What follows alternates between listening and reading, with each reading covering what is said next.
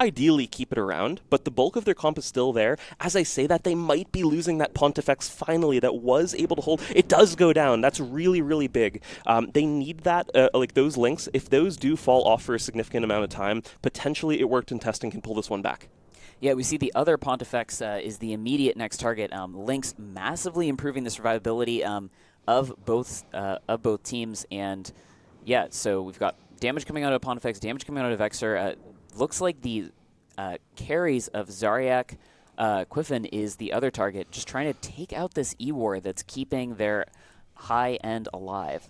But I also have really bad news for It Worked in Testing. They did get their Guardian caught here. So what we're seeing now is this slow march. APOC Navy is just slowly walking right up to it, and I think they're just going to park there and do their best to apply into a very, very slowly moving Guardian.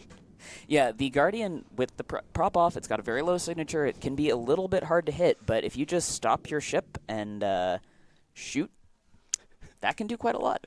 It turns out shooting with these large lasers, yeah, it can do a pretty hefty chunk of damage. Notably as well, APOC Navy, it did lose a tracking bonus that it did have, which might have helped apply, but when it is actually applying damage, it's doing a lot more than it ever was before. And yeah, so that Guardian, wow, under a ton of pressure now, they're not holding long whatsoever, dropping into low armor. That's really, really rough for our armor kite side.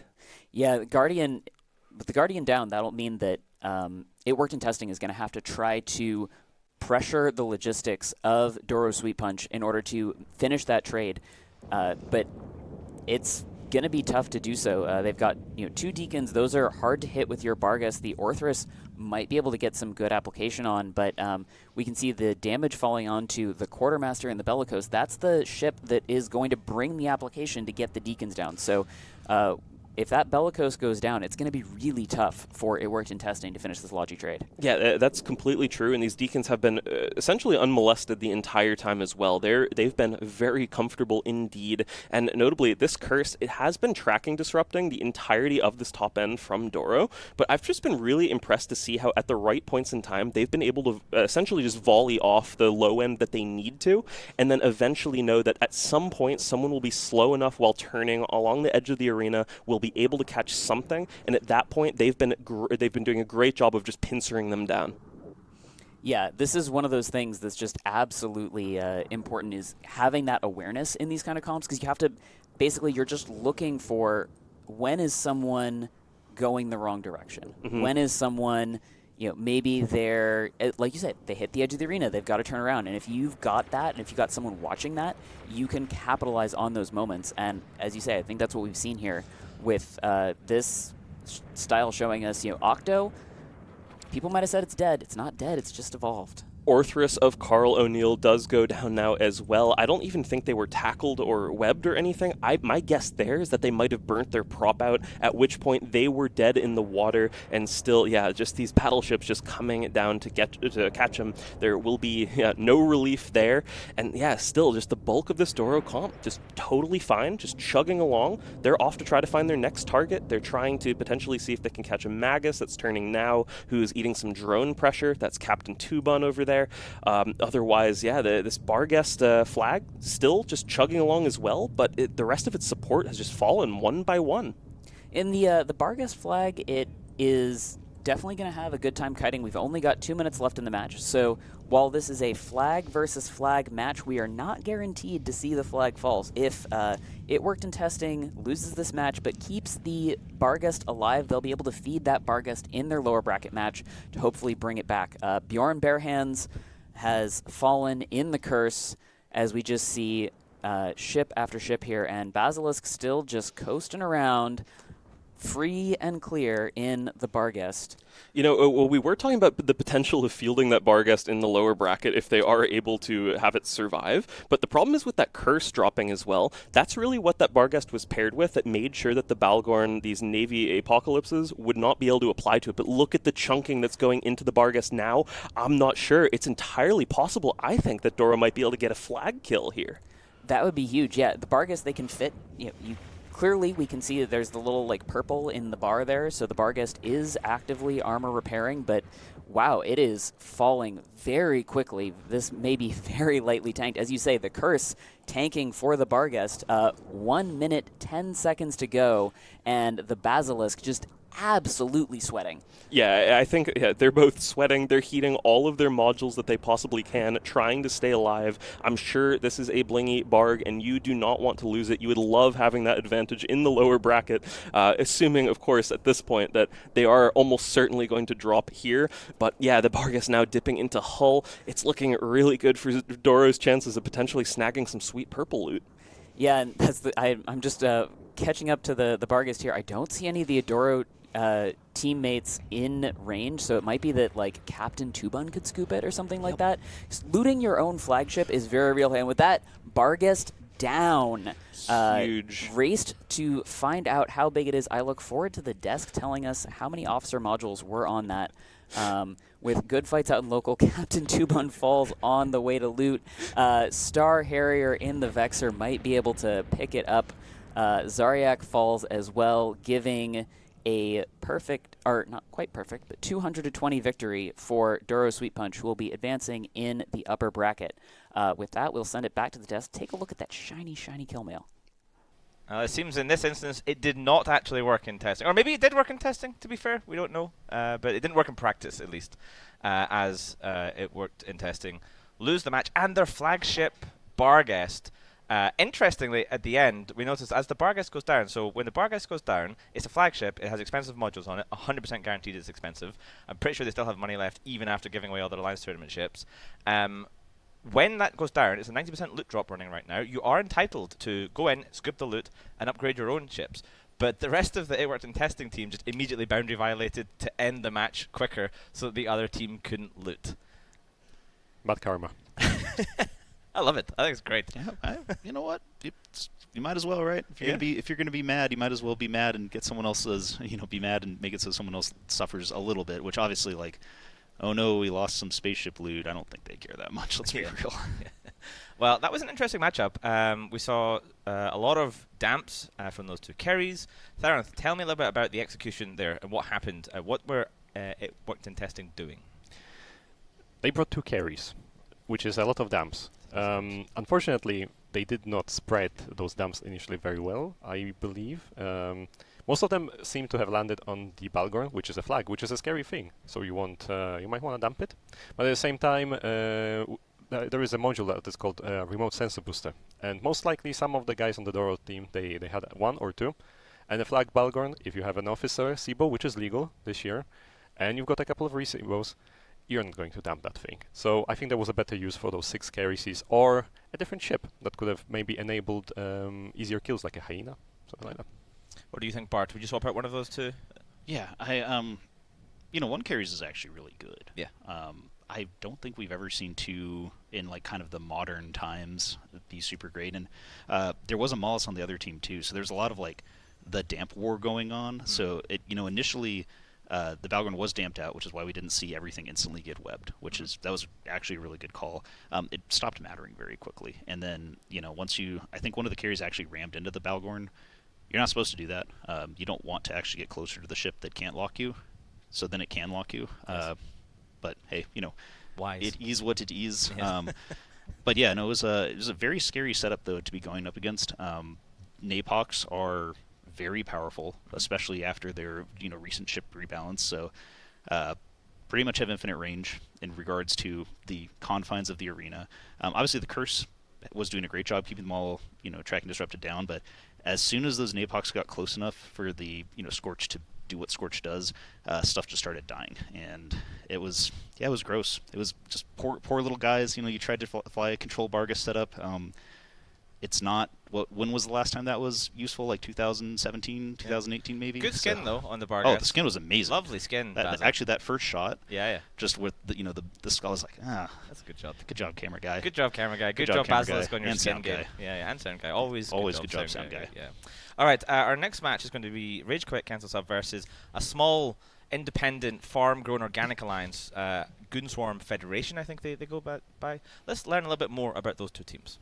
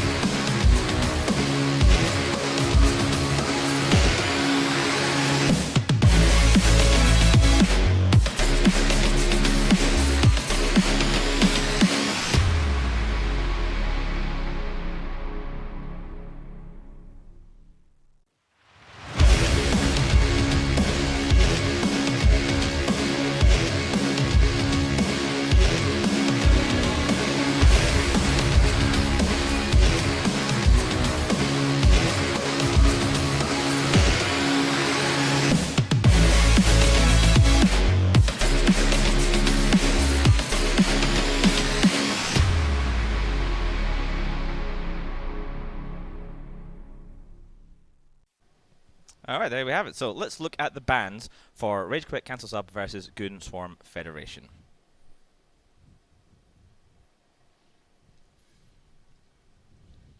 Has anyone got some bans? Sometimes the clapper works. Certain guy's working on it. That may be the problem. Oh. What about band guy? Surely we want the graphic guy to be working on it. Yeah, or band guy. I don't know what's happening, Yeah. but there are bans, I think. Yeah. We could pull them up. We could probably pull them up. Yeah. I'll just look them up. I'll do it myself, guys. It's fine. Don't worry about it. Fashioned. Oh, well. Yeah. Oh, There we go. All right, Apocalypse Navy issue. Obviously, right here, #1 ban, followed by the Sleipnir and the Zarm, then the Armageddon Navy issue. Now, I'm told I can't point that far, so I've been furnished by production with my new band pointing stick.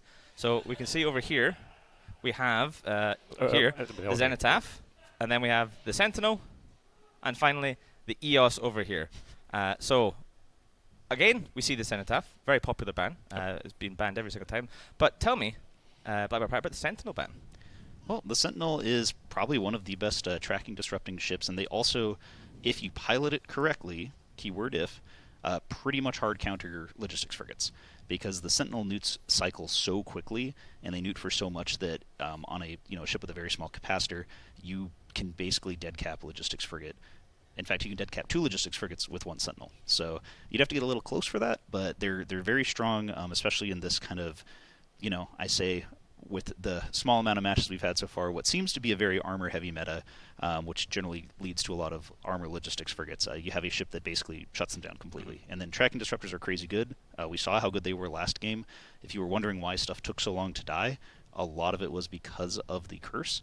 Sentinel's tracking disrupting, pretty dang similar. You can't quite fit as many on them, but they're very, very strong ships. So it's good to see them out. It's a very, very classic ban. I agree. And Theronth, what do you think we expect to see brought by these teams? Now, I think it's a good point about the Sentinel. I think also shuts down the Tech 2 logistics cruisers surprisingly effectively. What do you think we might see being brought against this?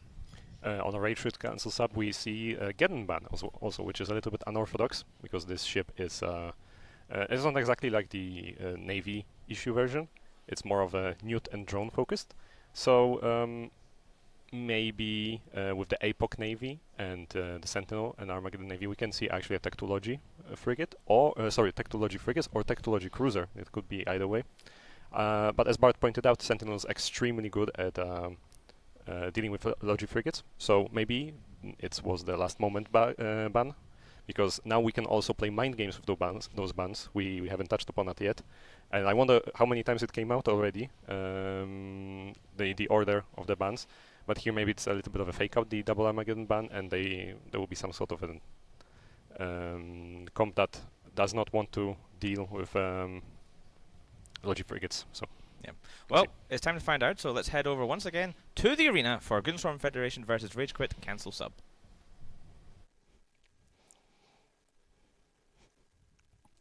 Welcome back to the arena. Once again, I am Nova Terran, joined by the one, the only Starfleet Commander for this match. Ragequit Cancel Sub on the red team going up against Goonswarm Federation here in blue. We see Goons bringing a setup that I think we've lovingly called it potato salad in a lot of cases. Triple Dominics and a bunch of support. What are we seeing from our red team? Balgon, 2 Absolutions, Drekavac, Deacon, Omen, Navy Heron. The dummies, though, I think we'll talk about this when they came onto grid. This will be quite hard for Goonswarm, I think. I think that the Balgon's a big play here. The dummies will be obviously dropping sentries, I'm hoping, and getting some DPS down immediately. I'm guessing they're going to maybe go for the Omens at the beginning. Yeah, I mean, it's entirely possible. I think the thing that's been really nice about these Dominixes is their ability to launch sentries and actually try to immediately apply all the way across the arena, and then later on swap to heavies. And that, I believe, is going to be what happens this match going into it. But so far, actually, no, not the case. They've launched heavies, and they're just they're going to slowly move in. They've got Infiltrators out, Ogres out from the dummies. Some Infiltrators going across the grid right now. It could be an idea for the Omens just to get rid of the drones, actually, at this point. There's only one set going across from Goonswarm Federation. A bit of damage coming down on the Magus and the Vex Navy issue, but nothing nothing really happening at the moment. The red team kiting away as well. Goonswarm probably thinking they need to get in there, I think. Need to start moving in, because the Absolutions can project quite far. Yeah, and I think this is also a circumstance where, of course, these Dominics would like to sort of make their way into the bulk of this team, especially with the number of smaller ships that they would ideally be able to nude out, for example. But this is a flag Balgorn. We did indeed get word that this is a flag Balgorn. Okay, that changes a lot of things. Which does change a lot here. It means they should be very well suited to playing that game of keep away with those massively extended range webs.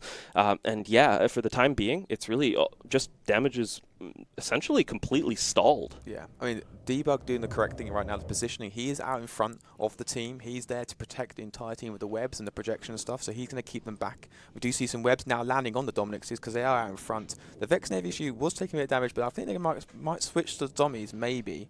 I think so, because the Deacons are hanging quite far back as well, which is what they should be doing from the Goonswarm team. But at some point, someone's got to commit. This is what's happening. At some point, they've got to go in.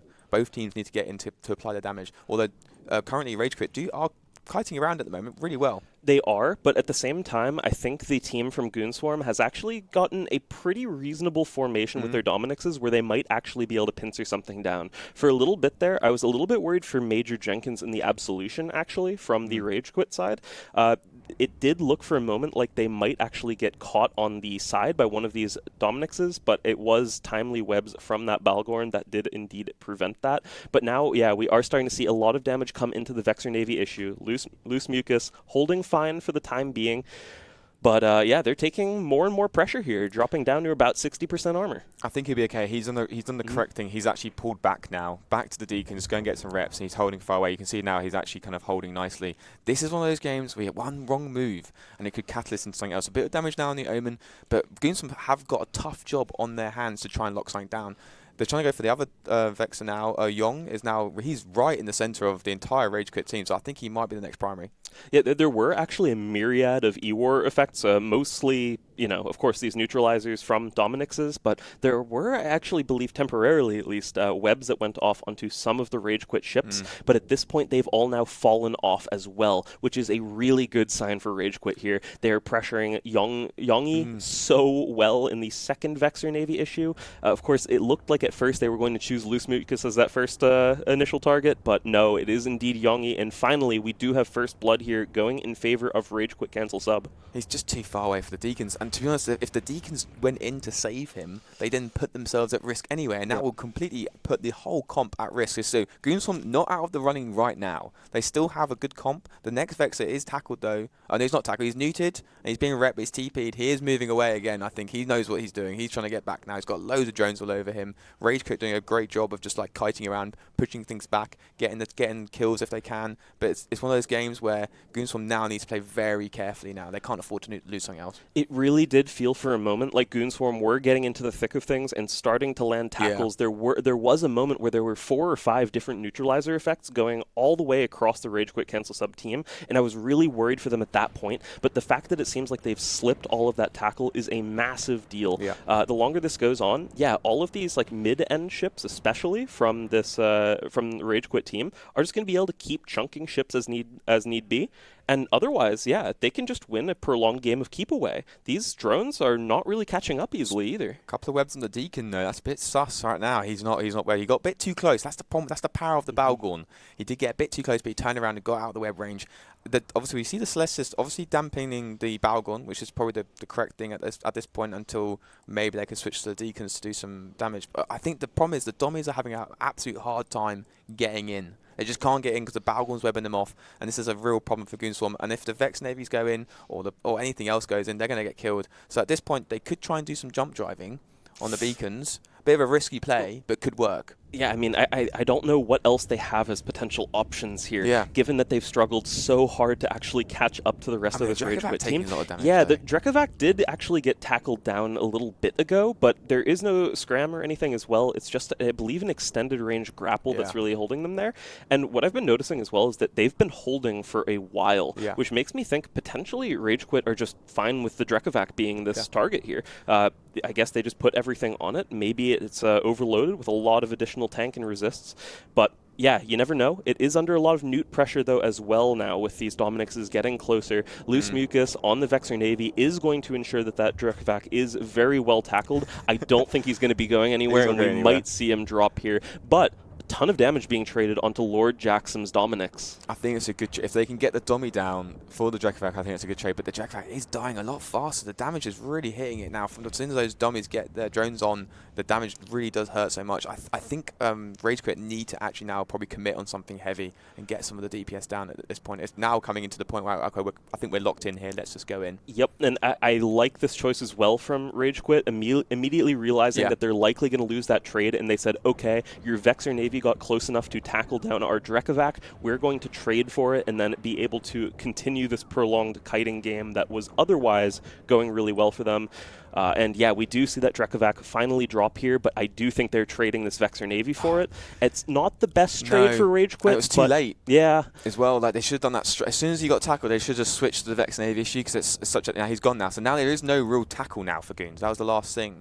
I mean, the points are even now, 32-32. No, exactly. We have evened it up, and with 3 minutes and 20 seconds to go, that's not like an eternity of time either, which is sort of an uncomfortable position for either team, really. But I think the team that has just a little bit better kill pressure is probably the one that's leveraging guns rather than these very slow drones. Would you agree? Yeah, the drones are now chasing some Omens at the moment. But I just don't think they're going to be able to get anything. Omen is grappled, but I just don't think he's not going slow enough. He's still going okay. He's moving out of range now. Absolution is grappled as well, but it's just too weak. The two dummies are webbed down.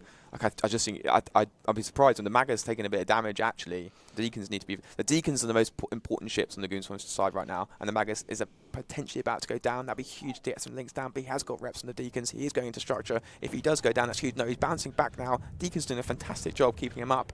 I mean, this is a tough match for the Deacons. But we've got to give. And he almost goes down into that fight. He does go down. Huge win for Ragequit, getting the links down. Super tough for the Deacons in both these teams. Yeah, that was an absolutely massive kill to find here for the Ragequit cancel sub side. And again, they've just been holding so well. We just keep seeing these neutralizer effects get applied across a lot of their team, but it hasn't been enough to cap something out for long enough to potentially actually catch up to it and properly tackle it. Yeah. Exactly what you were mentioning is when these grapples land, they've been landing at such a range that they just do not really do much of anything. And yeah, again, they're trying now to grapple and potentially kill the Deacon of Melinda, but it's just, they're moving so quickly. It's, they really have their work cut out for them trying to find a single target they can lock down for long enough for their drones to apply to. But as I say that, Melinda is actually starting to take some relevant armor damage. This is not over yet. Like, I feel like they've just changed. Ragequit have completely switched up their plan right now. Dropped all the webs off the Dommy, now put their webs on the Goonswarm Deacon, and in response now, I think the Dommies are kind of on top and trying to get the Deacons down, but they don't have much. They've only got a couple of grapples right now on the Absolution. They've come off the Deacon, it looks like, but the Goonswarm Deacon not looking too good for this world. No, I agree that Goonswarm Deacon is going to be the next victim here, almost certainly. Indeed, Kane Carnifex does go down. They did a really good job of trying to keep things alive at the right times, but potentially, just put themselves, I guess, a little bit too exposed there, and they did just drop. Meanwhile, Melinda is holding just fine in the Deacon, paired with Tosbrot here. Both of them, they are eating some armor damage here and there, but they're surviving. It looks like the entirety of this Goonswarm force is trying to all in on this Absolution now of Hunter Hughes, who is actually getting chunked as well, down to about 40% armor. Suddenly, this is really uncomfortable again. Just 40 seconds left to go. If they kill this Absolution in the next 40 seconds, they have a point lead. That they definitely do, and he's scrammed the Absolution. He's not going anywhere. Can these Deacons keep them up? I think they're going to be doing everything they can at this point. But Bruxo Bentley just sitting on that Absolution now, saying like, maybe we're not going to leave this arena and win, but we are going to give you a run for your money. You need to do everything to tank for these last remaining 15 seconds. Can they do it? It's looking unlikely. I think they're going to be okay. When the Deacons are coming, the Celeste is about to go down as well. The Ragequit Deacons did coming in to try and keep the reps and everything on the Absolution. The Deacon, the Celestis went down with 1 second left. Congratulations to Ragequit Cancel for taking that game, and obviously kudos to both teams for the piloting. I think. With that, we'll send it back to the desk to break it down. Ragequit cancel sub taking the victory over Goonswarm, but it was hard fought. Goonswarm bringing it to tied points at one point in the middle of that match, and honestly, that Ragequit team has some very extensively experienced players on it. They got top 4 last year, so excellent showing from the Goon team to push them that hard. It was very close. I think if there's another minute in that match, maybe Goonswarm actually starts to take that, Misty. What do you think? Oh, also, by the way, welcome, Mystical Might. Hello. Hi. Hello, everyone. Yeah, I think if Goons had a little bit more time, they would have been able to maybe get the Absolution down. I think one of the things that we've been seeing so far today from almost every single team that's played is they'll bring damps, and then they will forget that they have damps, and they won't use them, and they lose. So I think be better. Start using your damps, and I think you guys will be able to make things work. Awesome. Yes. Now, that comp that we just saw fielded by Ragequit Cancel Sub, usually we refer to that as a rush comp, or sometimes a gun rush / gush comp. And if you're new to the Alliance Tournament, again, welcome. I know a guy who can tell you all about rush comps. So let's head over to our guy in the field. Hi everyone, CSB Overload here, and let's talk about rush comps in the Alliance Tournament. A rush composition is one of the most direct and aggressive strategies used in the Alliance Tournament. Its central philosophy is simple: close the distance quickly, hit with overwhelming force, and break the enemy's line before they can react or adapt. Rather than relying on complex positional play or drawn-out endurance, rush comps win by imposing immediate, unavoidable pressure. The backbone of a rush setup is usually a group of durable battlecruisers or cruisers armed with short-range, high DPS weapon systems. These ships are chosen because they can both absorb punishment and deliver devastating bursts of damage once they reach optimal range. The fitting focus is on resilience, speed, and applied damage. Modules that enhance tank and propulsion are critical as the weapons themselves, since the entire game plan depends on surviving the initial rush into the core of the enemy fleet.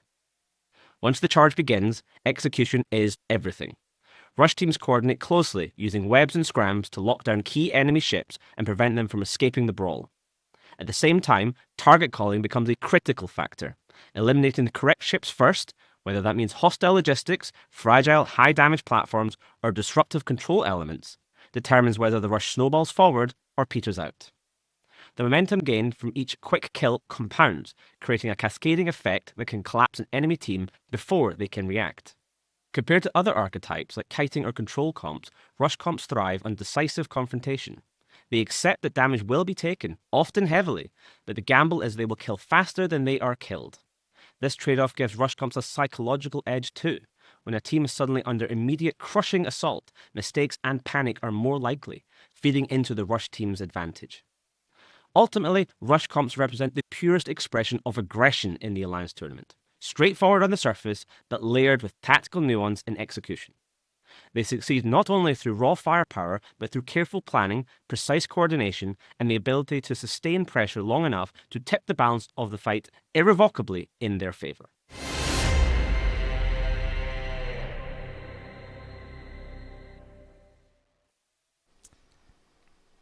Thank you, CCP Overload. Very knowledgeable once again. All right, so let's look forward to our next match, which I'm actually looking forward to. It's going to be Test Alliance Please Ignore versus Standard Protocol. So Test did pretty well in the feeders this year. They have not done so well in the last couple of tournaments. The very experienced team captain in Solidus, but they are here, and I've been told by them that they are here to stay. We'll of course find out, but let's learn a little bit more about these two teams before we look at the bans.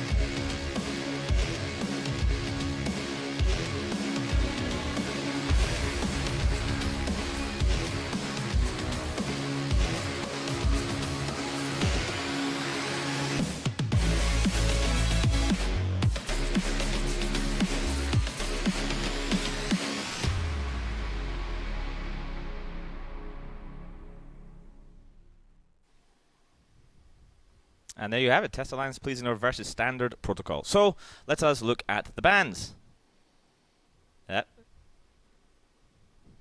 Here. Ban guy. Where is Ban guy? Ban guy's on the way. Ban guy's coming. How are you, Misty? Yeah, not too bad. It's been nice weather.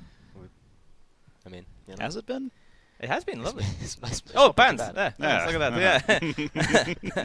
All right. Once again, I bring out CCP band stick. Look at this, Misty. It is the Zenithaf. Oh, bands are a different height this time. I'm trying to keep me on my toes. Look at this. It's the Zenithaf. But talk to me about this band here, the Blackbird. Well, I think the Blackbird is a pretty iconic ship from tournaments past. It is one of the few ships that is able to fit in electronic countermeasure. So you're able to jam people. Essentially, teams don't want to be facing the Blackbird in the tournament because it is able to temporarily delete ships from the game. Right? If you have a Guardian, for example, and you go up against a Blackbird team, a team that's fielding perhaps 2 Blackbirds, you will potentially not have a Guardian for 20-second stints, which means that if they have enough damage, they're able to break through something very quickly, and most teams just don't want to take that dice roll chance. Now, Bart, I think this might be the first time we have seen the Dominic's ban. Correct me if I'm wrong. Why might... am I wrong? Yeah. Oh, well, the First match. Yeah. It's all good. Okay. No, we have continue. Yes. It's fine. Why would we see it? Yes. Is the question. So actually, we kind of got a good example of why it's so good in the last match. I know the Dominic's team did lose. Yes. But they almost didn't lose. And as soon as those Dominic's kind of got around the Absolution like a swarm of angry potatoes that attack you viciously, the Absolution was completely cap dry. Yes. And it started doing a bunch of damage. So basically, the Dominic's have incredibly powerful drones, and you can fit the entire high slot with Arachnutes. They're very, very, I say beefy ships, and they're just, their drones are so much better than almost any other ship's drones. So if you're going to bring a drone setup and you bring the triple Dommies, we've seen it win tournaments. We've seen it win, I think, 2 tournaments in a row now. We've seen it be one of the comps that ends up kind of showing up out of nowhere and being like, hey, we're still here. Very, very powerful, very versatile. Kind of hard to counter. You kind of have to just ban the Dominic's if you don't want to deal with it. And if you do ban the Dominic's, most other drone setups kind of suck. We've seen a few other drone setups already without Dominic's, and even though, some of them have won, it's not been very strong. I think that it's very powerful still. I think it's one of the big core comps we're going to be seeing a lot of. So, good ban. Good ban. All right, so we're ready to head over to the arena. We won't see any Dominic's, but there are literally hundreds of other ships that could be brought, so we'll see what they bring as we head in for Test Alliance Please Ignore versus Standard Protocol.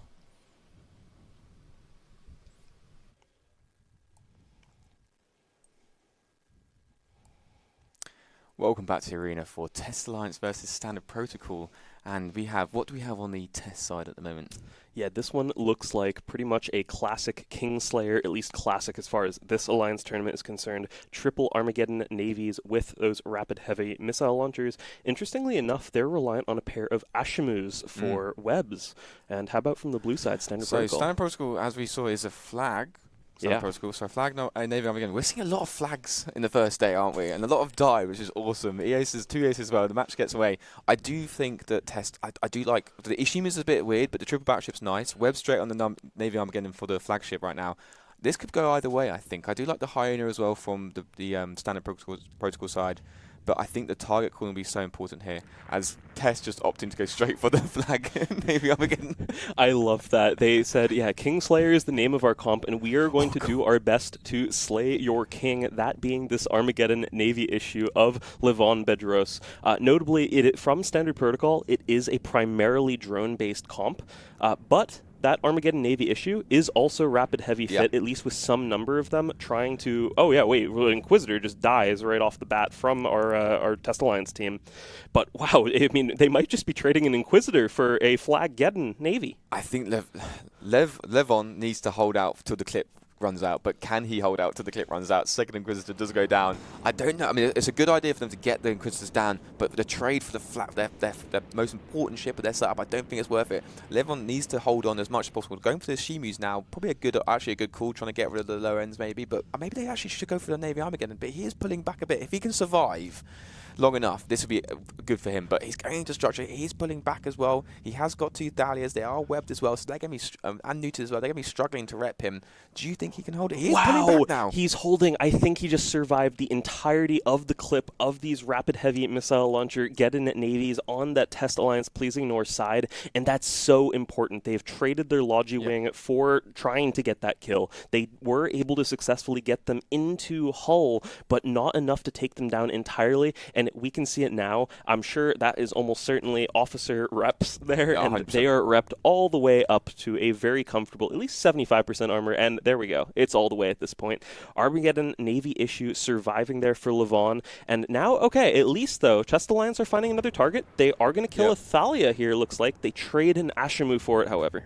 That's a good call for Test Alliance. Like, if they didn't get through the clip on the Navy Armageddon, they need to go and get some other things down, get rid of the Thalias. They're probably struggling to newt as well at the moment, and because they can't, because they can't, they haven't got any capacity because of the newts. Now, Standard Protocol opting probably to go for the Armageddon Navy issue, probably a good call. I think they've got the Logis are down for Test, so they might as well just capitalise on that as soon as they can, get some of the bigger ships down for the other team. Because time and time again in these setups, we see like everything else dies and you're just ending up with a bunch of battleships. So they need to, while they have the DPS now, Standard Protocol, they need to just go for the higher end stuff and get it down. And now they are going, so Test are now going back onto Levon at the moment with the Thalia, 1 Thalia down. Yeah, and Levon was again taking so much damage for a little while there, but just until now at least, finally tackle does land on that Flag-Geddon Navy. The problem I was seeing is that, they were pressuring him as far as raw DPS was concerned, but he was just making a beeline away from the team, and nothing was really happening to him for that reason. But now, I guess, with him being locked down by this Magus here, it's entirely possible that they will find a way to apply onto him properly and keep him from getting away from the bulk of that comp. But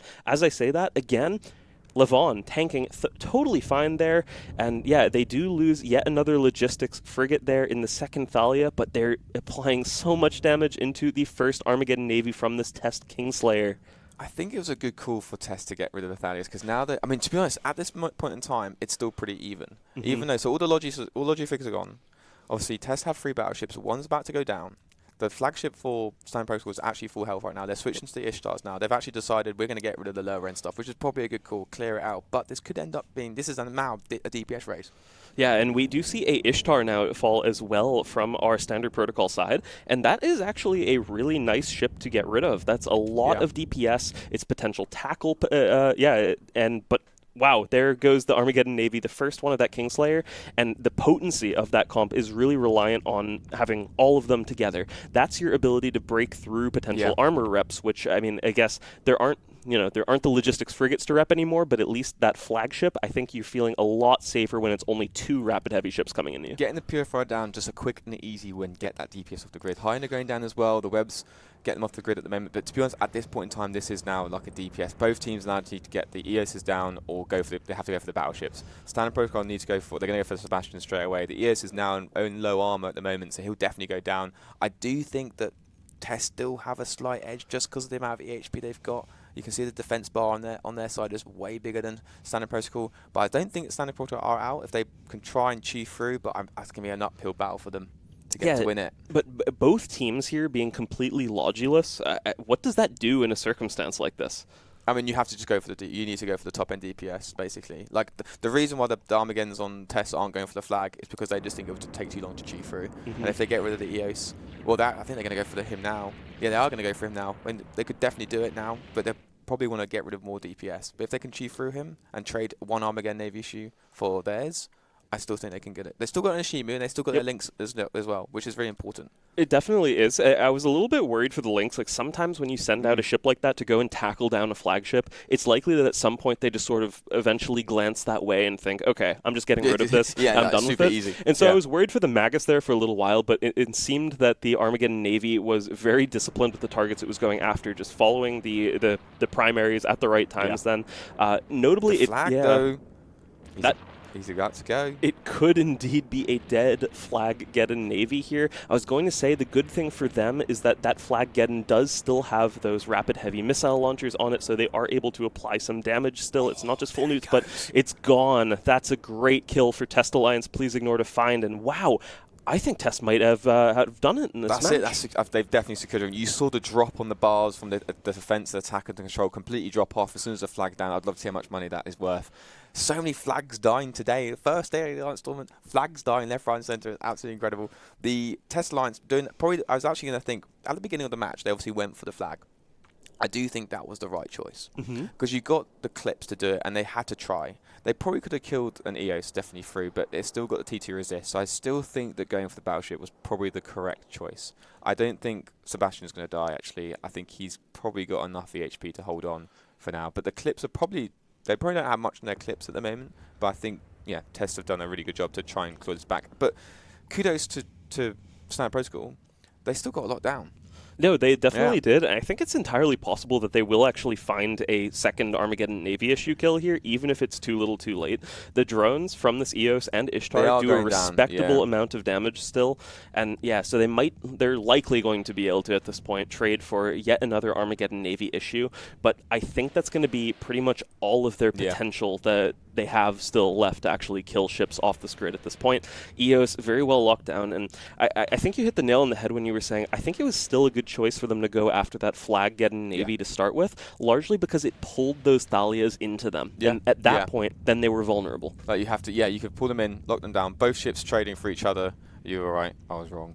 The second Armageddon does go down. But they're bringing the Thalias in, focusing on the flagship, bringing the Thalias in, then locking them down, webbing them down, nuking them down, and then going for them as well. Both teams opting at the same time to go for each other's logistics and then focus on DPS. Because it's a lot of damage, but a flagship Navy Armageddon can tank a lot as well.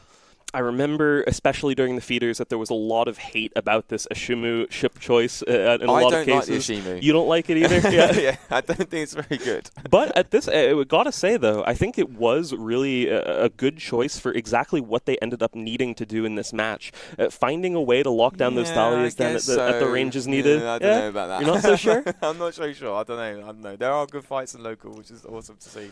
There's friendly fights in local, which is good. Still a minute and a half remaining, however. And did you think was it on your bingo card that Test Alliance would be winning their first match? I had Test winning this in my prediction. Yeah, with these two teams, it can go either way. But I just thought Test are going to do something, a core setup with a big top end, and we're going to see a lot of these sort of triple battleship setups going forward. I think they're quite very strong in the current meta because you can, even if you lose your bottom end, but you trade for a lot. If, let's say, you lose all your cruisers and your destroyers and frigates, whatever, as long as you have your free battleships at the end, you could probably just out-trade at the end just based on raw HP. So I think we're going to see a lot of that. But we've also seen a lot of the bans being revolving around battleships as well, especially in the previous matches. No, that's definitely true. And it's interesting to note as well, I know some of our analysts have been harping a bit on their dislike of the Armageddon Navy setups as being sort of a default choice for a lot of teams here. It's a bit of a default choice. But this was showing, I think, the power of a comp like this. If you are able to early on find the king to slay for your comp, you can do a shocking amount of DPS in a really short time.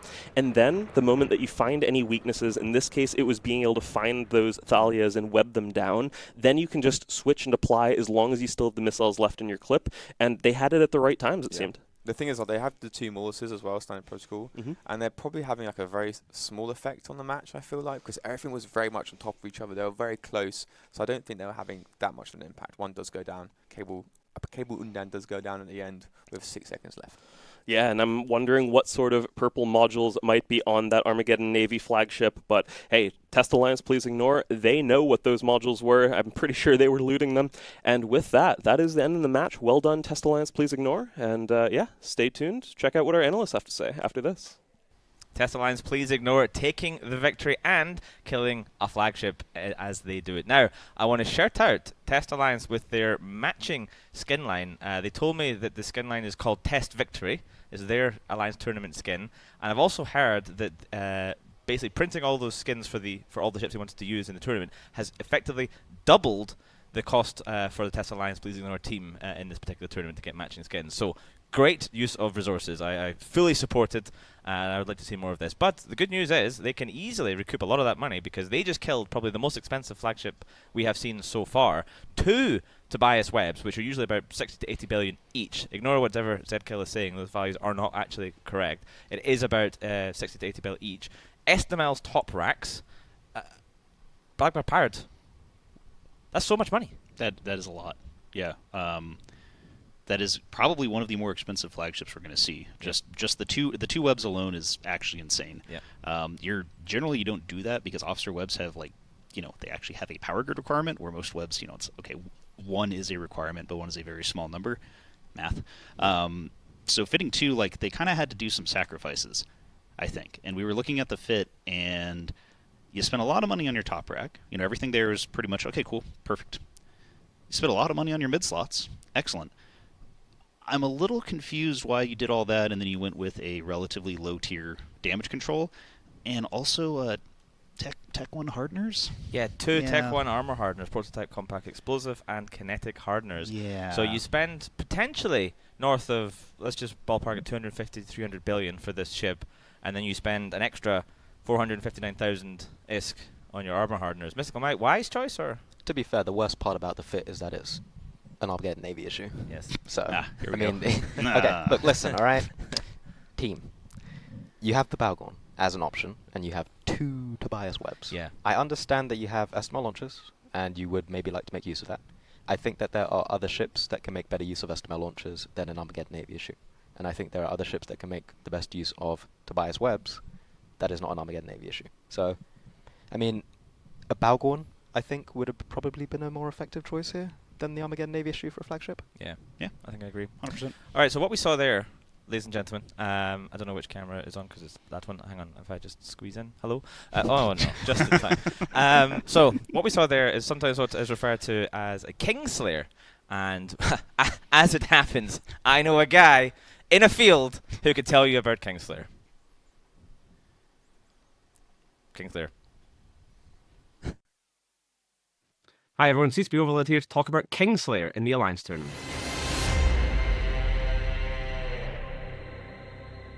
In the high-stakes clashes of the Alliance Tournament, few strategies are quite as bold as Kingslayer.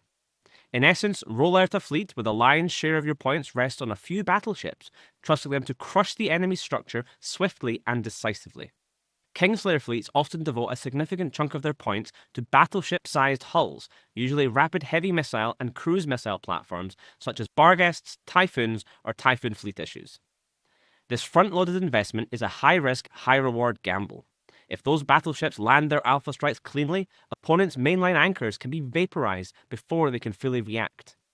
These hulking vessels typically aim to eliminate key threats with a prime focus on eliminating logistics ships that would otherwise stabilize and prolong engagements.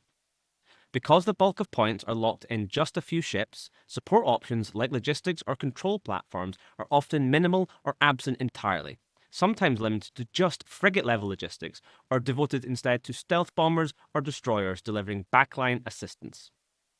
A successful Kingslayer comp can end a match before the opposition realizes what's happening.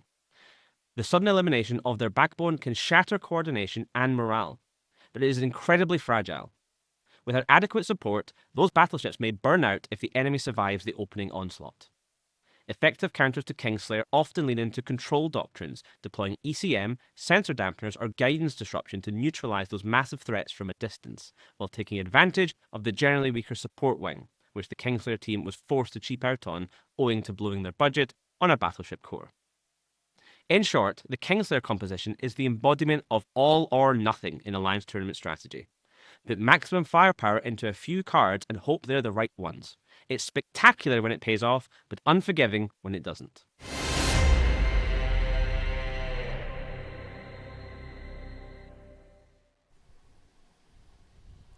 Insightful. That's all I have to say about it, just insightful. Incredible stuff. Incredible. Really, truly incredible. All right, let's look at our next match. But before we do, we're going to learn a little bit about Meta Reloaded and Neon Nightmares.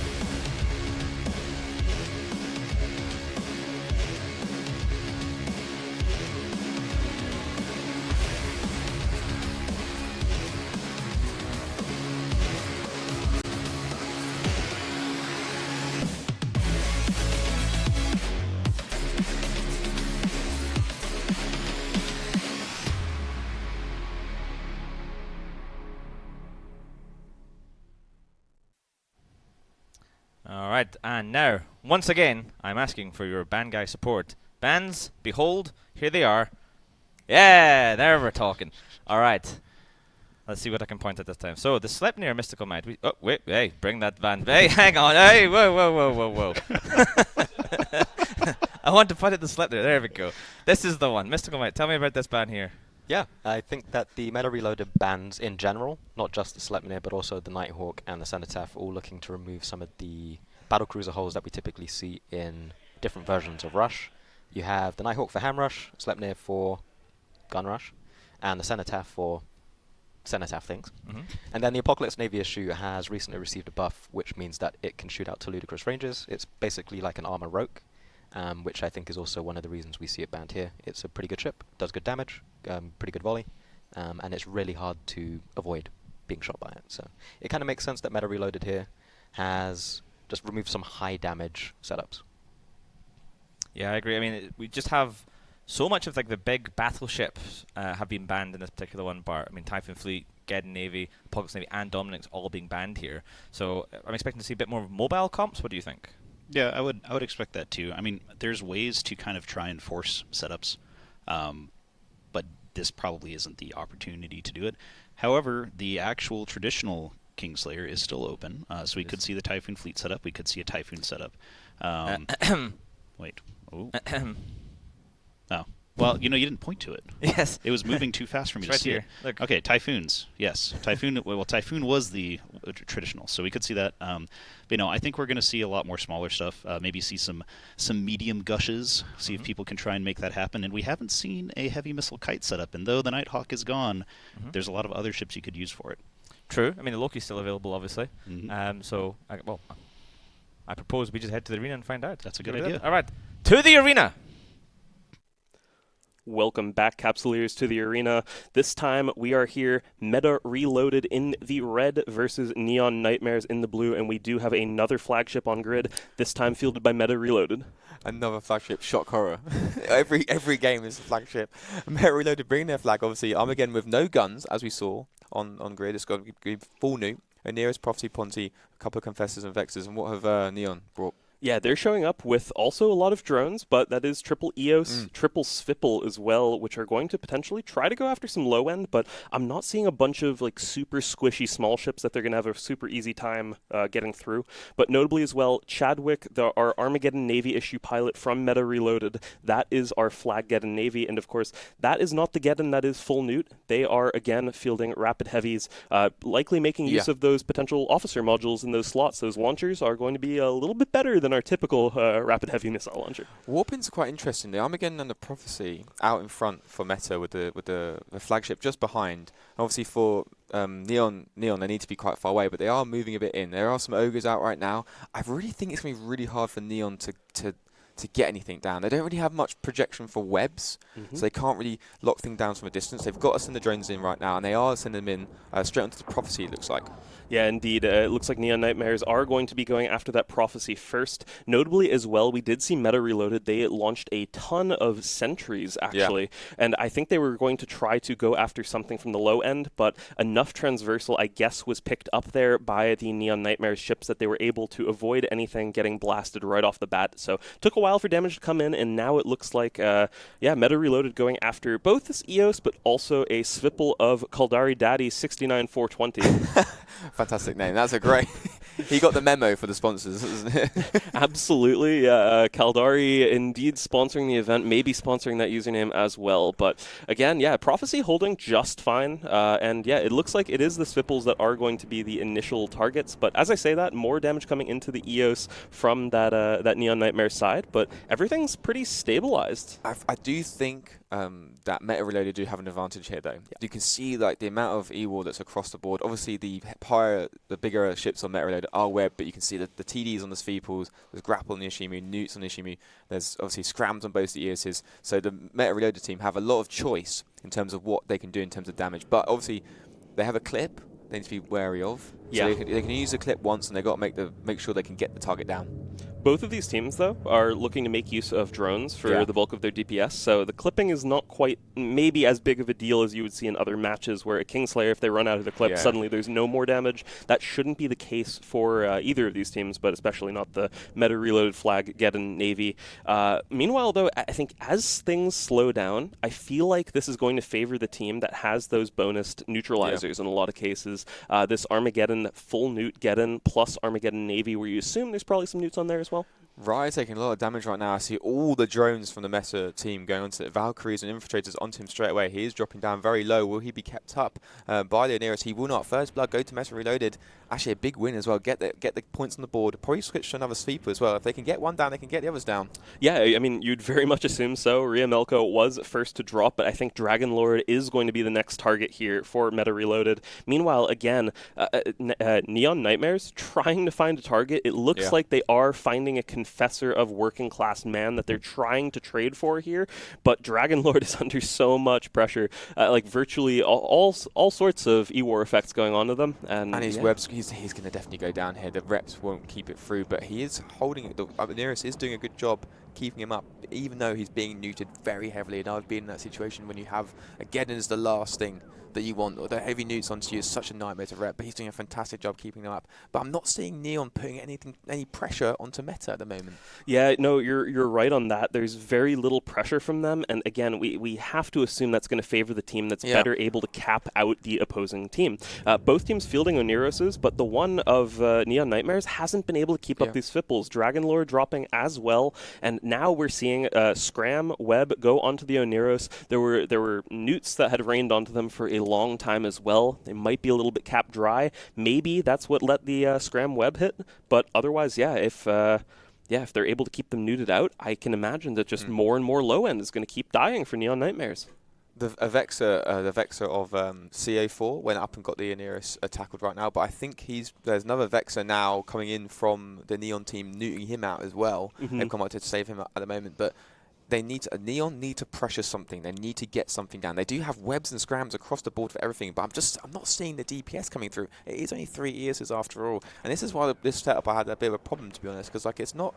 You can see that the attack bar is not being utilized that much. Control bar has been heavily utilized, but we're just not seeing any damage coming across. Yeah, you're totally correct. There's just so much control that it's primarily working out so well in Meta Reloaded's favor here.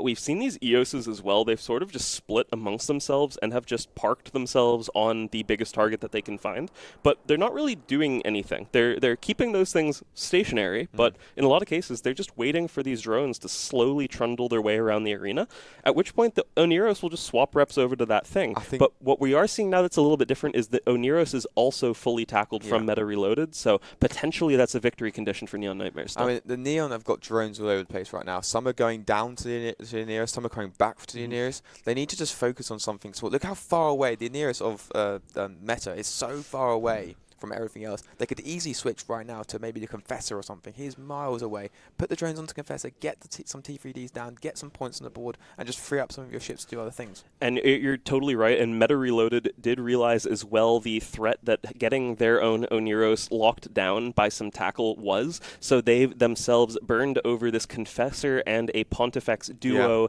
trying to get this this one solo hero Vexor that was tackling down this Oniros off of them.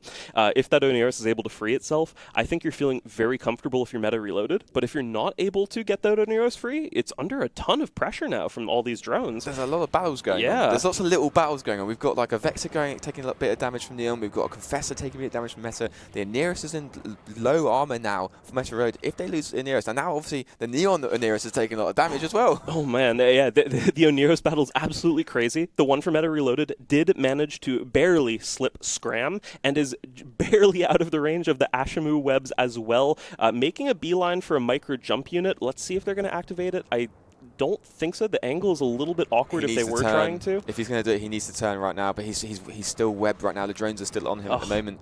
This is going to be a tight one. I think he'll definitely go down before the Neon Neros.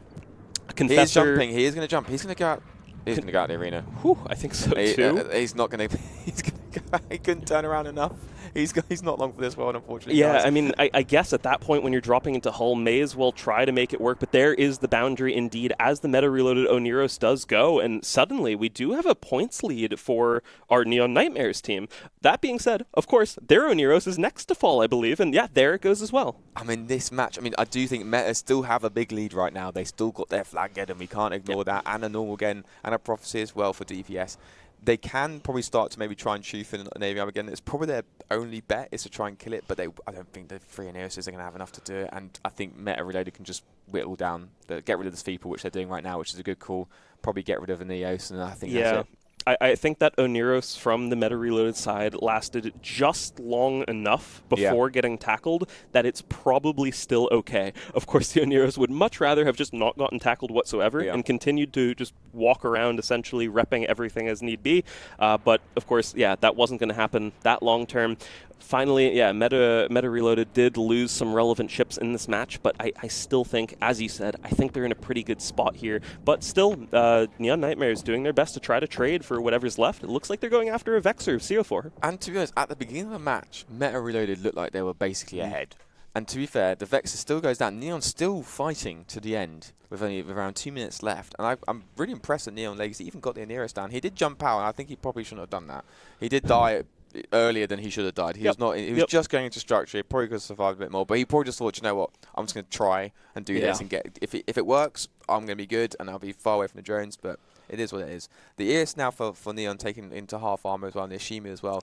But we did see a lot of little fighting going on there, as we said. That both groups sent ships to go and tackle each other's logi, and both teams sent respective T3Ds to go and fight off those things, which is a good call. And protecting your logi, and especially a match like that, is so important. And we're watching now EOS of Telia Rock. It does look like it's probably going to be the first EOS to go down here from the Neon Nightmares side. But I wanted to touch on something that you brought up earlier, Starfleet, right when we were noticing that Oneros was getting tackled down from the Meta Reloaded side, which is the Oneros was so far away from everything else. And that's so relevant when you're going up against a drone comp, because even if you do manage to kill that ship, you are so far away with your drones, and they need to go all the way back to find another target, which means that if nothing else, you're going to trade pretty well in that time. Exactly. The nearest EOS, does go down. Arbitrator just evaporates completely off the grid right now. But this is the thing with these drone comms. The time it takes for drones to get to the target, it can be long. Yeah. And that's why it's very, if you're fighting against a drone comm, it's very common for teams to completely split up. Mm-hmm. So it just takes that extra time, that extra 15 to 10 seconds just for the drones to get across, especially if they're heavies, probably even longer. And it could be about 70 kilometers burning across. But I do think when they had the Oneros tackled away, assuming just go down for Neon, they could have swapped to maybe the Confessors or something and got some of the smaller things down in the meantime. I think then the weakness for that plan was the fact that these Svipples were so unable to really do anything in the early stages. They lost 1 or 2 of them, and then the third wasn't enough to really pressure much on the low end themselves. But time running out here. Really impressive showing from Meta Reloaded, I would say. Of course, it was a brutal battle. Neon Nightmares doing everything they could to make that a competitive one. But with that, we're going to be throwing it back to our analysts. Meta Reloaded there, taking the victory over Neon Nightmares. Mike, talk to me about what we just witnessed. An exciting match? No. I think the key issue that I have, especially with the Neon Nightmares comp, is that it seemed to struggle with knowing what it wanted to do well. We were talking about the fact that they had paired 3 EOSes and an Oneros, which I think is fine if you're aiming to be mobile. The Oneros is a bit faster than the Guardian. It's harder to damp out or to jam because it has more mids that you can fit sensor boosters to. But if you are then bringing 3 armor Sweeples and 2 Vexors, that kind of leans into brawling a bit more, right? Sweeples have negative range, so you need to be inside the ship you're shooting to be able to apply. In that case, I would have gone for a Guardian, because a Guardian's able to put out more reps, especially when you're in a kind of newt-heavy tournament so far, with a lot of utility ships being able to fit newts. Having a cap transfer on your Guardian as well, to ensure that hardeners are able to stay on under that newting pressure, so that you can tank longer, I think all plays into... I think the Oneros was just a strange choice for me in that matchup. And in general, someone not putting their drones on the Oneros. We've had similar situations before with other teams where someone decides that shooting their own target is the right way to go. we saw an Aneros and a Confessor dying very, very, very slowly instead of getting rid of the Aneros and then being able to clear up the lower end. I think that is kind of where Neon Nightmares went wrong. Any further comments on that Black Bart Pirate? No, I'm same boat. The armor supples was weird. It was a choice. I think one of the other things that I saw that Neon did was they banned Dominix and then picked Eoses, and so I was wondering if they were kind of like, they kind of mind game, like, yeah, we're going to trick them into thinking we're not going to bring drones, and then we're going to bring drones, which didn't matter. It's like, I get it. I understand what you're kind of trying to go for, but they didn't really, use it correctly. The Sipples was just, it was weird. Especially, like, because the other team brought Confessors. Yep. And Confessors are, Better. it's better. I hate to, be like, well, this ship is completely better, but when it's, like, the same point cost, the same use, which is, it's an armor tactical destroyer, it's like, let's just bring the Confessor instead. So, it is what it is. A very slow burn match. They did barely win. I mean, they had taken one more ship. Yeah, a win's a win. Like, if one side or the other, it was basically a single ship difference points-wise, so I guess that's something. But not to just focus on Neon Nightmares. I think Meta Reloaded also did a fairly good job of, even though their Aneros did get tackled, there was a Vexor close by and then Ashimu also burning towards it. They did a really good job of slowing down the Vexor and the Ashimu, which meant that the Aneros could last longer, right? It wasn't being neutered out by the Ashimu, and the Vexor newts were basically in fall-off. So I think that they did do a fairly good job, especially with their lower end. I think the upper end of Meta Reloaded's comp was a bit confused as well. But they won, so good job. Yep. Win's a win. As Bart said, the win was a narrow victory, and it might be that like that Vexor hanging around and helping peel stuff off is what led them to the victory. So that guy, that pilot, should demand extra skins. Yeah. If you're listening, make sure you do that. It comes from me. All right, let's look at our next match. It's going to be Desync versus Sons of Bane. So let's check out those two teams.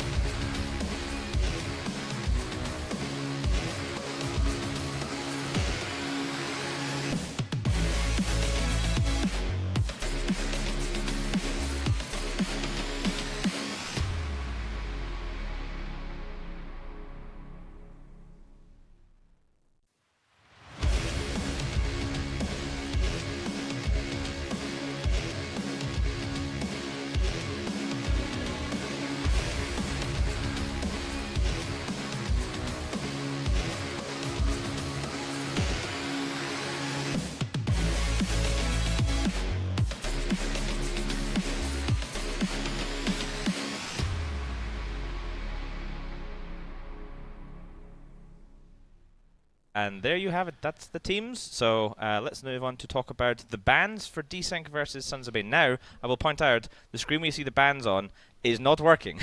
Wait, we can all huddle. Hold on. Cenotaph. I think there'll be a Zenithaf. I think there will be a Sleipnir. We don't know. You may know out in Twitch land, but we can't see it right now. It'll appear at some point. I'm sure someone will turn the screen back on at some point. I'm thinking we're going to see one tracking disruption per band, but the rest will be available. Bold. We Let me will see if I can find these Armageddon bands Navy issue myself. ban. Is this the bands? This looks like the bands. Desync versus That is Sons the of Bane. bands. Yes, this is the bands. Yeah, I was right. Come on me over here, guys. Huddle. All right, so I think maybe they have it on Twitch, but we have it here. Wait, we were right, actually. Wow. I can see it's Zarmazd, the EOS, Dominic, Sentinel, Apocalypse Navy, Vexor, Zenithaf, and Armageddon Navy issue. So we were pretty accurate. No, we were correct on Well, every that's single thing we said. Sleipnir, so Well, okay, I but was you wrong. are the host, so Yes. it's okay. You could be wrong. Yes. Does Twitch have these? Yes, the Twitch Hey. has them. Yes. Yeah. We can see it on Twitch. Well, now we can kind of like. We still need to huddle. Yeah, we still need to look at it here. Delay. So these are pretty. I think we're seeing the standard ban meta starting to very much crystallize. The Zenithaf is just continuously banned. The Zarmaz has to be by far, I think, the only logistics cruiser ban we've seen. I don't remember seeing a Guardian ban or an Aeros ban yet, or any of the shield ones. The EOS Domi I see a lot of bans for, and of course the Armageddon Navy issue and the Apocalypse Navy issue you mentioned earlier on is going to be super popular this year. It's basically does damage of the Abaddon, but it can move around on like a brick, which is quite nice. But what about the Vexor, Mystical Might? That's a bit of an unusual ban there. Yeah, so we actually saw the Vexors in the last match kind of pointing out what I'm about to say. which is they are very effective tackle boats. Usually you'll put medium and small newts in highs. You will burn it onto something. It will be full tank in the lows. You might have some rep bots as well. And it will just sit on top of a target and keep it capped down. And it's very effective when you put it on top of something like a command destroyer, as you'll be able to turn off the links. And if you turn off the links, the enemy team, once that link's time has elapsed, will lose additional hit points. They will lose their speed, their tackle range, their signature radius, buffs, all that kind of stuff. So it's an effective way of trying to remove one of the enemy ships without having to actually kill it, and it also provides you with a source of heavy tackle. Awesome. But it's interesting to see it banned. Yes, that's what I was thinking. It's In this a particular good, case, yeah. useful ship, but you could just replace it with like a Mauler, for example. It seems like a heavy fear of drones, since they banned 3 drone boats and an Armageddon Navy issue. Awesome. All right, I think we can head into the arena for Desync versus Sons of BANE. So let us go to the arena right now. Welcome back to the arena for Desync versus Sons of BANE, and Desync bringing Navy Ravens that had torps at 0. What have Sons of BANE bought? Yeah, I mean, going up against this triple Torp Ravy Navy, as we've been calling it, it's triple APOC. Like, really interestingly, Sons of BANE, potentially it's a case of they saw that ban of the APOC Navy and said, we're going to bring 3 normal APOCs. Maybe not quite as good, but hey, who knows? And they're also discount compared to the NAPOC as well. So, yeah, mega pulse lasers coming out here. For Also, the Sons of BANE. attack bar for Desync is ginormous. Yeah. If the Navy Ravens can get on top of the APOCs, they're definitely going to melt as well. Obviously, we got a bunch of good... So Desync having some good pilots as well. And Sons of BANE have been played before in a lot of the tournaments. So the biggest question is the Huggin is such a key ship for Sons of BANE. Yep. Keeping those Navy Ravens back is going to be the priority number 1 for Sons of BANE. And I think this is also a case where, going into this, I have a feeling that Desync already had a feeling that Sons of BANE were going to be bringing a battleship core of some variety, because there is virtually no application help whatsoever for these Torp Raven navies, at least nothing really bonused for it. But yeah, they're so reliant on getting on top of these targets, and immediately it does indeed look like these Osprey navies have rushed in entirely. They're going straight after J.A. Alisoyas here. The damage is going to be done. Stiggy going down in a stalk at the moment, but I don't think it matters too much. The DPS is now landing completely onto JA. Look at that, jumped into half armor. He'll definitely go straight down to low armor and probably into structure at the moment. Look at that. Look at that damage coming down from the torps. A good call for them just to go in and get on. That's the main thing they have to do. No, you got it exactly. J.A. Alisoyas is going to die so quickly here, and I'm certain that Desync have their next target lined up. It might be Ravengard, it might be Lord here, but yeah, it does look like it is going to be Ravengard as the next target. And as I say that, Lord Vagina Slayer is they heard getting you and like, eaten. no. Yeah, no. They're going after, indeed, yeah, they're going after Lord, but yeah, they have everything locked down. They're so ready to switch targets here. Unlike Rapid Heavies, these Torp ships are just going to keep applying damage forever. I think they maybe just won this one in the draft. Like, they're doing such a great job crushing through these APOCs here. To be honest, the Navy Osprey for Drenty taking a bit of damage right now. He is grappled and TP'd, but I just don't think it matters at this point. The Navy Ravens is just cheering through the APOCs from Sons of BANE. It might have been one in the draft. They were obviously. As soon as they walked in at 0, we knew they're just going for torps. Yep. If you're at 0, you're in a Torp Raven. And also, Torp Ravens are like a huge EHP, huge damage as well, but they are vulnerable to any sort of kiting comp. So I think you're right. The band's probably maybe had a say on it, and they also just thought, you know what, we're gonna gamble. There's a lot of battleships being flown today. There goes Ravengard's APOC as well. Now in low hull, yeah, there he does go down. And I have a feeling at this point the Stork might be the only victim that the Sons of BANE team are able to find. And as you said, it really did not matter that the Stork died whatsoever. No. The info links are, they were probably there for the first couple minutes, and then nothing matters anymore because the APOCs are already dead. And also the second cycle probably wouldn't have happened anyway. Nope. So they probably had the links up for the duration of when they actually needed them at the beginning. Anyway, so second Inquisitor are going to go down as well. Desync taking it well. The Scalpel still going down as well for Sons of BANE, still getting some points on the board.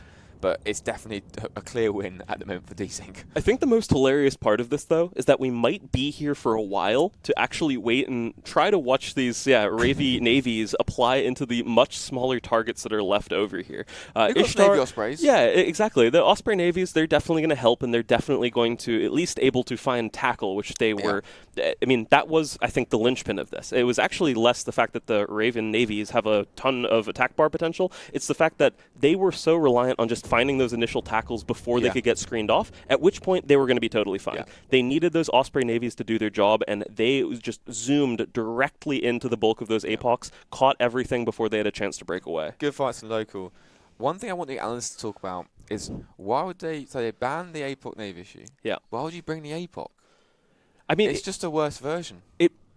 It could be a situation of that. Could be a situation of thinking, okay, if they're bringing a comp that's going to be weak to this similarly named ship, then we could, we can bring the similarly named ship. But in that sense, yeah, definitely a gamble there. And I'm sure they've been working with various different iterations of Battleship Core comps, like APOCs, like NAPOCs in some cases. Of course, Geddon Navies we've been talking about extensively as well. But I did say navies. That's a good point. It's a scary comp what these things have brought, especially with a lot of battleships going around. Yep. And I just think these Raven Navies really well suited if you know or you think your team, your opposing team is going to bring those battleships. Yeah, you're going to feel really, really smart when you bring these Torp Raven Navies. But no, Justice Magus left, and they're dropping. And with that, we're going to be sending it right back to the analysis. T-Sync there, bringing the big old Raven Navies for a W. Mystical Mount, what happened in that match? Tell us all about it. Well, you warp 3 torpedo Raven Navies to 0 on the grid, and then 3 Apocalypses warp in as well, and they don't move. It doesn't go well for the Apocalypses. No, I think we saw an effective use of the Navy Raven. I have to think about it now when I'm you talking mean the about Raven Navy? Yeah, the Raven Navy. They're very point-effective ships. I think most of the faction battleships are like 40-something points, right? The Navy Raven is 38 points, which means that it fits very nicely into a lot of comps without sacrificing too much in the way of points. So you can have a stronger lower end. As we saw, we had the triple Navy Osprey, the triple Raven Navies, and then you still had Tech 2 logistics frigates at the bottom with a triple battleship setup, which is not what we commonly see. Typically, you'll see Inquisitors or Bursts because the point cost for the triple Armageddon Navy issue setup, for example, is a lot higher. So yeah, I think it's a good use of the Raven Navy. I think that having a single one in some of the ham rushes that we've been seeing could be a good way to complement the damage output that we'll be getting from those ships, as well as having a good tank. But I don't know if I would necessarily expect triple Raven Navy to win. In most encounters, it just seems to be fortunate that they went up against triple battleship in this case. Yes, I mean, Bart, what happens if you bring your triple torpedo Raven Navies into, for example, medium gun spam? Yeah, you're just going to run away. And that was the other thing too. There was a Hugin on the other side, which we don't know what the fit is quite yet. It didn't pop up in time. I was kind of spamming refresh, like please, didn't show up. I'm sure it's up now. But you couldn't web down your Navy Ravens, and then the torp range is pretty high, but it's not high enough to actually run something down. So against a medium gun rush, hopefully you're smart enough to think, oh, well, we can also rush away as well as rush towards something. I think maybe those APOCs could have also tried to escape. They didn't. I didn't see any of them really MWD at all. So I don't think it would have saved them, honestly. Let's be real, that's a lot of torp damage, but like Misty said, it's a comp that worked because of the opponent's comp, maybe not necessarily because of yours. It was cool to watch. It was nice to see an actual rush in how a rush is supposed to be, which is in a few minutes of just ships just getting wiped out. So I appreciate it. It was cool. I love seeing the torp ships too. They're fun. Yep. I will say that I believe the Raven Navy gets bonuses to flight time or something like that. So if you have a single missile guidance computer, and I think maybe a low slot as well, like a guidance enhancer, then you can actually hit out to 60, 70, 80 with faction. So it's not terrible for trying to run stuff down, but it relies more heavily on your low end being alive to help you actually get that application in. So still potentially possibly useful in future, but the Navy Osprey isn't exactly known as the tankiest tackle boat that you could bring in those setups. And I was surprised that not a single one of those went down, because Navy Ospreys do a lot of damage. Yep. A ham Navy Osprey is very, very scary, but they're also pretty much paper thin. So again, I don't think it would have mattered when you have a triple Navy Raven doing a ton of damage. But it's entirely possible that if you guys, we know this is a possibility to see that comp, maybe just adjust your warpins a little bit. Awesome. Now, before we go to the break, I want to remind you out there in Twitch land, you can use your Twitch channel points. You can bet on the outcome of each match and try and up those points. And then you can, using the bot in Twitch, you can convert those into cool Galnet skins for your ships. However, CCP Convict, the charitable Australian gentleman that he is, has sprinkled in some codes into the redeeming system. 1 in 10 chance that you get instead code for Plex. It's about, I think, 500 million worth of Plex, like 100 Plex or something like that. So not only do you get skins, you have a chance of getting a little special gift of Plex out there. So make sure you're gambling your Twitch channel points responsibly and getting some cool Plex. All right, we'll be back in about 20-25 minutes or so for the continuation of Alliance Tournament 21. Hello everyone, and welcome back to the Alliance Tournament. I'm Aliaris. I've taken over for CCP Overload for this desk segment. This is the Pumpkin Desk, and we are here to watch Truth Honor Light versus Punishing Grey Raven. So first off, let's start by introducing the two teams. We have two very good teams, a very exciting video to watch where we can see... okay. We'll have to wait a moment to see the real team intro. Misty, how are you feeling about these two teams? Yeah, I think we're probably in for a good match. I'm hoping that Truth on the Light doesn't really go the same way that Tuskers did in their first match. You know, Tuskers, by all right, should have lost. I'm hoping that Truth on the Light don't kind of run into that same thing, just because I have friends in that group and I'd like them to get further, so my challenge looks good. That would be great, yeah. And CCP Kestrel, welcome to the desk. How are you enjoying the Alliance Tournament so far? It's been great. The first Tuskers match was a real nail-biter. And also Fraternity lost as well, which you're very excited about, right, Misty? I don't think that needed to be brought up, to be honest. That's crazy. It's been a little bit of an exciting one. We had Test Alliance Please Ignore winning before the break. Ragequit cancel sub did succeed at maintaining their lead over Goonswarm despite a little bit of a shaky thing. So Truth Honor Light, they came in second in the Alliance Tournament 20, and the way some of these top teams have been coming in, it might be another slightly nail-bitey experience, this one. So to see more about them, as well as Punishing Grey Raven, let's now watch our intro video.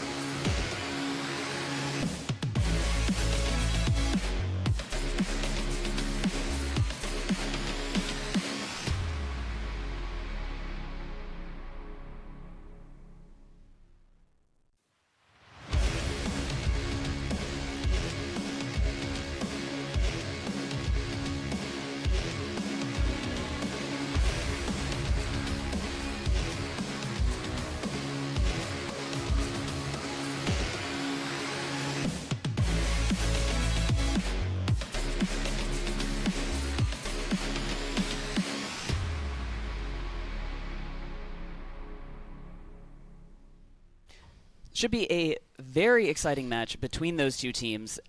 And with no further ado, let's take a look at what the two teams have banned for this. For this, I've taken not only CCP Overload Seat, but also the ban stick.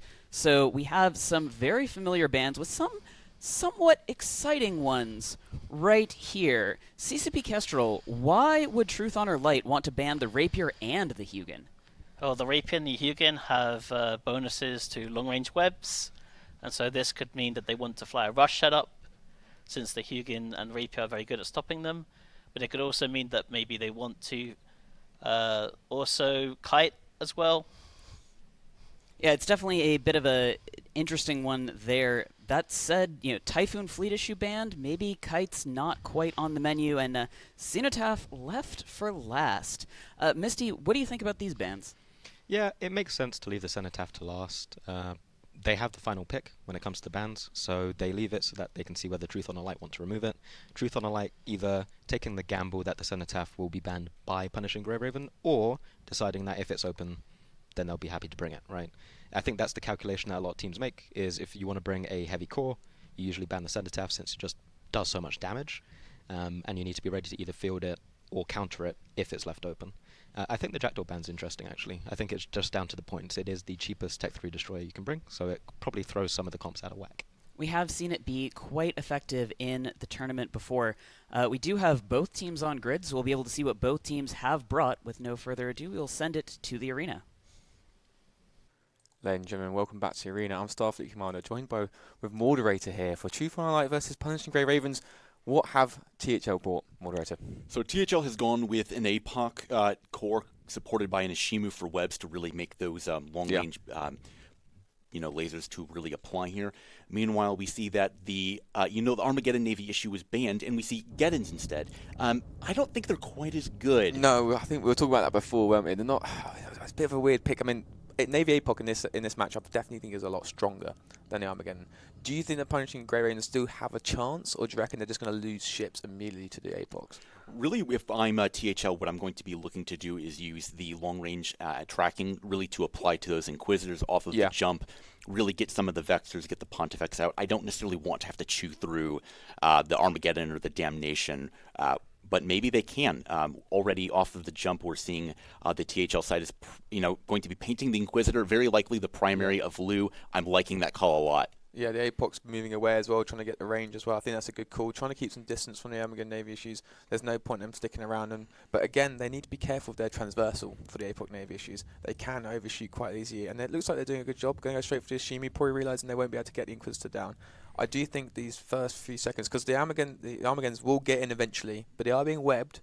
But if they do get on top, it could be a problem for THL. Yeah, and speaking of getting webs, I mean, that's going to be a Nithhekin in the Ashimu that was initially getting webs onto the Armageddon Navy issue, or the Armageddons rather, but the Ashimu getting, putting those heavy newts on top of it. However, speaking of Shimus, the Shimu of Franklin Tank is getting traded out faster. That's going to be the difference really between the faction, APOC Navy issue versus the normal Tech 1 Geddon. Front of tank really far away. The Inquisitor's now coming up to try and get some reps in him at the moment. But a bit of a trade right now. But it looks like front attack is stabilizing as well as Ninth as well. So it's going to be one of those situations where I think THL probably are going to focus on him and probably switch after into something else maybe, they're going to focus on him and try and get him down. Well, it looks like Destiny is now going to be the primary, and to me that actually makes a good amount of sense, right? We're seeing that Mark and Dusty have been caught. That's going to be the Ashimu now getting heavy grapples, and now the Damnation holding down the Ashimu. Now Blue Melon in the APOC Navy issue and the Armageddon are really in a furball. They're going to start getting grapples on top of each other. And if I'm really probably Blue Melon, I can see the rest of the team hard committing onto Dusty and really trying to force a trade here. But, I mean, Frank the Tank's still taking a considerable amount of damage. He is still taking a lot of damage at the moment, but also the Inquisitors are, at the moment, they're now coming a bit closer into the brawl at the centre, so they're going to put the reps now. I think they should be getting the reps now. But as you said, Frank Attack's still taking a lot of damage, and it's about to go down. Yeah, and that's something with the APOC navies, is that they can just hit the entirety of the arena. They can switch as well. They can just be like, bam, bam. And that's the benefit of the Kitsune, right? Warp out, putting jams onto that. Straight into structure, though, dropping really quickly. The damage just came out of nowhere. A surprise potential trade going on right now. I mean, where'd that come from? Oh, it's a 1-for-1 trade, actually, at the same time. So those Armageddons had been off their rapid, heavy reload. Once that reload had hit, we're forcing a trade. And that makes a lot of sense to me. I mean, that was all the webs that were on top of the Armageddons. Those are off, and now we see that the newts are on top of the Deacons. That's a really good call from these Armageddons here, actually. It's going to make the Deacons' life, like Tin's life, and Atrophy as well in the Deacons. It's going to be super hard to get the reps down. Oh, speaking of life not being there, Warpout has been scrammed by a Kitsune of Piver, really probably in deeper than he needed to be. The Kitsune down. That's going to be the jams off the field for Truth, Honor, Light. And speaking of getting down, Blue Melon in the APOC is down at half armor. They're trading up for the Vexor of Piver. I really understand why you'd want to get that tackle off right that's getting on top of you, but you can't be trading a Vexor for a battleship like that. You can't. It's a super bad trade. The damage is really pressuring him, and honestly, now we are seeing the new pressure coming onto the Deacons having an effect right now. There is rep cycles, and these are very good pilots. They know when to get them in. But as you see, they do drop and come back again. It is a really hard to keep the reps coming on. As we see, drop and coming back, they are clearly injecting and trying to get some cycles off onto Blue Melon. Yeah, and as I'm looking onto Blue Melon, I mean, all the rep drones that would have been on him are now finally applying. There's some more that are coming across the field. He's still bleeding. Bradford Clear getting rather low into armor here. I think that, if I'm THL, the win con for them, they're realizing they can't break through Nesty, especially not if they're going to lose Blue Melon down into Hull. They have to get rid of Bradford. They're going to have to deal with the Inquisitors at some point. But, I mean, Blue Melon may be getting a little bit caught out of position and going down at the same time as the Vexer. And now THL very much on the back foot. Really are on the back foot right now. They still, I think the nukes are really having a big effect onto the THL team from the Armageddons as well. But you are right, the Deacons need to be dealt with on the THL side. And the same for THL, need to probably go for the Inquisitors at some point, because they are still trying to get Destiny down, but it's going to be quite a long time until they get him down. Yeah, and I see a cloud now of Hornets that are getting on top of Atroth in that Deacon, but there's a grapple now onto that. That's going to be the Armageddon of Mark Kaloof really putting hard commit onto that. He's going to go. And I can't believe that we're really saying this, but like imagine a round one drop of THL down to the lower bracket. I mean, Destiny Noah is going down here, but like Atroth is trying to stabilize with the support of Tin Baron. Tin Baron, again, still being neutered down by these... all the get-ins. He will hold on for a bit more, but I think the good thing what's happening right now is the Deacons are buying as much time as possible for THL to try and get Destiny down. But Destiny's kind of chilling at the moment. He's the Inquisitors for the blue team are just not being pressured as much as the Deacons. And really what's going on here is that the damnation of Seth Quantix has held down Amelia Duckspace in deep space, and Verdict is having to trade out. But now that's the first Deacon going down. Tin Baron is going to have to be, the immediate primary. That makes sense. There's no longer a lead Deacon buddy to support him. There's already a grapple, from Kit Kat on top of Tin Baron at 0. And Destiny is continuing to be that prime, but man, they have to trade out Destiny much faster than they are at the time. I mean, this just shows how the Armageddons, their utility is just, you just can't ignore that. You can't underestimate the utilities of these Geddons and how much the nukes and the damage that they do have, is an impact. We actually came into this match thinking that THL kind of had the advantage, but when it comes down to the brawl, the Armageddons have it. Yeah, I mean, the thing about the Napox is that they're able to control range, right? And if they're forced to brawl, they can really use that conflag and be forced to break you. But the issue now is that because Warpout was just simply far too close, got himself caught by that Vexer, there's no jams, and there's nothing for THL to deal with the Inquisitors. Yeah, I was going to say the Kitsune clearly was like the one thing on THL's side that was a problem for them, because they were easy jams on Inquisitors, but as soon as he went, it was like the Inquisitors are now just on their own. There's nothing really to get them or kill them or disable them at some point. Destiny's still going to go down probably into low structure and stuff, but Amelia, he's going to go down. Yeah, so this is basically where we start to do kind of like the math right here, where if Destiny goes down, THL will be down a total of 14 points, and that means that they would have to kill, 2 Inquisitors, they'd have to kill a Pontifex, they have to pick up something, once you kill Destiny, you're not going to kill another, get in that time, and you need Amelia to hold on. Plus, the Inquisitors are still alive, which is, and we see this time and time again. Like, you kill everything else, but as long as there's 2 Inquisitors on one side, even though they're T1 Logis, that'll make the difference. That's going to change the whole game. And I really think DHL are probably thinking that at this point, what can we do? Because Destiny does go down, but as you said, it doesn't matter really, does it? Yeah, I mean, you have to try to play for points. I mean, again, the question is whether or not Amelia can survive the next 2 minutes, 20 seconds, and I don't think he will. I do see a good amount of medium drones that are on top of Amelia. And some rep drones as well. And that would going to be from the rep drones from Verdict. But I mean, the Pontifex and the Magus have been putting their drones after Lou Mahan. And right now, THL just is completely out of win conditions. They're out of... really any sort of control. If you look at their bar, they have no control. Gone. You look at completely gone. Punishing Grey Raven is punishing the capacitor of these Navy Apox, as Amelia is going to go down into Hull, out of the arena, and I think with that THL down into the lower bracket. This is actually unprecedented. Like this team, I have them, going all the way to the finals, first and second, and they're dropping down, and clearly not. I mean, we have some good players. Frank the Tank as well, Kit Kat, some people that have some experience as well on the other team. But this is a complete surprise. I'm interested to see what chat is thinking about this in terms of how much points has been lost for this game. Yeah, it was funny. We just had one of the CCP members just come in here and say, hey, by the way, Mod, you know that you're currently one of the few people who is 8 out of 8 correct with all their predictions. Not anymore, but I don't think anyone else had picked this maybe. I got this one wrong as well. Yeah, Completely. but I mean, look at Kit Kat. I mean, absolutely taking a bite really out of what was remaining of that THL team.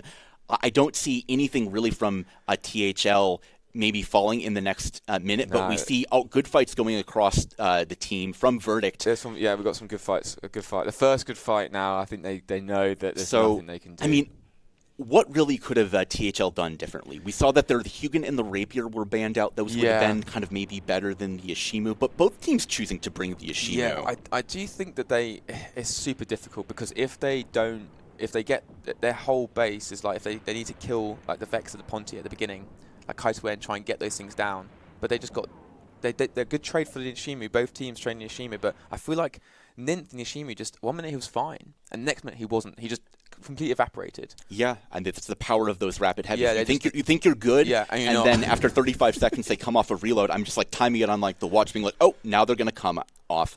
And what comes off is going to be THL's winner side predictions, as we have the Punishing Grey Raven go up. New team being rebuilt. Dominant performance, really, in the first match here. With that, we're going to send it back to the desk so they can break it down. Welcome back. That was a huge upset. For the 12% of you that were believers in Twitch chat, you have reaped the ample rewards of so many points from all the rest of us who just blindly predicted that maybe the people who did well last year might maybe win their first match this year. So congratulations to you. Condolences to everyone with the brackets. Misty, how did that happen? Well, so Navy Apox are pretty strong, but one of the issues that the Truth on a Light comp had is their inability to really apply to the lower end. So we saw they tried to kill one of the Inquisitors at the very beginning.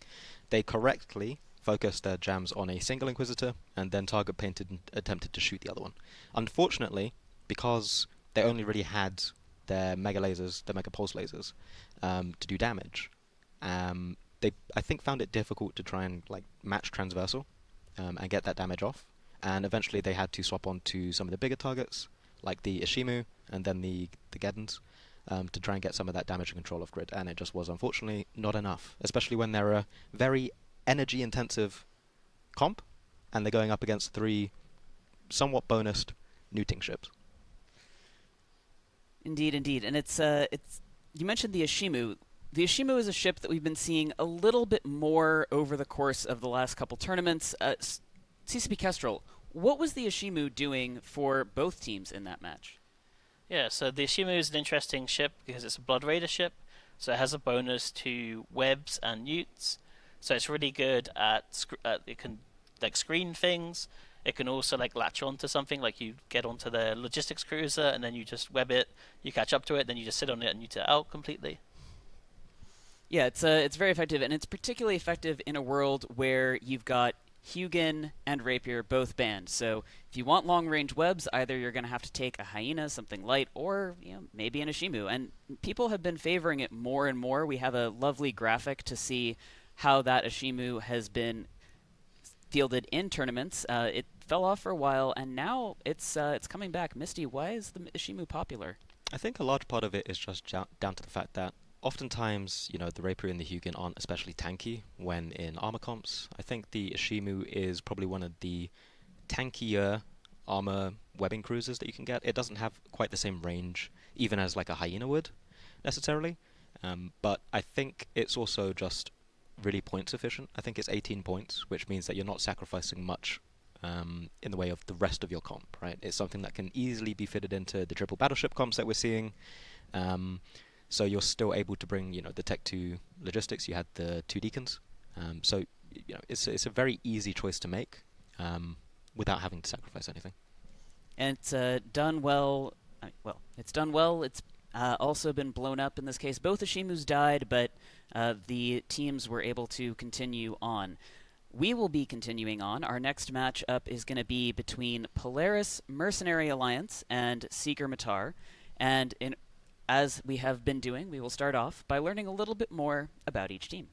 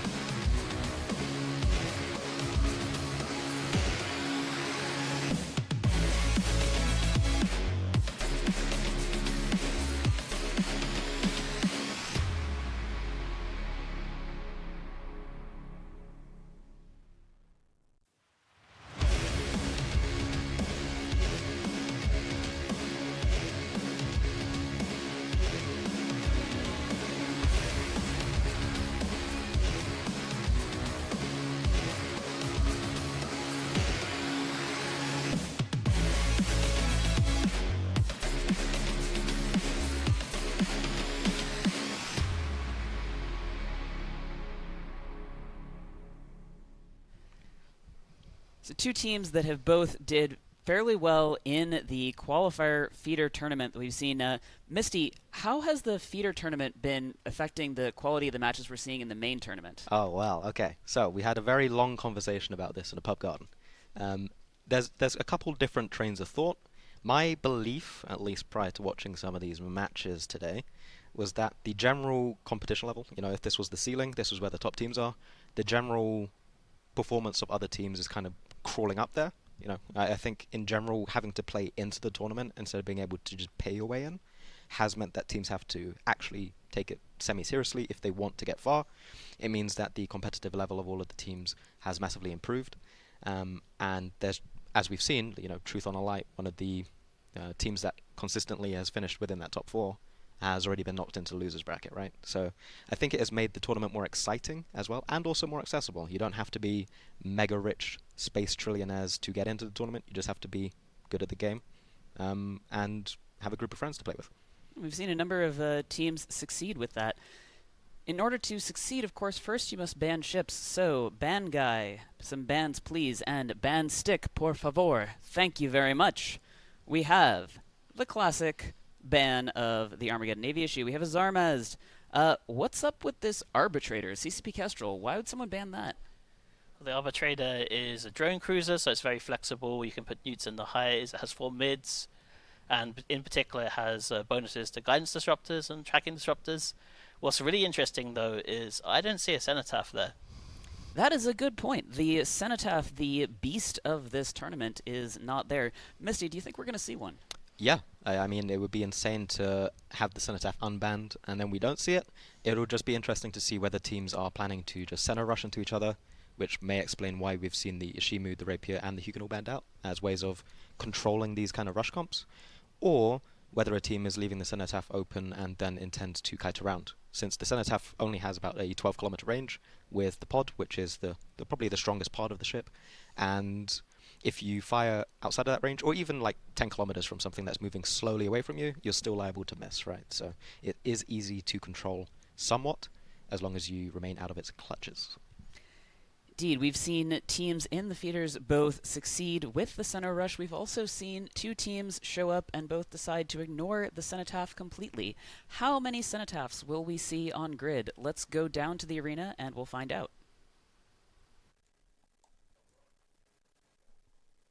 Hello, welcome back to Alliance Tournament 21, and after we just had a very technical control matchup, we are going to get an in-your-face heavyweight brawl between these 2 rush compositions. On the side of Seker Matar, we've got a Cenotaph, and on the other side, we've also got a Cenotaph.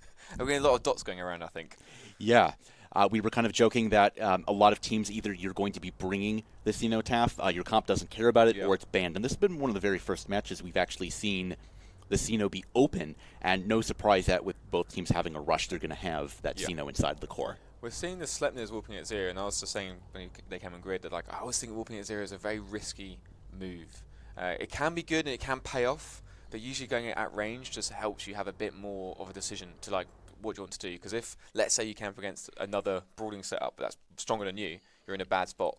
But as the match gets on the way, Sleipnirs versus Nighthawks, 2 Cenotaphs, kind of slight mirror. Obviously, not so much. Yeah. But the Cenos, I think the Cenos will be a big thing, in this match. Yeah, so we see that webs are going to come onto the Ceno. That's going to be the Loki of Thunderbleach. That makes a lot of sense. You're going to want to try to deny that Ceno getting in. But, I mean, it's already inside. It's got the web resistance. On top of it, we can see it's already going rather quickly. And Nighthawks are going to have only kinetic lock damage, but I mean, into a Sleipnir, which is a primary, it is your perfect damage type. And look, the chosen one is the chosen primary, and it is getting chosen to get sent down rather quickly. But that Loki is only supported by an Osprey, right? Yeah. As opposed to the Cenotaph and Sleipnir, which are being supported by Beartalk and the Basilisk. And what I want to see from these Cenotaphs, right, we see it from the Breacher pods. They need to be dotting and rotating those dots across. And we're starting to see them actually go down the list as that Loki does go down. Sleipnir using all of its ASB charges to try to keep himself alive right now.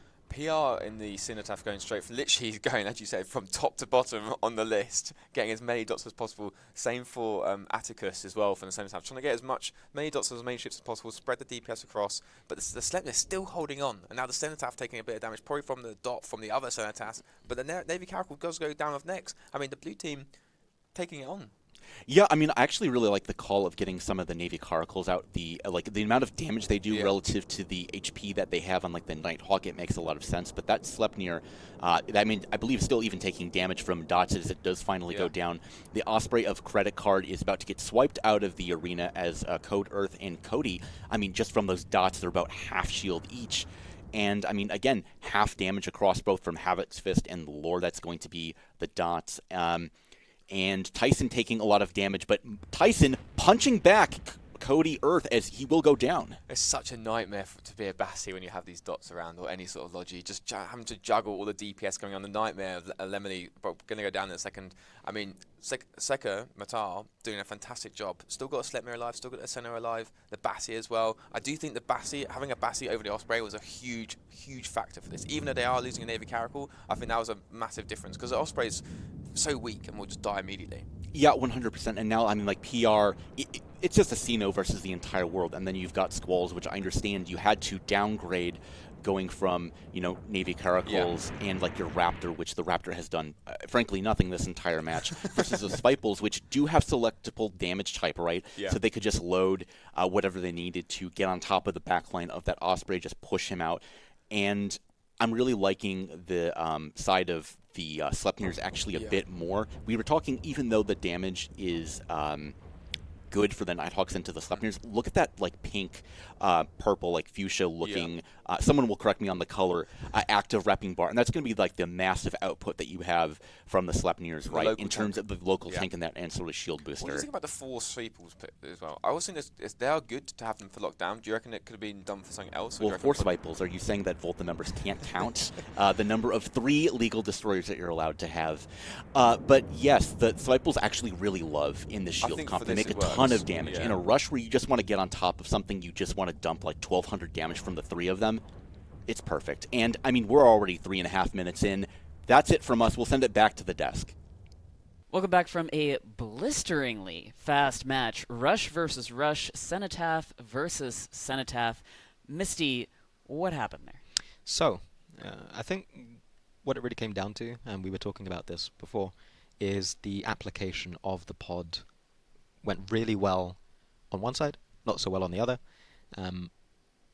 The pod, for those of you who are unfamiliar with it, is a weapon system that once it hits your ship, if you have max skills, I believe it lasts for about 75 seconds, and it does continuous damage every single second. It does a bit of damage.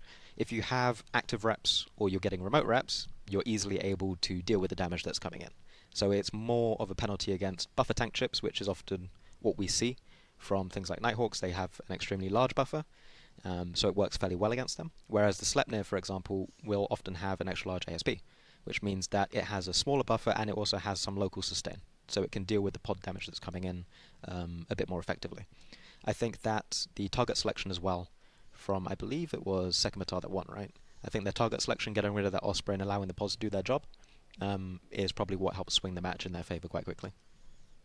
Definitely did a lot. The Cenotaph did absolutely a lot of work there. CCP Kestrel, how has the Cenotaph been performing since it's been released? I know it's got one rebalance. Yeah, we nerfed it in the Legion Major update, and we specifically nerfed it by removing a low slot and trying to balance it more in wormhole space without nerfing it too much in other areas of space. In the Alliance tournament, though, it is, as you have all been mentioning, it's been permabanned or brought. In the feeders, it was a very similar situation. So it's very powerful in this tournament, especially in the context of there's only 10 minutes in a match. So even if you like pod 3 people and then get killed, like you're still contributing quite a lot of DPS to the overall match. We probably should nerf it more. It's probably not going to survive much longer, but we'll see. In the meantime, though, the band stick will be the primary weapon to defeat it. So in that match, what we saw were 2 rush comps rushing against each other. For those of you who may have joined us since the break, you may not have seen this before, we have my colleague CCP Overload explaining to you what exactly is a rush comp with some lovely demonstrations. Okay. But we do once again have to wait for BANE Guy. So, BANE Guy is quite quick. Let us watch the rush comp video.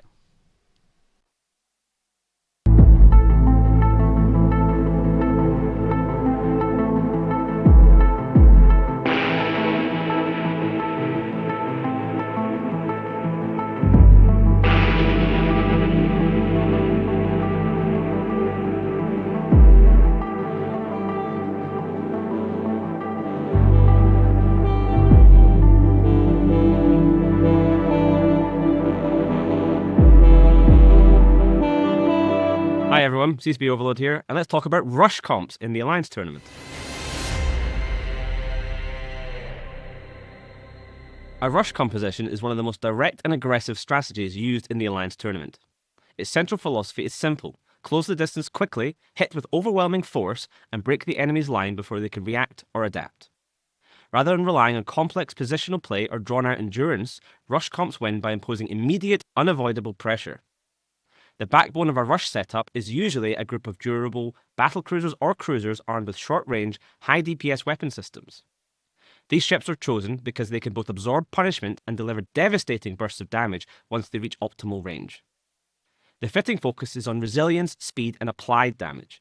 Modules that enhance tank and propulsion are critical as the weapons themselves, since the entire game plan depends on surviving the initial rush into the core of the enemy fleet. Once the charge begins, execution is everything. Rush teams coordinate closely, using webs and scrams to lock down key enemy ships and prevent them from escaping the brawl. At the same time, target calling becomes a critical factor. Eliminating the correct ships first, whether that means hostile logistics, fragile high-damage platforms, or disruptive control elements, determines whether the rush snowballs forward or peters out. The momentum gained from each quick kill compounds, creating a cascading effect that can collapse an enemy team before they can react. Compared to other archetypes like kiting or control comps, rush comps thrive on decisive confrontation. They accept that damage will be taken, often heavily, but the gamble is they will kill faster than they are killed. This trade-off gives rush comps a psychological edge too. When a team is suddenly under immediate crushing assault, mistakes and panic are more likely, feeding into the rush team's advantage. Ultimately, rush comps represent the purest expression of aggression in the Alliance Tournament. Straightforward on the surface, but layered with tactical nuance in execution. They succeed not only through raw firepower, but through careful planning, precise coordination, and the ability to sustain pressure long enough to tip the balance of the fight irrevocably in their favour.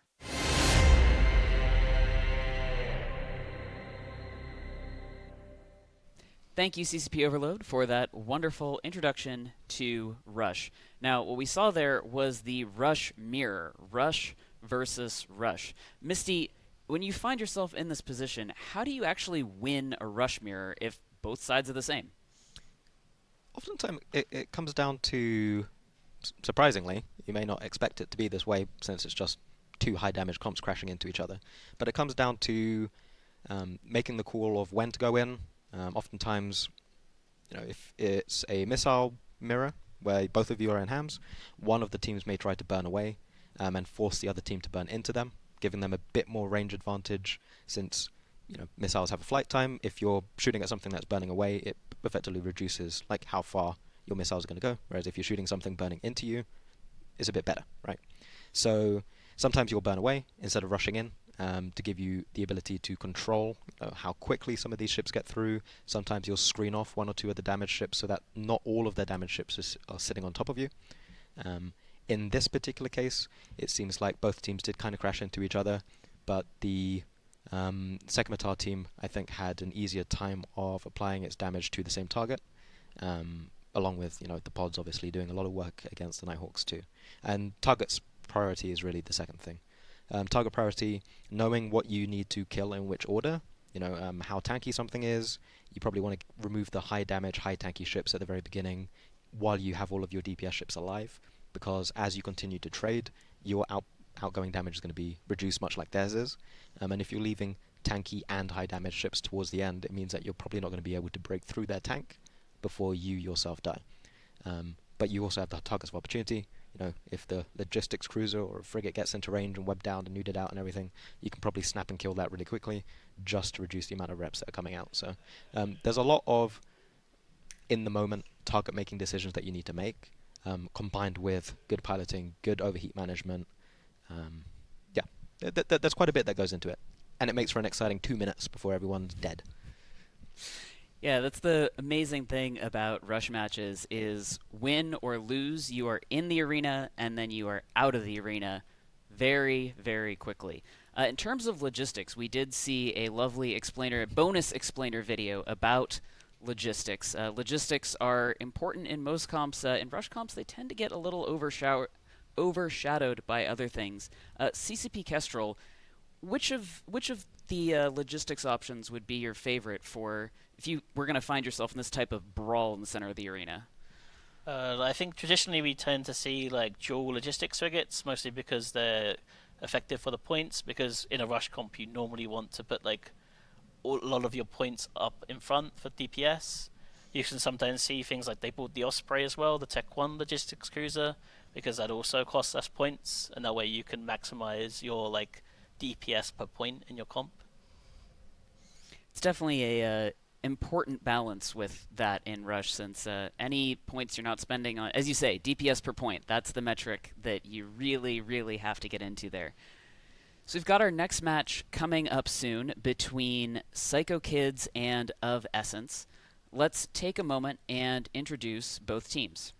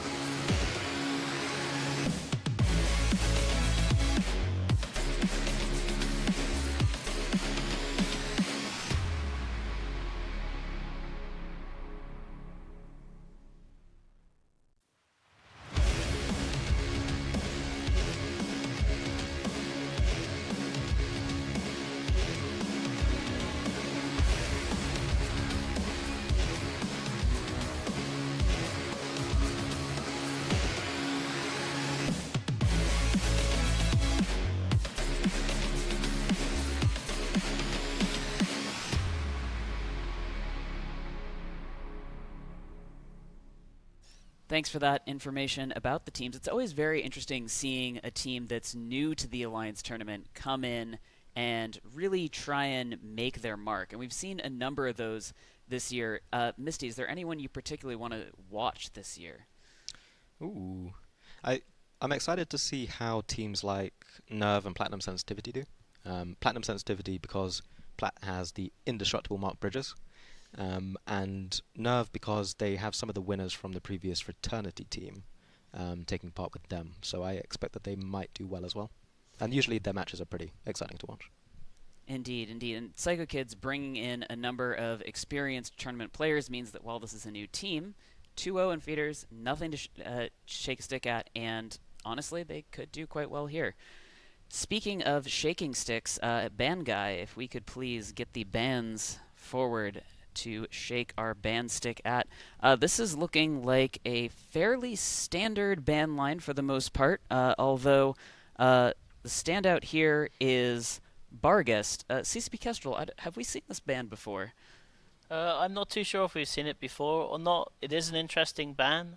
We did see like triple Barghest comp early, like in the first match of the tournament that almost took out the Tuskers. Yeah, we do have a flag Barghest available, so you can ban this Barghest. Maybe that keeps that that triple comp out. Any other bans here standing out to you as something that we should keep an eye on? We do have a Jackdaw ban, which is kind of interesting, but as Misty has been saying, it's like such a cool, such a useful utility ship with having 5 mids, decent damage at all ranges. It's like a decent support ship. I think this ban, this one, is a fairly interesting one. The Scimitar.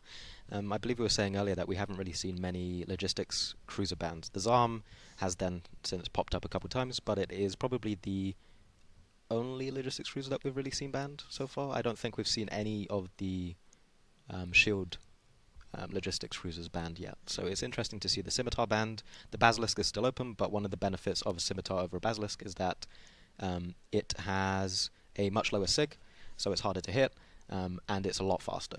Right, the Basilisk is kind of a stand your ground and get hit kind of boat, and it recently received a buff that gives it additional shield based on the extenders that it has fit, I believe. You can correct me if I'm wrong. Yep. So yeah, it's interesting to see that the Basilisk is still open. It seems like they're trying to remove a lot of the kiting shield comps, and you probably pair the Scimitar with the Barghest in this case. Yeah, anything else that would be useful for kiting that you're not seeing here, CCP Kestrel? Oh, there's no Raven Navy ban. There's no Apoc Navy ban. There's no Typhoon ban or Typhoon Fleet ban. There's no Webs banned. Yes, no Hugin or Rapier bans. Yeah. It really is just open. Yeah. Like we've still got the Typhoon Fleet issues open. You got Typhoons. You have the APOC navies open if you wanted to. You have Nighthawk and Sleipnir open as well if you wanted to rush. You've got all of your like gun rush battle cruisers or gun kite battle cruisers open. So really, really difficult to predict anything. I'm sure that Twitch chat will do their absolute level best to predict things. Those of us, and prove those of us on the desk to be fools, will come back after the match and we'll tell you how we saw it coming all along. That said, what do we see coming? Let's go to the arena. Let's find out. Welcome back to the arena for Psychokids versus Of Essence, and we have Navy Apox again, but against Sleipnirs. And we're talking about this whole game is going to be resting upon, can the Navy Apox have to choose? They can't go for the Sleipnirs, as you mentioned earlier on, so what would be their first target? So if I'm the Navy Apox, right, I want to say, hey, I want to get rid of the Logi, I want to go through the Osprey Navy issues, I want to go through the Swiples and the Caracal. Like, eventually you will have to kill the Sleipnirs, but you want to buy enough time where you've chewed off enough of the low end where maybe you can get something to work. But unfortunately, like the Celestis here and the carries, you're going to have to use either damps to really shut down that Basilisk or something. But the problem is there's just like no long-range ships to try to manage. I mean, that attack bar, it's not arty. These are all autocannons. This is all hams. As soon as they get there, they're going to apply all of it. And the warp-in from these APOC Navy issues is at 30 kilometers. Those Sleipnirs are in at 0. I think they're going to close and be on top of that Navy APOC the Sleipnirs team. are actually just off the 10k. Okay. But the warp-in is so close. They are literally 30k, and we're going to see them rushing straight away. The APOC's Oh, God, look at those lines. Just dash right in. They're going to get right on top and commit to it. Okay, I like the choice to get rid of the Thomas here in that Osprey Navy issue. He will go down pretty quickly. Okay, so they do have tracking disruption from the Sentinel. I like that, but you're going to have to string apart the Sleipnirs somehow. But Catastrophic is getting the initial primary, and if they don't get rid of the loan, it's going to be a catastrophic failure for the side of Psychokids. Navy Osprey does go down. They're going to switch the other one straight away. They will have to deal with the Batty at some point to get him down, because they're not going to kill the Sleipnirs. The damage is now coming onto the Navy APOC. The Sleipnirs will, if they can get a bunch of the battleships down, then I think that's it. They win. It's basically like nothing else will kill them if they can just kill the two of the battleships. Yeah, I really think that if you're the side of Catastrophic, again, like it's like almost like they might have been listening. They're shooting the Basilisk, right, and they're already chunking it down. Half its shields. I don't know if that thing's got Ancillary Shield repping on it or not, because it needs to be activated. It's not getting activated. It's into hull. Wow. Is he going to pop? Is it just shields, or did he forget to run it? Or did he run it and the damage was just too much, just pushing straight through? Catastrophic still going to half armor, so they're still not out of it yet. But they need to get something down soon, because they still have the Deacons for the reps. They've got 3 Sweeples. We can't ignore that. Caracal and a Navy Osprey. But without the Logi, though. Yeah, again, I like the call of the Caracal, but like if I'm Yoshi and I'm Jin Raynor, I want you to be pulling range. Like, this is not a game you're going to win at the brawl. Yes, the Navy Apox, they've got a large control bar. Yes, you can do a ton of damage with Conflict, but not into that massive EM and thermal resist that the Minmatar ships have. I like the call of the Swipel. Get that off the grid. Get him off the grid. And at this point, Psychokids looking like they're going to pull through. The Deacon's absolutely fine. Catastrophic is pulling back. There was a chance I think they could have won Of Essence, but like I think right now it's just not going to happen. The good call was to go for. Do you reckon they should have gone for the Bassi straight off? Actually, I really like the call to get rid of the Ospreys and then eventually trying to get the Basilisk get better opportunity. Like, again, I don't want to count the Sleipnirs out because, again, they do have a lot of local sustain. But, like, Westalia is the right call. I mean, the Deacons, though, are doing everything absolutely correctly. Yeah. And once the Swipels are gone, like, the win condition to kill the Deacons is pretty much out of the arena. Yeah. I think that at this point the Sleipnirs don't have the damage to break anything. I don't think there's anything on the grid that they can break. Everything, the Deacons have, as you've been saying, been flying really well. So people just again, a Swipel getting popped. I mean, perfect, absolute damage selection. There's nothing left but the core the Sleipnirs, and it's been not even 3 minutes into the match. God, we've had 2 really fast games, haven't we? The damage is landing so fast. So Sleipnir now is going to have a bit of a local tank, but I don't think he's going to survive for very long. He'll just run through his ASBs, and then that'll be it for them. Do you think that if their only choice was to go for the Navy APOC for the Sleipnirs, or do you reckon they should have gone for some of the support? I think what you have to do is you actually have to, I know this is going to be anathema to a lot of people, but you need to use your Deacons or your Spitballs get on the Deacons, if they chew split the through the damage, low end, chew through the Sentinels that might be, interfering with your ability. Even the Sleipnirs, right? Grapplers can hurt you a little bit to apply the maximum damage with hail. So use your low end, chew through like the Magus, chew through the Pontifex, get rid of the Lynx, right, on the side of the Psychokids core. But I mean, that's the Sleipnir down. And also, Psychokids don't really have anything to stop the Sweeples. No. Not really. There's nothing that can do. So you're completely right. They can go off and just do what they want. But instead, I think they just stayed into the brawl, didn't they? Yeah, and this is what happens when you can kind of tunnel vision and you overcommit. Again, like, of essence, I don't want to, bully them too much. They did make it into the tournament really, in 2 matches. 3 matches, actually. Good for them. They went 2-1. But in the main event, right, historically, they've gone 0-2, 0-2, 0-2. And this is why. Like, go back, watch this VOD again, and analyze, like, what you did wrong. Not to be, like, bullying the team, but like come back and think about what you need to do in the losers bracket side that you're going to be in now and how you have to change your plan. Because if they pressured the Deacons while shooting the APOC Navy issue, it could have gone a bit different. Because if maybe because the Sleipnirs need to go for the APOC Navy issue, they need to be on top of them. But the Sweeples went off and started to put damage elsewhere. The Deacons then have to choose. Do I, rep my other Deacon, or do I put all reps onto Navy APOC to try and keep them alive? I think that could have had an impact, or potentially go for the Sentinel carries or stuff. I think they should have gone for the Deacons. I think the Sweeples should have gone off and gone for the Deacons and put pressure on them. That's what I think. Yeah, no, absolutely. And this is part of the issue that you have with like these rush teams is that you do really struggle to deal with a lot of the control, and the idea is that you have to break like the Logi quickly. You have to break Logi just because the Navy APOCs, you have so much EHP. I mean, look at the defense bar, like it's a raw blue brick. It's just a brick from the side of Psychokids. It's rough. I do think that they could have won, but unfortunately for Of Essence, they're going to be going down into losers bracket. And congratulations to Psychokids for winning that one. We'll take it back to the desk to break it down. Weeb's in.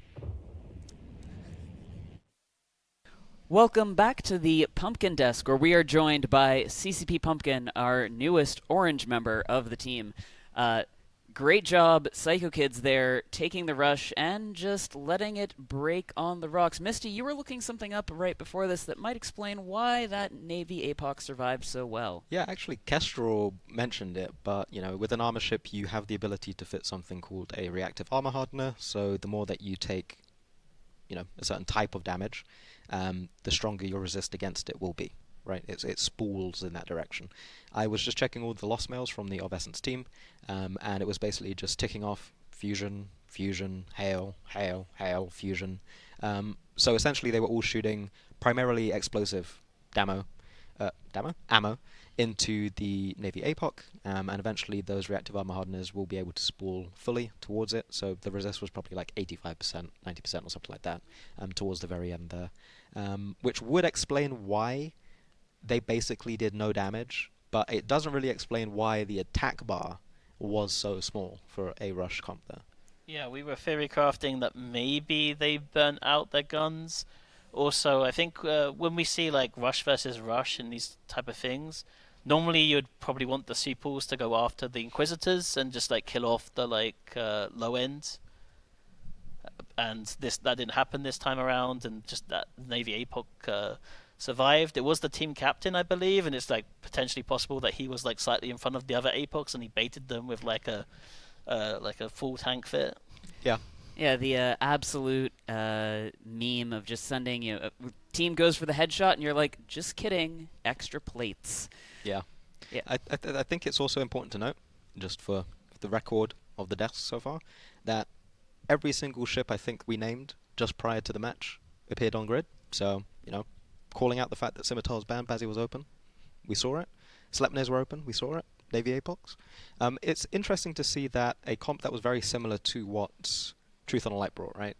It's like the complete reverse, where they managed to 200-0 of Essence. I don't think Truth on Light was 200-0 necessarily, but it wasn't like a strong performance for the Navy APOC. So it's interesting to see that the Navy APOC does still have teeth when it comes to the tournament, especially since it can go up against a rush and still kind of get through without any losses, which is kind of impressive. Definitely is. And CCP Kestrel, the Navy APOC recently got a change. What happened with it? Yeah, so we actually took away the tracking bonus on it, but then we gave it a damage bonus instead and a laser cap reduction bonus, and we also just boosted the optimal bonus on it from 7.5 to 10% per level. So now it's much better at a sniper attack roll, although as we saw in the Truth on a Light match, now that it doesn't quite have as good tracking, that can become a weakness as well.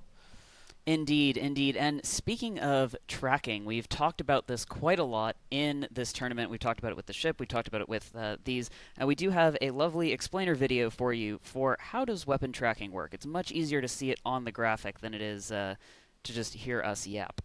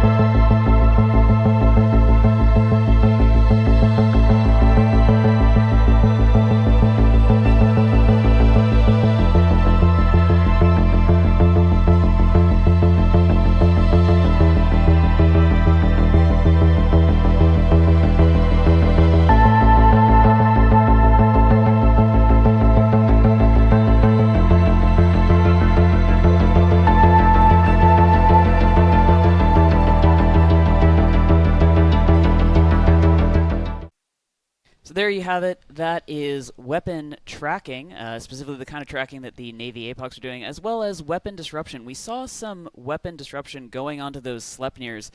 Mystical Might, how much do you think that affected them? I don't think it affected them much at all, considering their target choice. It may have impacted their decision to shoot the NAVPOC because they were unable to project, perhaps with barrage, out to some of the frigates or the lower end.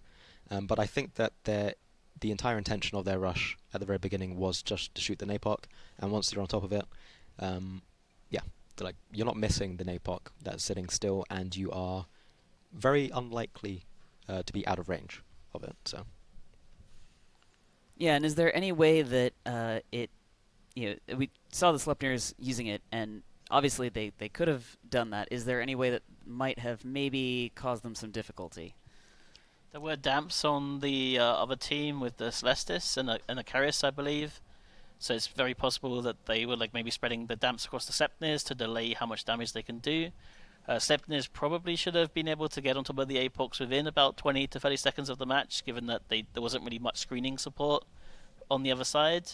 But the damps could have definitely delayed their damage for the first 15 to 20 seconds.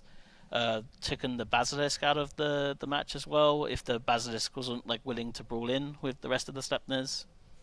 Yeah, we saw that Basilisk get tackled and get removed, and obviously that's a huge loss. You lose your logistics, you're down compared to the other team, and the damps really did make a difference for them there. So some very exciting things. Misty, how are you feeling about Navy APOCs in this tournament so far? I don't think we've really had a chance to see them be used in a full range of different matchups, right? Typically, when you're trying to determine whether a comp is good, you will run that same comp into a bunch of the standard setups that you're likely to see in a tournament. So you'd run it into Rush, you'd run it into Kite, you'd run it into a mirror match, you'd run it into maybe a Tinker if you're seeing more Tinkers popping up more frequently in the tournaments. You'd run it into something like Flykiller, which would be artillery, Sleipnirs, and stuff like that, just to see how your setup holds against those comps. We've only seen it really go up against Rush, which I don't know if it's because the comp is good or because the Rush was executed poorly that it won, and we also saw it lose previously. So I think we'll need to see it against a few more matchups, maybe later on in the tournament, and then we'll be able to determine whether it's actually a good ship. I think they would probably be better off just using a Typhoon Fleet issue and kiting backwards or something like that. You still get good range, you get the missile application, so even if you're unable to track with guns, the missiles, even if they're not hitting that hard, are still going to be applying some damage. And I think it's easier to like headshot some of the smaller stuff sometimes with Typhoon cruise missiles than it is with the lasers from the nav box. So that's my opinion on it, at least. Yeah, and we did see the Scimitar ban that time around, and like if you're shooting Scorch, which is like very heavy EM against like a Tech 2 Minmatar ship, that could take a long time to die. So, like with what they brought, the ban makes sense. Yeah, it definitely does. It's the one thing I will say between the Typhoon fleet issue and the APOC is with the 10% per level damage bonus, Pytha number big. And remember, everyone, the most important way to win at tournaments, Pytha number very big. Speaking of winning at tournaments, our next match is coming up. Let's take an introduction to the teams Nerve versus Evasive Maneuvering.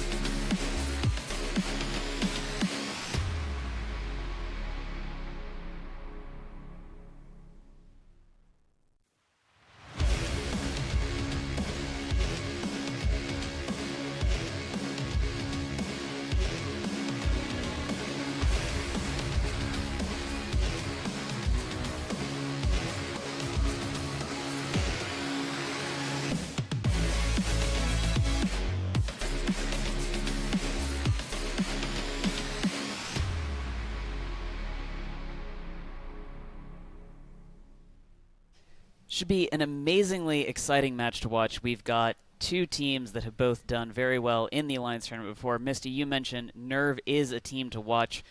Should be very exciting. Let's take a look at the bans and see what both teams are going to go up against. And hey, look, it's the webs. The webs are gone. I have to point in front of CCP Pumpkin here. We've also got a somewhat unusual ban for this, the Widow. CCP Kestrel, why would you want to bring a Widow to the Alliance Tournament? So the Widow has pretty decent DPS. It does about the same DPS as a regular Raven, I believe, maybe a bit less than that. But it also has like a big shield resistance bonus, 8 mids, and ECM bonuses. So it's like one of the strongest control ships in the game, especially in the context of the tournament. It's interesting that the Blackbird was banned by the other team before the Widow as well. Sometimes you see like Blackbird being banned, like smaller ECM ships being banned, so you can bring bigger ECM ships. I think I kind of see the pattern here. The Nighthawk is still open, I believe, and also the Cenotaph is open. So I think what they're aiming to do is remove some of the strong jams that you can often get at the very back while you're being pinned down by some of the screening ships, which would prevent you from applying your damage and your dots, right? So by removing the Blackbird and the Widow, the Cenotaph is still a viable option, and we're probably likely to see some rush setups coming in. Loki's also open as well. It's a good point. Yeah, we've got the whole Shield Rush crew. One of the things I find interesting about this ban line is if we just take a look at the times on it, even from here all the way back, none of these picks took a long time. These are two teams, they have their ban meta, they're locked in, they went into their ban tool, and they just like, okay, yep, they ban that, we ban that, they ban that, we ban that. I'm guessing both teams know what they're going to bring. Misty, what do you think we're going to see here? Center Rush.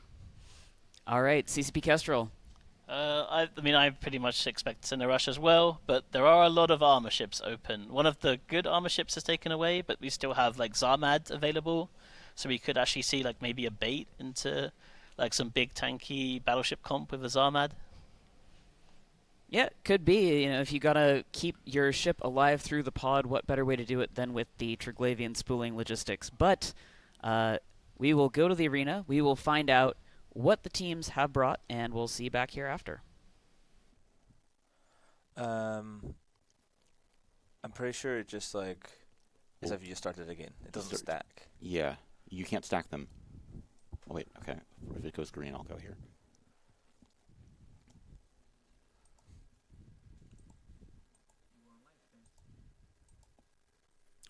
Hello. Welcome back to a rematch of what was in the feeders between Nerve and Evasive Maneuvering, but this time for real in the winner's side, as we have a Sino, 2 Sinos on the side of the CIS-speaking, primarily Russian side of Evasive Maneuvering, and the Chinese super team taking the winners of AT-19 Fraternity and some of the snuffed out AV Dot into one Chinese-speaking super team. So this is just going to be an absolute bloodbath at 0. Yes, yeah. So both teams coming in pretty close to the center of the arena, maximum about sort of 20 for the bulk of them. And it's 3 Zenithafs on grid, so 2 on the Evasive Maneuvering, 1 on the side of NERV. There's going to be just dots everywhere, just dot, dot, dot all the way down. I think the single Zenithaf with 3 Navy Ospreys might be slightly stronger, because you can only dot so much before you must stop dotting, and 2 Zenithafs is a lot of dots. Yeah, it really is a lot of dots, and really they're only going to be applying to primarily going to be the Osprey Navy issues and the Cenotafs themselves, and then the Claymores. Already we're seeing both sides, unsurprisingly, roll the dots onto each side. However, we're getting ECM onto the Cenotafs. That's going to be primarily jam drones, as there are no jam ships. Understandable why you might want to ban a Widow in that situation. Yeah, it looks like, so obviously you're going for the Nighthawk on both sides, getting the first dots, but now second set dots landing onto Skycolored Russian in that Zenithaf, so they're trying to clear off the dot machines that are the Xenos. Interestingly, I did notice that NERV at the start, they pulled back, whereas Evasive Maneuvering charged in, so a bit of positioning, jockeying for positioning, some would say, but the Faffy Waffy here in this Osprey Navy issue is the first one to start to look like he is in a mighty bit of peril, as he is into half shield. Yeah, both teams, it looks like they're almost wanting to initially play with the Javelin, really, instead of getting on top of each other. And the reason you would do that is because if you're on top of each other at 0, the Xeno dots will hit you. But if you play at Javelin ranges, you can play outside of the range of what the dots can really roll onto. And Faffy is going down. He'll be the first blood goes to the side of the Nerve as... but they're going to trade for, it looks like, maybe an Osprey Navy issue and a Sweepo, which is better than just an Osprey Navy issue moderator. Yeah, absolutely. The Nighthawk of Sailor is getting hit pretty hard as well. It looks like, again, the Cenotafs, even if they're getting jam attempts, they're not going through, and those dots are rolling onto the low end of Nerve. Yeah, this is starting to... we knew it was going to be over quick. The Basilisks only do so much right here, and as a second ship goes down there. So they're clearing out this low end, the Navy Osprey and the Sweepo, and they've only killed the Navy Osprey on the other side. So it still very much could go both ways, of course. There's 2 command ships on the side of NERV versus only 1 on Evasive Maneuvering. I think those extra length, the extra speed, the extra range is going to be important, but they need to keep some more of their ships alive. Yeah, but also we're seeing that the Jackdaws are able to kind of kite away with the rapid... or rather light missiles, and that does actually a ton of damage versus the Spiples that had to be in at 0, had to get dotted, had to get pecked off. So that Jackdaw core is going to be able to do, selectable damage types against the, the Navy Osprey, against the Basilisk that's taking some damage, the Nighthawk, and really I need to see some blood onto that to Fenrir as King goes down into that Navy Osprey. I see a Zenithaf trying to chase down the Basilisk over here of Mr. Keps. Now, he's almost on top of him. The Zenithaf Zampunch is trying to come in and screen off that Zenithaf, but if he catches and gets his dots onto that Basilisk, that's going to be hard for him to start tanking because he's already dropping into low shield. They will trade their Nighthawk, which is very low. Some reps are landing on him, though. If he can survive long enough that they can trade and kill that Basilisk, then suddenly they're in a really good position. Yeah, I mean, Copper CN is getting absolutely chunked down here. Again, that's literally just the Jackdaws that are pummeling it into the back line, and it drops down. And that's, Logi against no Logi right here. I mean, just looking at the defense and the attack bars, Evasive Maneuvering is maneuvering their way into a W here. They are in a commanding position right now as a Navy Heron goes down as well. So really, NERV need to kill probably one of these Zenithafs or maybe the Nighthawk and just remove the damage. But it might be too little too late at this point because they are starting to really get behind the curve. Another Sweepo's about to go down. The Nighthawk on the blue side is looking very, very low. So we will see if they're able to hold. Both Nighthawks are now starting to go down. The Zenithafs are just everywhere. Yeah, I mean, look, these Jackdaws have been getting on top of the Spipel as well and just planking apart at that while the main core, battle cruisers, command ships are punching each other down. And Sailor, the captain of that Nerve team, is completely lost his nerves as Hoshimat Comet drops down again, 117 to 28. there's just no damage left for Nerve. No. I mean, it's really just the Xeno, the Claymore. I mean, the Navy Osprey, those 3 ships do a decent amount of damage. You can see the attack bar is still pretty sizable, even though there's only 3 ships on the field. However, the fact that the Basilisk is still alive for evasive maneuvering basically means that the damage can just be ripped up. Now, I see it probably is jammed right now, but they're still losing the Claymore. There's so much damage left. Those 3 Jackdaws, plus that probably a Ram Jag to tackle things down, just allowed the extra Xenos and the Nighthawk to get on top of things and just apply the damage. So this is just clean up now as the ships on NERV start to drop like flies. Yeah, again, this is going to be something we've been talking about on the desk and even here in the booth, is that if Xenos are not banned, it means either side doesn't care about it, or they're going to bring them. And evasive maneuvering, very much committing to it, bringing not 1 but 2, and that being a huge part of the success in this match. Yep. So Remeline, last remaining survivor on the NERV side, living just long enough to tell the rest of his team to hurry up and get better. But the dots have landed from the twin Xenotaphs of Sam Punisher and Skykiller Russian. He's going down. He is everythinged. And that will be a pretty good, not quite clean sweep. 2 Navy Ospreys did, of course, die, but a pretty solid victory for evasive maneuvering, showing that they are still a force to be reckoned with. I mean, NERV, they are a good team. This is, as you mentioned, members of the winning Alliance Tournament team from just 2 years ago. So these are good pilots. And I mean, with that, we have 2 teams, right, that have won Alliance tournaments in very recent memory, down in the first round. And I'm sure the desk will have plenty to say about that as we send it back to them.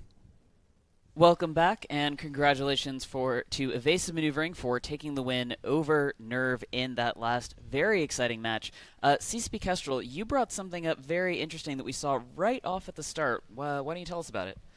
Yeah, so Misty mentioned that he saw like the ECM icon. Looks like that means jams were being attempted on the 2 Cenotaphs, but we saw ECM ships being banned at the start, and that's because the Nerve team launched ECM drones and actually spread the ECM drones between the 2 Cenotaphs. The Cenotaphs actually have really low sensor strength. It's actually lower than the Minmatar battlecruisers, like the Cyclone, for example, or the Hurricane. So I think they were hoping to maybe win this. Like maybe that's a tactic they developed in like Xenomirror like scrims. Unfortunately, it didn't work out for them. Indeed, indeed. And for the first time, we saw not 0, not 2, but 3 Cenotaphs on grid, because one team brought 2 of them. Misty, they won. Was it good? So, I think the philosophy behind the Xeno, a lot of people focus on the pod, right? Because it's both a new weapon system to the game. It persists for quite a while, that's 75 seconds with max skills, and it does quite a bit of damage. But they are still effectively like fairly good damage dealing battle cruisers without the pods. So I think that they are a viable replacement for things like the Nighthawk or the Claymore especially. Like the Nighthawk and the Sleipnir, they do a fair bit more damage with their weapon systems. The Claymore, I feel like, is just a worse Cenotaph in every way. It has better links, which, you know, that's what it has going for it. The Cenotaph doesn't have links of the same type of strength as the command ships. But if you're able to bring like 2 or 3 Cenotaphs to the grid, even if one gets pinned down and is unable to get on top of targets, you'll have other ones that are able to launch their breacher pods to apply the effect, and they'll also be able to do like 600 DPS fairly consistently with hams if they wanted to. So yeah, I think more Xeno is good. I expect that we're probably going to see more like double or triple Cenotaphs hitting the grid when the Cenotaph is open. Definitely would have helped against the jam drones. Even if one set of ECM drones lands a jam, the other Cenotaph might be able to get a pod off, and we did see quite a number of pod, at least attempts, showing up on the little UI at the bottom. One of the other differences that we had between those 2 teams was in the Tech 3 destroyers that they opted for. One team had the Jackdaw, the other team had the Sweeple. CCP Kestrel, why would I prefer one over the other? So the Jackdaw, I think, has a lot better like projected damage with light missiles, and it's probably going to be a lot better at applying to things that are super far away, like support for ships like a Kitsune, a Carius, that kind of thing. And the advantage of the Sweeple is that I think it tends to do a bit more DPS, and it has 2 utility high slots. The Jackdaw only has 1, and it's pretty hard to fit the utility high on a Jackdaw. So the Sweeple, I think, is a lot better kind of in rush comps, where like you get on top of like an Inquisitor or something, and then you can just like newt it out or newt out its partner while you kill the Inquisitor. And I think in general, just to add to that, this Sweeple is a lot faster than the Jackdaw typically. So in those rush comps, you're able to get in and pin something down very quickly to allow the rest of your team to get on top of it without things getting too spread out. And alongside that, the Sweeple is slightly more expensive than the Jackdaw in terms of points, right? Like I think the Sweeple is 10 points and the Jackdaw is 8 or 9. So it gives you, again, not many points, but it means that you don't have to make sacrifices and downgrade one of your other ships to bring these Tech 3 destroyers. Yeah, the Caldari tournament sponsors are really juicing things up by making sure that their ships are favored, despite, as you point out, the fact that their ships are a little bit slower, maybe a little bit less utility options, all of that being said. What, Misty, what would you say in this tournament is the biggest value for points ships? We talk about this a lot, but which one's really standing out as you get a lot of bang for your buck? So for me, in this particular tournament, I think that the Ravy Navy, with the 38 points, I believe, is probably one of the best valued battleships because it's basically like a few points off of being a command ship in terms of its pricing, right? So I think that brings a lot of damage and tank to things like rush setups where you could bring Raven Navy issue and then your Nighthawks and things like that without sacrificing anything in your lower end. I think we're also discussing the Squall as well. The Squall being 7 points, it still does like 300-400 DPS with hams. And it's cheaper than a lot of the Tech 3 destroyers that we've been seeing. It's cheaper than the Navy Ospreys and Navy Caracals. But importantly, it doesn't take up a cruiser slot, which shout out to Theronth for mentioning that, I believe. So it allows you to field, your 3 or 4 cruisers, and then also bring your Squalls to supplement your DPS. So I would probably say those two are still kind of like the standouts in terms of points. But that's just because I think that they would be valuable additions to the rush comps. In terms of other things, I mean, I don't know if you have any particular ships in mind. We were talking about the Heron Navy issue, I think, either in that match or the previous match, only being 3 points, but bringing 5 mids. So it's like a great ship to bring if you just want like a bunch of like spare like remote sensor boosters or, modules like that. Yeah. Yeah, definitely. And that actually brings up something that I wanted to ask you, CCP Kestrel, which is, we're here playing on Tranquility, but the tournament metagame is still a little bit different from what we see when we actually just undock and go do some factional warfare PvP. Are there any ships that we see more in the tournament than we do on the rest of the server? I think the Armageddon Navy issue is probably like the prime example of that. The Armageddon Navy issue, like when we look at like metrics of balancing, it's actually one of like the least flown Navy battleships right now in the game. I think it's actually like the second lowest. Only the Navy Dummy is used less than the Navy Armageddon for PvP right now. But in the tournament, the Armageddon Navy is like by far one of the most popular armored battleships in. Yeah, and what bonuses are driving that? I think it's just because in the tournament, the speed that the Armageddon Navy issue has is not as much as a drawback because of the arena, like the 125 kilometer boundary, and it just does a lot of things really well that you want to do in the tournament. It has good damage, it has a really solid drone bay and bonus drones, and it has 2. You can bring as many newts as you want, but typically you fit like 5 lasers or 5 heavy, like rapid heavies or like cruise missiles on it, and then you can fit like 2 newts that have bonus range. And so it's just like a great all-rounder ship. Yeah, it's just very versatile, right? Like you can kind of make it do what you need it to do, and it does it fairly okay. Yeah, we've been seeing it quite a lot in this tournament, typically in the 3 Armageddon Navy issue configuration. Misty, I know you've taken a stance against that in the past. How are you feeling about it in this tournament so far? I took a stance against it previously because of the point inflation rule, where you could bring 3 Armageddon Navy issues, but then you were spending a lot of points for each one, and it made the rest of your comp generally suffer. Whereas you could bring an Armageddon Navy issue, and then an Abaddon and a Redeemer or something like that, and it would be less points, but you still effectively get what you're aiming for with the Armageddon Navy issue. Or you could bring other battleships, right? In the tournament now that we don't have the point inflation rule, it's actually not that bad. I don't hate it. I do think that a lot of teams fall for the Armageddon Navy issue, but don't really understand how to properly use it.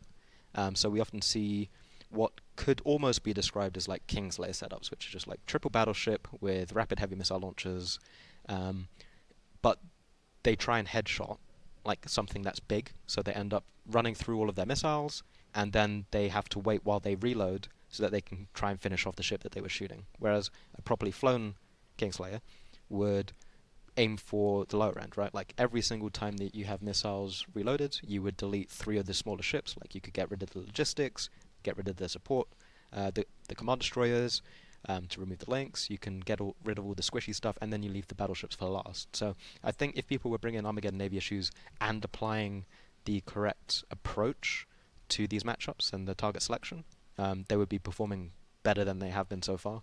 I don't think they've actually got that decent of a track record in this tournament. It's true. Speaking of this tournament, we have our next match coming up, Platinum Sensitivity versus Minmatar Fleet Alliance. Let's take a look at the introduction for the two teams.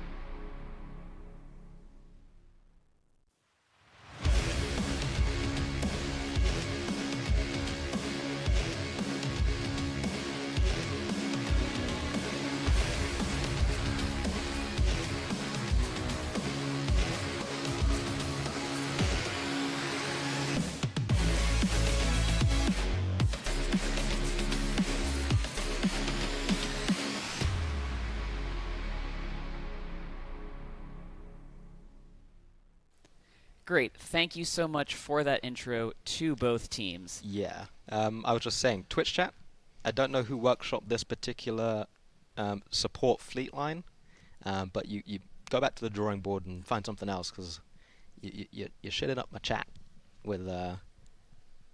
We'll give you a good poke with the band stick. Speaking of the band stick, let's take a look at the bans for this match. Looks like we've got Cenotaph is banned. CSP Kestrel, anything standing out from this wonderful band line here? It's interesting to see the Maulus bands. It's fairly unusual. Yeah, and Minmatar Fleet Alliance, they did take a minute to think about that one. A minute 52 seconds in particular. They were spending some time in the tank. So you've got the Cenotaph, the Zarmazda. We haven't seen that many Loki bands. What's the Loki doing here, CSP Kestrel? I mean, the Loki, we normally just see it as like a solid ship in, like, very versatile ship in, like, rushes, because it has, like, bonus long-range webs, it has very good DPS, and then it also has, like, pretty solid resistant tank. Like, it's a great ship to fly alongside, like, Nighthawks and, like, Sleipnirs. You could also potentially put, like, links on it as well, like, have one link on it. It's definitely quite strong, and we'll see if we see any on grid. We are ready, and we'll send it to the arena with CCP Overload and Nova Terra Ren. Hello, welcome back. I'm CCP Overload, and we have Platinum Sensitivity versus Minmatar Fleet Alliance. I'm joined by Nova Terra Ren, and oh boy, do we have a lot of battleships for you, ladies and gentlemen. All of the Amar faction, Navy faction variety. 3 Navy Apocalypses, 1 flown by the indestructible Mark Bridges, and 3 Navy Armageddons. So the question on everyone's lips, Nova, will Mark Bridges be destructed? It's entirely possible. I mean, this does look like a Kingslayer to me as far as the Minmatar Fleet Alliance side is concerned, and maybe they're going to go after the indestructible Mark Bridges as the king, at which point might not be so good for him. But what I think is really interesting here is a lot of the low end is also pretty similar, specifically the Ashimu from both sides here for webs. Yes. I mean, I was looking at it thinking, this is very close to being almost a mirror matchup. There are some key differences, of course, Navy Apocalypse versus Navy Geddon, like lasers versus missiles and drones. But you do have, like, the double logistics frigates, the double command destroyers. But then that Purifier over on the Minmatar Fleet Alliance is going to be eating dinner tonight, because he's got so many juicy big targets to fling his torpedoes straight at. So the match is underway. Immediately, the Platinum Sensitivity team starting to move in. In fact, both teams just approaching each other. Good job. Yeah, why not? You have this Amar battleship brawl, and yeah, it can indeed be a brawl if they want it to be. But we immediately see Vexers coming out from the Platinum sensitivity side. It looks like they might be trying to screen something off, and I believe their initial target is... Actually, no, they're going straight into the backline, trying to get some tackle on the Deacon here of CCOM, it looks like. But meanwhile, Ashimu taking a lot of damage on the Platinum sensitivity side. Yes, I mean, that Ashimu, of course, has some bonus newts and webs, so it's a good thing to get that down quick, especially if you are very cap sensitive, which a lot of Amar ships are. Now, it looks like the Platinum sensitivity guys trying to take down that Purifier, which is a really good decision to do. It's a very light ship, but there's a lot of damage to their battleships. However, it looks like he's managed to escape. He's not tackled. He is getting reps, and the Ashimu of Sunsuk is starting to drop really low. If those two Talias can't save him, which they cannot, so Deacon, losing a Deacon is bad though.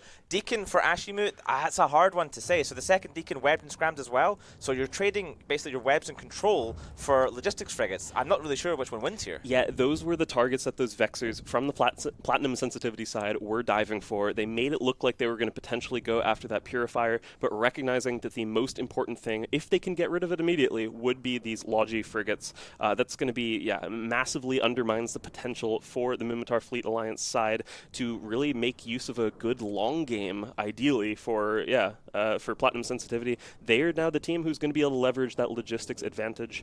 And still, things looking pretty difficult, I'd say, for both teams, but I'm worried for that Purifier now as well. They're under a good amount of pressure, and there's a massive cloud of drones just going after them now. Yes. I mean, he's pulling those drones away, which is good, so a lot of that damage coming from those two Vexers. One of those Vexers is about to die. Now, importantly, the second Deacon did go down, but the Talia of Nightcap is currently web scram neuted, so they're probably going to start losing their Logi as well, Platinum sensitivity, if he doesn't escape. Now, he's moving pretty slow, so he might be able to get away.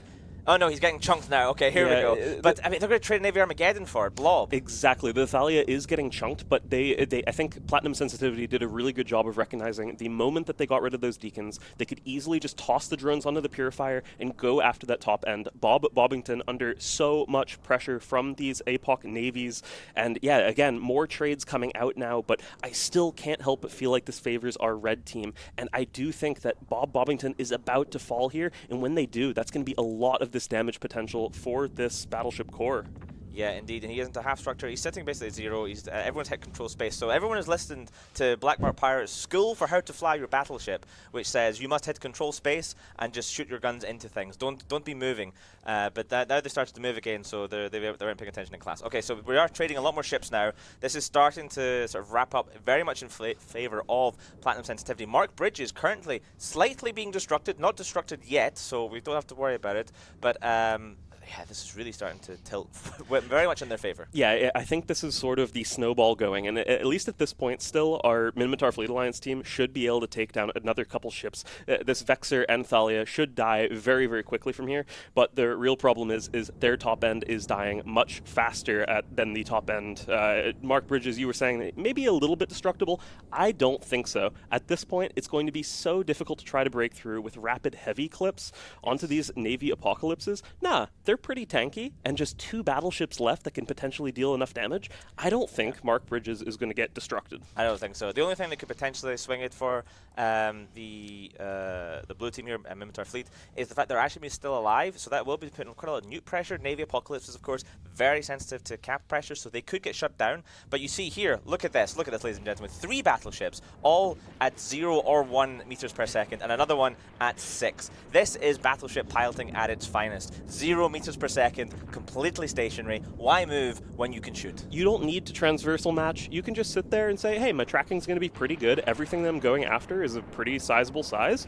And damage numbers look really big with these ships right now. You were mentioning as well the cap pressure potential from something like an Ashimu. I believe that was a recent buff to the Navy Apocalypse as well. Of course, there were some trade-offs there with the tracking, but these are not using nearly as much as much capacitor as they used to. Yes, and of course, let's not forget that the Lynx ships still very much alive for Platinum sensitivity as well, giving that bonus to resist, bonus to probably a bunch of things that they've got fit on there right now, but definitely resists.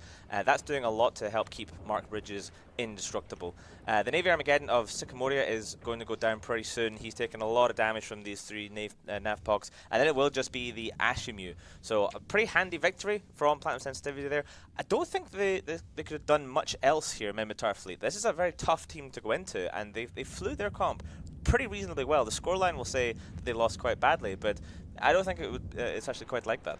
Yeah, it's a really good question. I was actually going to ask you how you felt about this, whether this was sort of a pick ban loss there for the Minmatar fleet side, or whether it really came down to something along the lines of these Vexers diving into that backline and grabbing those logistic frigates so early. Yeah, I think that is just the execution there with the 2 Vexers getting out there and grabbing them. I mean, I want to call it Minmatar. They flew it pretty well. I really like the idea of bringing that Purifier. This is like the best possible thing they could bring that into with those 3 battleships. It's just, like I say, Platinum Sensitivity, they're a good team, so they're always going to be hard to out-execute in something close-ish to a mirror matchup. And they definitely put pressure on it. I mean, they killed those 2 Talias, and they really put pressure on that Ashimu, trying to get off those webs so they could keep their stuff away. In the end, it didn't pay off, of course, and Mark Bridges once again remains indestructible, and the Ashimu is the last one to go down. No, I agree. I think that top end for the Platinum Sensitivity side was never going to die there, but the Ashimu does fall from Minmatar fleet, and with it, their chances in the winner's bracket. They'll have to try their luck in the losers. With that, we're going to be passing it back to the desk for some analysis.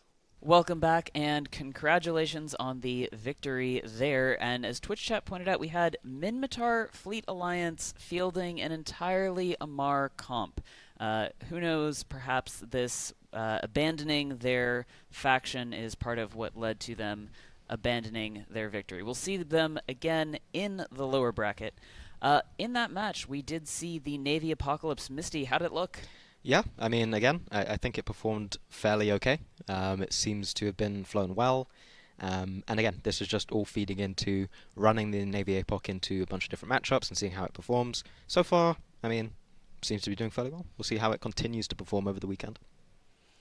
Yeah, and one of the things that we have also seen in that is 2 different types of logistics frigates. So we've seen Cruiser Logi, Frigate Logi, CCP Kestrel. We saw the Deacon and we saw the Thalia. What is the difference between those? Why would I prefer one or the other? So the Deacon, I believe, has an extra low slot, so it's generally a bit tankier, and also has like the Amar resist profile is a little bit more uniform. But it is slower than the Thalia, and the Thalia has an extra mid-slot as well. And I believe the Thalia also has a signature radius reduction bonus, so it's a lot better at mitigating damage than the Deacon, but the Deacon has more hit points. Indeed, and the Thalia has one important thing. You mentioned the extra mid-slot. I've seen the capacitor booster get fitted in that, so maybe they were struggling less. Who knows? But evasive maneuvering there, we saw... Platinum Sensitivity. My apologies. Platinum Sensitivity, we saw a player that we've seen many times in the Alliance tournament. It's Mark Bridges, sometimes known as the indestructible Mark Bridges. Let's take a look at his tournament history. He has flown in many, many Alliance tournaments with Platinum Sensitivity. They came top 4 last Alliance tournament. And Mark Bridges, 20 wins, 10 losses, 21 survivals, and despite the name, 9 deaths. However, those deaths, by and large, not in the flagship Balgorn that he piloted to great success last year. So, very good to see Mark Bridges again on grid. Very good to see Mark Bridges remains, by and large, indestructible. Will he remain indestructible all tournament? Only time will tell. We will see them continuing on into the winner's bracket. So, in terms of the tournament overall, now that we are in the main tournament, we are seeing a lot more of the... we're seeing still, I think, the Mark Bridges segment. But we'll be seeing a lot of Mark Bridges, hopefully, if they go well. But we are also seeing a lot more armor comps rather than shield comps. Misty, why would we be biased towards armor now? I think there's been a few things that may be contributing towards that. Recently we had the balance patch with armor rigs, where instead of getting the negative bonus to your velocity, so if you fit a Trimark, you move slower, now it impacts your agility instead, right? So you are perhaps a little bit slower to speed up, but your maximum speed is increased. So in general, armor ships have just gained a bit of speed. I also think that in the tournament, having those mid slots available for things like tracking enhancers or tracking computers, missile guidance computers rather, depending on if you're going like a armor barghest, allows you to project a lot better around the arena. So if you do come up against a comp that is trying to maintain range and is a lot faster than you, you are still able to apply your damage. I don't know if you have any other ideas. No, that all seemed good to me. Yeah, one question I did have for you, CCP Kestrel. So Misty mentioned that you can put, if you're flying like an armor barghest, you can fill up the mids and stuff.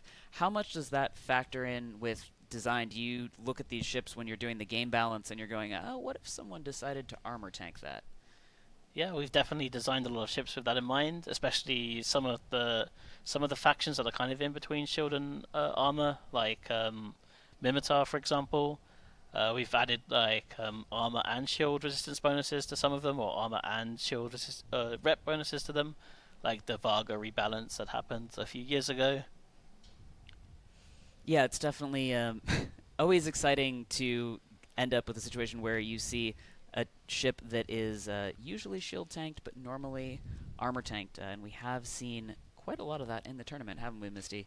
Yeah, I think one of the more interesting kind of like fitting decisions, and this was back when you could fit things like tracking disruptors on any ship. At the moment, E-War is limited to ships that have bonuses for it, so that's why we see like Arbitrator, Sentinel banned, because they are strong tracking disrupting ships. Before that was a rule, we saw teams like, I believe it was the Tuskers under Mirror, running like Claymores with tracking disrupting mids, like armor fit, and just kiting around with heavy missiles because nothing could really hit out to them. So it does open up kind of like really interesting out-of-the-box theory crafting opportunities for people. But there's a certain degree of competence and conviction, belief that you have to take a Claymore, put a bunch of tracking disruptors in the mids, and then go to your team and go, this is what we will be fielding in our match. So yeah, it's definitely something that we have seen before. Yeah, we saw last year Tuskers continuing to armor kite with the Cyclone Fleet issue, another ship that sometimes has shield and armor fitted. So it'll be very exciting to see if anyone decides to bring that back this year. Speaking of upcoming matches, we've got Paper Numbers versus Rote Kapelle coming up next, two teams that have done quite a lot of Alliance Tournament before. So let's take a look at the introductions to both.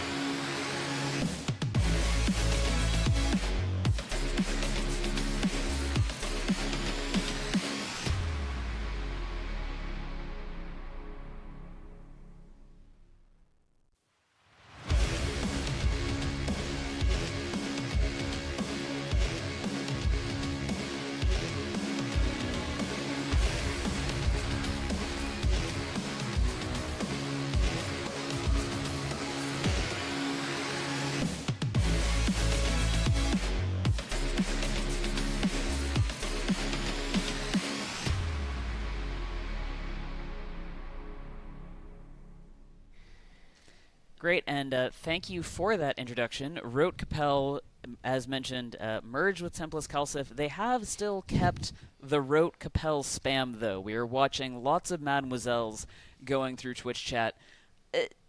What do you like the spam? Is this a good? Yeah, it's better than the other spam. I think spam is good. I think it's nice for Twitch chat to kind of we have Twitch chat here for those of you in the chat, so we can see what you post. I think it's nice for people to be able to kind of post their support for teams, as long as it's not !claim, which seems to be the favorite at the moment. One person does it and everyone chases. You're all typing it wrong. You're meant to capitalize the M for it to actually work, so that's a tip for you guys. Yeah, the exclamation mark Twitch commands, a classic type of spam from Alliance Tournament that has never, of course, been encouraged by us on the production team. That would be wrong. We'd be very wrong to do that to you, Twitch chat. So, we do have a match coming up. We do have presumably bans for that match, so let us take a look. Ban guy, please. Thank you very much. There we have the Cenotaph, enemy, public enemy number 1, pick ban rate still undisturbed, and for the first time, joining the ban crew, congratulations, oh, I'm sorry, Mr. Naga. Joining the ban crew, we have Apocalypse Navy issue. Misty, is it good enough to make it to the ban list? I'm trying to remember if we've seen it banned before. I think we might have seen it banned once, perhaps, in one of the earlier matches. As it stands, I think it's doing fairly well. And I think an APOC Navy ban kind of leans towards either bringing something that's heavily shield setup, which may have kind of like an EM weakness, or a team that is going to try and maintain some form of range. We do see the EOS ban coming out from the Rote Kapelle side, which again would have a really good time of applying to many parts of the arena, as well as the Typhoon Fleet issue and the Armageddon Navy issue. So I'm expecting to see something fairly kitey from Rote, and they're just trying to limit the amount of damage that will be coming their way. Yeah, CCP Kestrel, do you agree? Yeah, there's no Hugin and Rapier ban, so that could be interesting. There's no Zarmad ban either, so... Yeah, that was something that was standing out to me. Why would you want to bring a Zarmast? It just has like really strong single target reps, and I know Misty was talking about earlier the range. Unlike the other logistic cruisers, which have like optimal, then they have fall off, and so normally if they're not like within optimal, they're not repping as much. They're not repping like the full amount that they can. The Zarmad just has like a flat 75 kilometer range, so it can just chill super far away all the time. Yeah, the Azarm, I have flown Azarm in tournaments before. It's very fun just standing out far beyond where anyone can touch you, at least unless someone damps you. So, Maulus ban, good choice if you're planning to field the Zarm. We do have both teams on grid. We are ready to go, so we will send it down to the arena where Novaterra Ren and CCP Ren will break down the match. Hello and welcome back to the arena. I'm Novaterra Ren, this time joined by CCP Ren for this match between Paper Numbers on the red side and Rote Kapelle in blue, and we have multiple flagships in play. What are we seeing from these teams? We are seeing that both teams have brought their flagship, as you said, for Rote Kapelle. That is their Navy Dominix, flown by Killa 542, supported by a Zarmast and their entire drone comp, it looks like. Yeah, you were quipping just before this. I guess we will know once and for all which of these two flagship options is the better one. I don't really know what a Dominix Navy issue does as a flagship, but all I can say is I would not like to be anywhere nearby this thing. Probably not, but the same goes for that Balgorn of Raiffeisen, which is the flagship for Paper Numbers, supported by his 2 Apocalypse battleships and some control cruisers, question mark? Yeah, it's interesting. I mean, I think they potentially are picking these APOCs given that the Rote Kapelle team did ban out the APOC Navy, at least. But things getting underway now, and we're going to see who wins the Damp War right off the bat. Interestingly enough, I do think the Celestis actually did just win the Damp War against the Carries, but they were going after the Balgorn to start with anyway, so not super relevant there. But yeah, multiple Carries and a Hyena spending so many points on the low end is Rote Kapelle, and immediately the first Carry is getting chunked, and he's gone. He is gone, indeed. We're seeing a lot of jams going from the Black Birth of Jalthi for Paper Numbers, having quite some control. The jams just fell off for the first time. Let's see if the Zarmast can get its locks back and spool up on that Carries as it is rapidly approaching its brother into Doomheim. Yeah, it's really, really difficult here. I think this is the first time we've seen a Zarm today. It hasn't actually gone unbanned all that often, but there are certain weaknesses with it, especially when multiple targets are getting pressured at the same time, and I do think that might be what we're about to see here. It's an incredibly powerful ship once you're able to start spooling up those reps, especially on something a little bit larger that has enough armor hit points that you're able to weather a few blows until those reps really start spooling up. But yeah, something like a Carries that just gets targeted right off the bat, gets apocalypsed. Yeah, not too surprised to see something small die right off the bat. Not too surprising. On the other hand, we're seeing drones from Rote Kapelle pretty much all over the place. We're seeing some following the Blackbird all the way up to a beacon at the top. but it seems to be holding in half armor.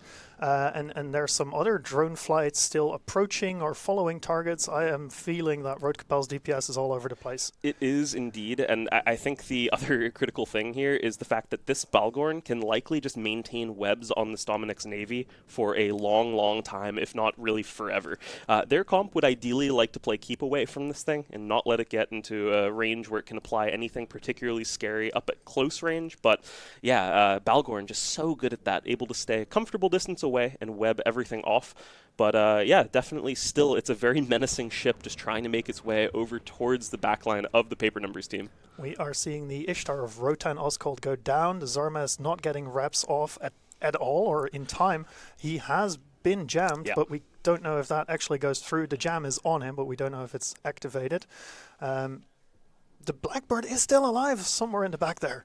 Yeah, really nice job from these Deacons as well, keeping up that Blackbird as long as is necessary. And yeah, when you see a ship die like that was receiving those spooled reps at that point, we can probably assume that a jam did land there at a critical moment. Interesting seeing only just one jamming ship as well in the Blackbird. Oftentimes we see teams like to field these in multiples, but not always. We saw a lot of Kitsunes earlier as well, and these ships can be strong just as one. I think the Blackbird is trying to be protected by its Celestis with range damps. So that it can't be shot back, because nowadays with the modern jams, of course, it is basically the only thing you can shoot back at. Not really a threat if you jam the Logi. What's the worst they can do? Repair you. And we are seeing a lot of damage now come onto this flag Dominic's Navy here. Killa 542, trying to find some of its own things to kill, but it turns out, yeah, they might be actually one of the next victims here. An APOC of Kami Inari is getting chunked though as well, so still a lot of damage being traded here, but it looks like it's favoring Paper Numbers so far. It does look like it, as that Navy Dominix is going lower and lower into armor, seemingly unable to hold. It can bring in the right layout, a proper amount of utility in high slots and mid slots, and still a formidable armor tank, but it might not be enough at this rate.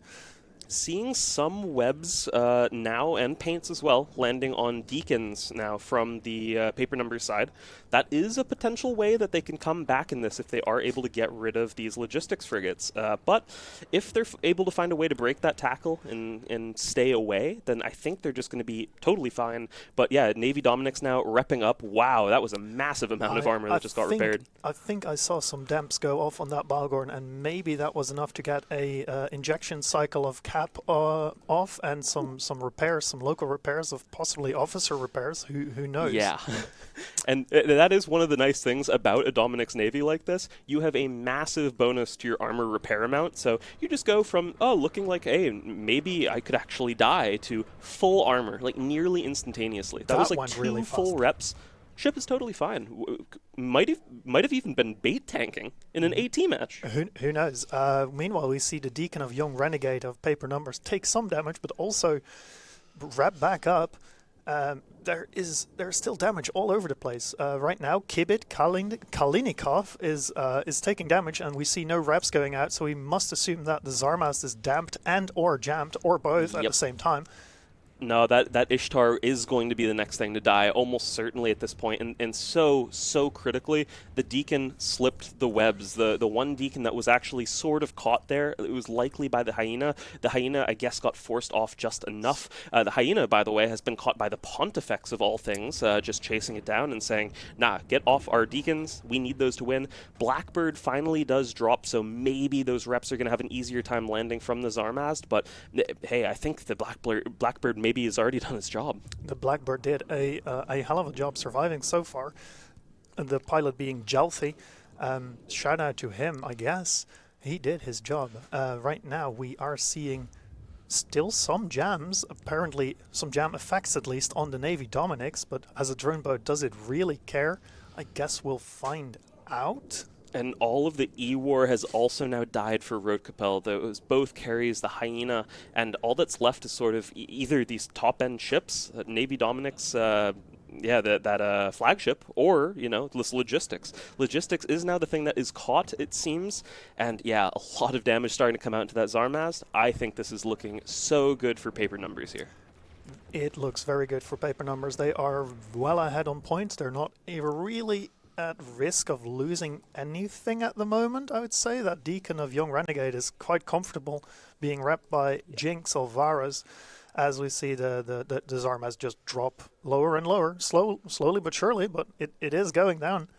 I think it was sort of a nice trick there to almost bait tank with that Dominic's Navy, and I do think that they actually got a good amount of time where that Dominic's Navy was the primary, while virtually nothing really important was actually happening to the team in that meantime while it was getting shot. But Zarmaz dropping now, I guess that Navy Dominic's was not able to bait tank for long enough. At some point, Paper Numbers realized, I know what this is. This isn't actually going down. And then immediately swapped back to the most important targets they could find. They did a really good job of it, still so far, but I'm wondering if they will actually be able to take down this flagship and potentially snag some of these modules for themselves. If they're trying to do that, they're going about it the wrong way, killing the other stuff off first. Normally you'd kill the flagship and then leave whatever's remaining on grid to loot it. I think you're right, and I think that Paper Numbers realize they're not breaking that Navy Dominic's. Yeah, they did a good job, or did Rote Kapelle at least, of making it look like it could potentially break, but no, that wasn't ever going to happen with that, not remote armor repair, normal armor repair bonus. No, you can feel pretty well certain that it's going to have a pretty nice armor repair on there to make maximum use of that bonus, but you're totally right though. Paper Numbers just going bottom up from this point, looks like, saying, nah, we don't really care about these flag modules. If we don't get them, it's okay. We'd like to have them, of course, but just locking the match first. Love the decision. Securing the match on points, that Navy Dummy isn't going to kill anything on its own without supports. Those heavy drones are not going to apply to anything off the low end. They're just going to outrun it. And well, we'll see if Paper Numbers has enough time to kill anything else. They are going after the Magus of Aurora Qual now. It is being painted up. Let's find out. The nice thing is these lasers can actually range pretty much in most of the way across the arena in a lot of cases.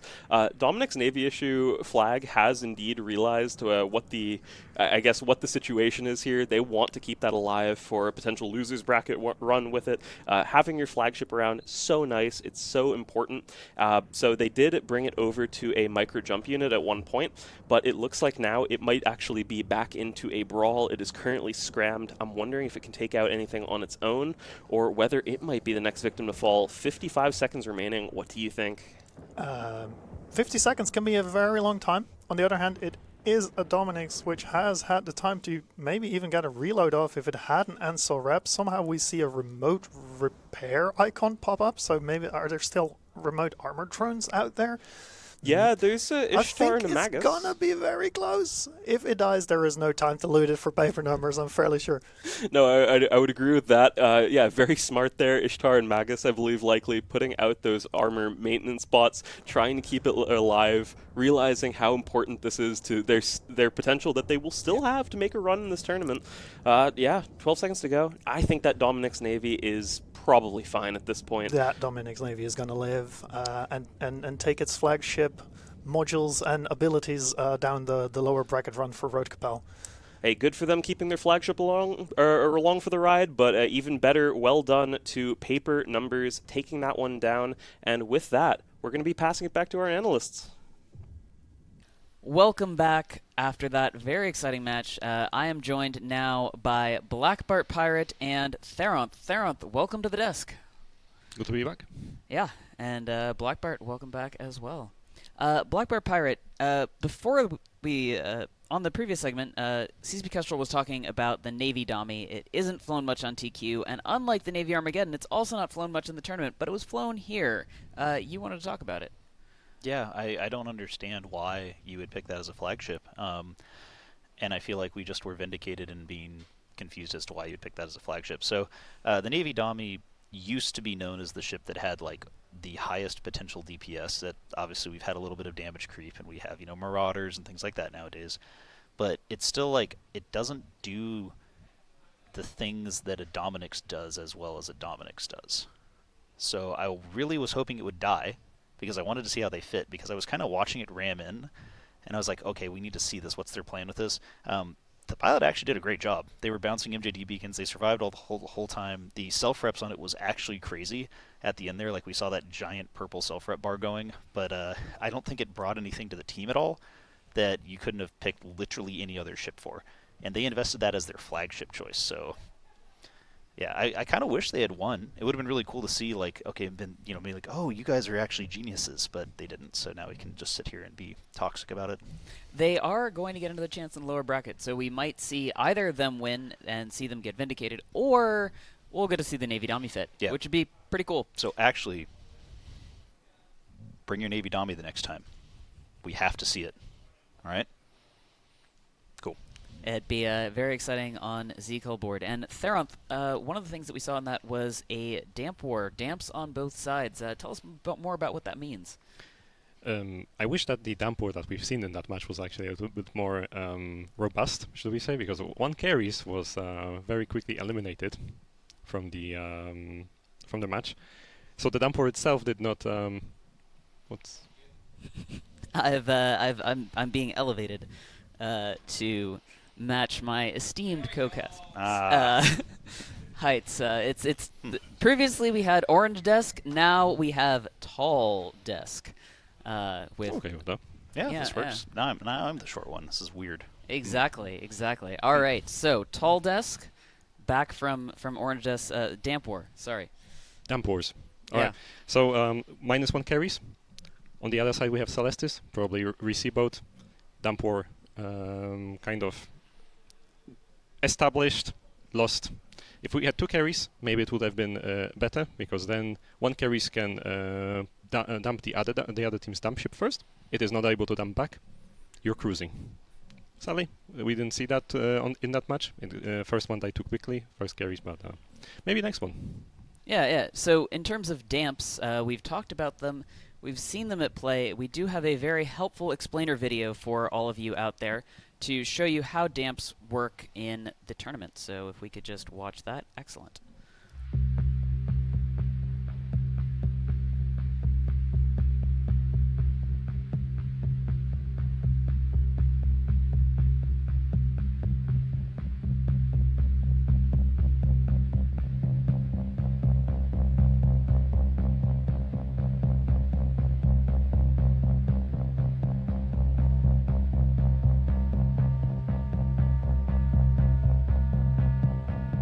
Seen damps throughout this tournament, so it's very good to see that video. We've seen them both on the BANE set and in the match, as we did there. We do have our next match coming up. It's going to be another one with some quite good teams, Barcode versus Bright Side of Death. Let's take a look at the two teams.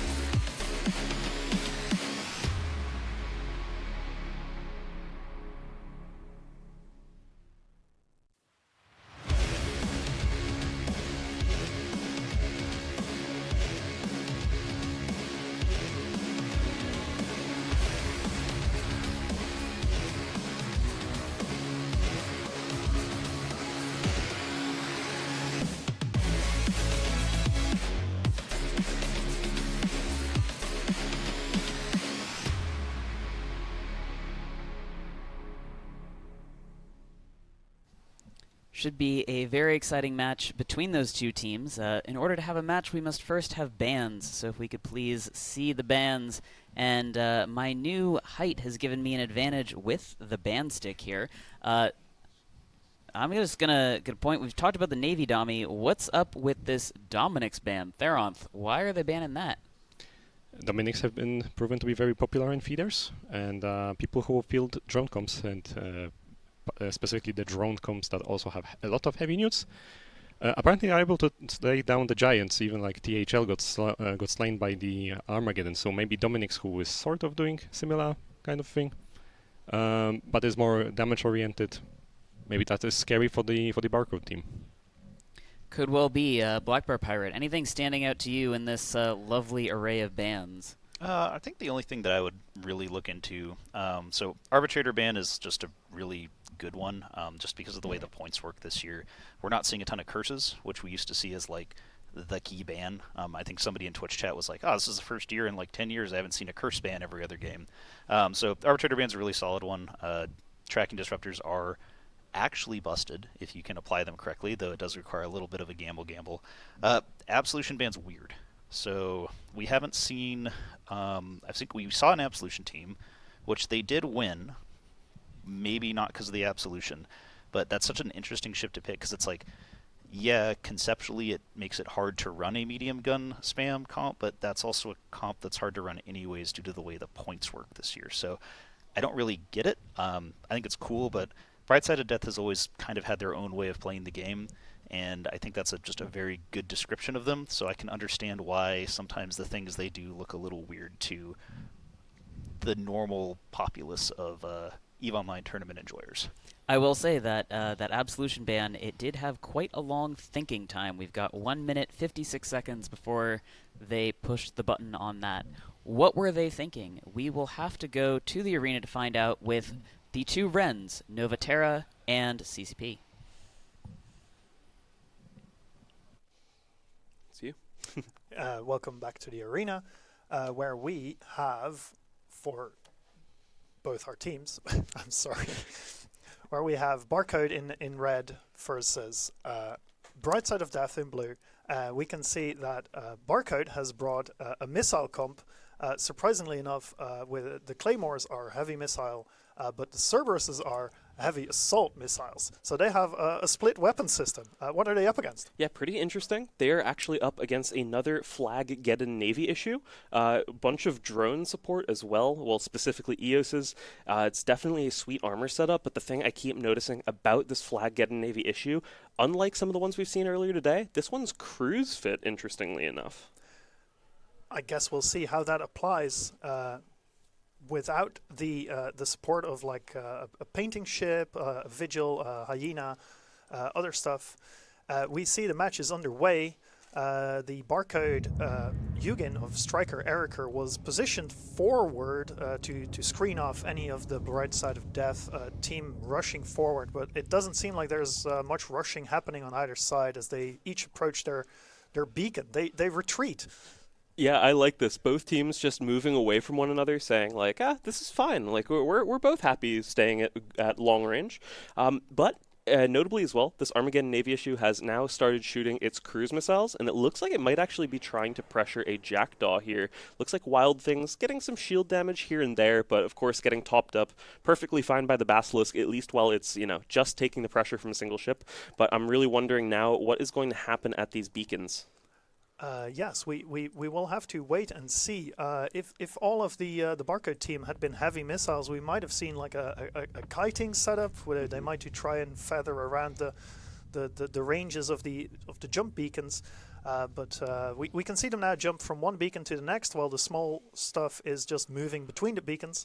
And Brightside of Death is just chilling on their own beacon. Yeah, I think this was actually a pretty smart move from Barcode here to sort of hop beacons while it looked like the Brightside of Death team was all grouped up on theirs, because I believe they were trying to prevent a potential micro jump onto them. But here we go. There go the jumps from Brightside of Death. They're trying to get much closer and start finding some tackles initially, but it looks like the first thing that actually gets tackled is a Brightside of Death Vexor and Confessor getting webbed down here by this Hugin. Yeah.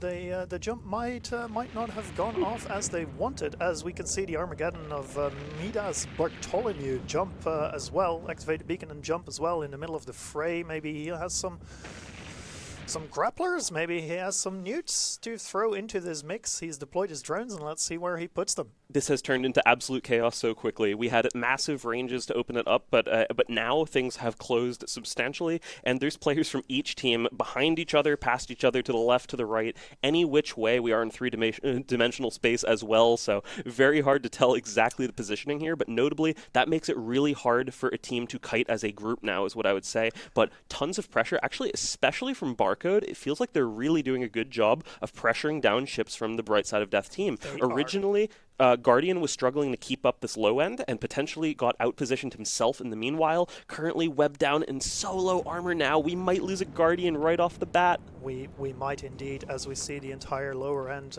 piled on top of it, and a lot of drones and a lot of missile damage takes it out. Right side of that is trying to trade it back for the Basilisk of Sid the Kid, but it seems unsuccessful in doing so at the moment, as the Basilisk is not tackled. It's moving. It has some velocity. It's kiting those drones. It's kiting the missiles coming at it. Yeah, no, it's looking so good for Sid the Kid's Basilisk. Even there was a good amount of damage coming in. He ate a couple newts here and there. Wow, now Sentinel dying from the Bright Side of Death team as well. I think it is going in a massive swing in their favor. However, first ship does die now from the Barcode side as well. That was the Cerberus of Jiang Ziwen. Yeah, the Sentinel that died got briefly webbed by the Hugin and instantly deleted, as we see again with the Crucifier. So Barcode is just going after that lower end and trying to pick it apart before their Basilisk goes down. Their Basilisk now webs, crammed, neuted, nosed, painted, and it's not going to survive much longer. No, Basilisk did finally get properly caught there, largely on the thanks to that Confessor. Meanwhile, however, that Confessor is going to pay for its sins of having tackled down that Basilisk, and it does die as well. Now a Vexor looks to be the next target here, and still, yeah, that is again a flag Armageddon Navy. Even if those cruises maybe aren't having the easiest time of applying, especially when something does get tackled down the way that the Basilisk did, it's going to apply fine enough.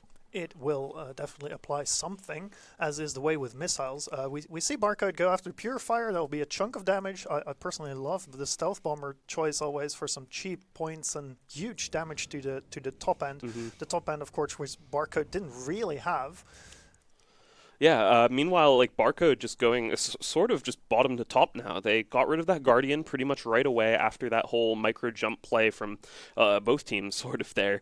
But yeah, now it's primarily the bulk of the DPS still remaining here from the Bright Side of Death team, meaning that they could still potentially find a way to take some additional ships down here. It's not quite over, but I just feel like it is favoring Barcode substantially in this trade. We see the EOS now tackled for Kinwaru, and if we look at the wider view of things, we can see the Jackdaws pull back. We can see the Vigil all the way pulled back. We can see the Claymores all the way pulled back, screened by the Serb and the Hugin. I don't think there is, other than those cruise missiles, there's not much damage coming in anywhere, because those drones just need to cross the entire arena. This is being well played by Barcode. No, I really agree. You can also see the only thing tackled essentially is an EOS, typically one at a time here. It's off the back of that Hugin. Hugin's doing a great job of helping both the application with these target paints, Vigil's helping there as well, but also being able to web things down in the nick of time. That's really important. I was mentioning earlier as well, when the micro jump play happened, everything got really chaotic in there, where players from both teams were past one another in different areas, but now it's very much a situation where Barcode can sort of just kite this out altogether. And what that really means is that this Hugin can just prevent any of these ships from getting on top of them. I think that's so critical here. We do see Kinwaru trying to go for the MJD play to get away from those missiles, get away from those drones, but he's not going to make it. His buddy in the EOS, whose name I'm not going to pronounce, is trying to do the same. He's turning around, trying to go for that beacon, maybe get away from the incoming damage somehow.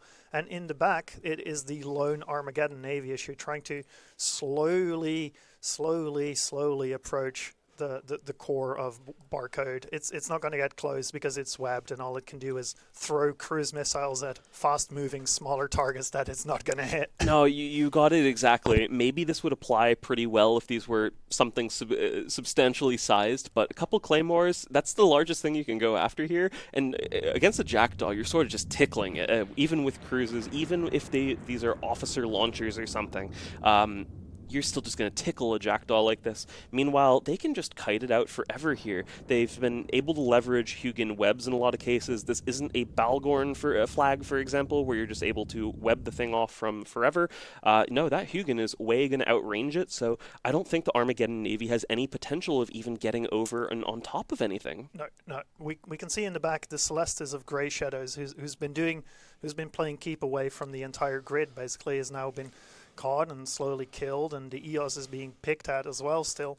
And they're just keeping the Navy Geddon away. I don't think the Navy Geddon will die, so maybe Brightside of Death will take it into the lower bracket with them. It's 2 minutes, and if that is tanky, like the Barcode team doesn't have the biggest damage left at the moment. But no, you're right. The Barcode side, I mean, you can see it perfectly well on the attack bar there. Like, they're applying some damage. They're doing a better job of it than the Brightside of Death team is, but that's a pretty small attack bar, especially, I think, while we were getting used to seeing these crazy attack bars while having a bunch of Navy Apocalypses in play, for example. No, this is very different. A missile kite like this, especially when they've lost like one of those ham Cerberuses that you were noticing earlier, for example, that's a lot of damage potential that's gone, and that's one of the other reasons why it was so important for them to go bottom up. Those are targets they can realistically apply to pretty well, those heavy missiles, and then, yeah, they can actually kill them with that small amount of damage, and it's perfectly enough. I was skeptical seeing the split damage types, and I will say, I like how Barcode played this out. They picked off what they could, they grabbed it with the Hugin, nuked it with the missiles, and then shoot out of the way. And that Navy Geddon will survive. It's not going to die in a minute and a half, but it's also not going to kill anything. It tried to go after the Hugin, it tried to go after the Cerberus, and the Barcode team has deployed shield bots. The Tech 1 shield bots are keeping those cruisers alive, so I don't think we're going to see any more explosions. Which is sad, because we like explosions, but I don't think we see any more explosions. That's sort of my belief as well. At this point, the most likely thing to explode in time would be that Flag Geddon Navy, and as I say that, it is actually taking a massive beating from all of these assembled ships, and so they're going to try to kill it in time. Any remaining heat, I think they can safely just throw it into those launchers and guns at this point, and try to kill it if they're able to. They could snag themselves some very nice launchers and other modules for their trouble. They are very quick-fingered and at 0. I said it wasn't going to die, but now it's 30 seconds left, and it's slowly going into the red armor, into the last 25% of it. Did see some reps go off there, but it's not stemming the bleeding. I think, wow, a Cerberus might die as well. So yeah, that came into grapple and newt range, so those hardeners are gone, and the damage is also gone. Is it enough? 7 seconds? Oh, it just pulled back so much armor HP. I think that Midas Bartholomew is safe, and yes, indeed they are. With that, that will be Barcode making their first win in the tournament thus far, and we'll be passing it back to the analysis desk.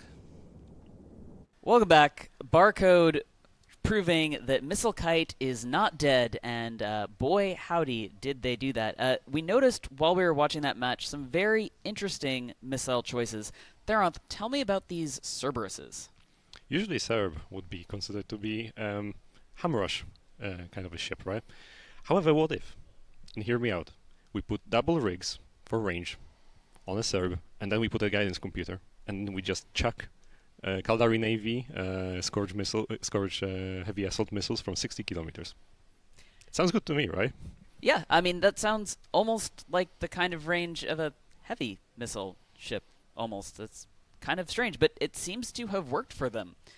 In terms of other missile decisions that were made, Black Bart Pirate, we also noticed the Armageddon Navy issue was slinging a particularly interesting kind of missile. Tell me about that. Yes, it was a Flag Geddon Navy issue with cruise missiles on it, which I think that's the first time that I've ever seen that in a tournament. At least I'm sure I've seen things you people would not believe, but in a tournament, I believe that's the first time that I've seen a cruise missile get a Navy issue. I think it could have worked, maybe.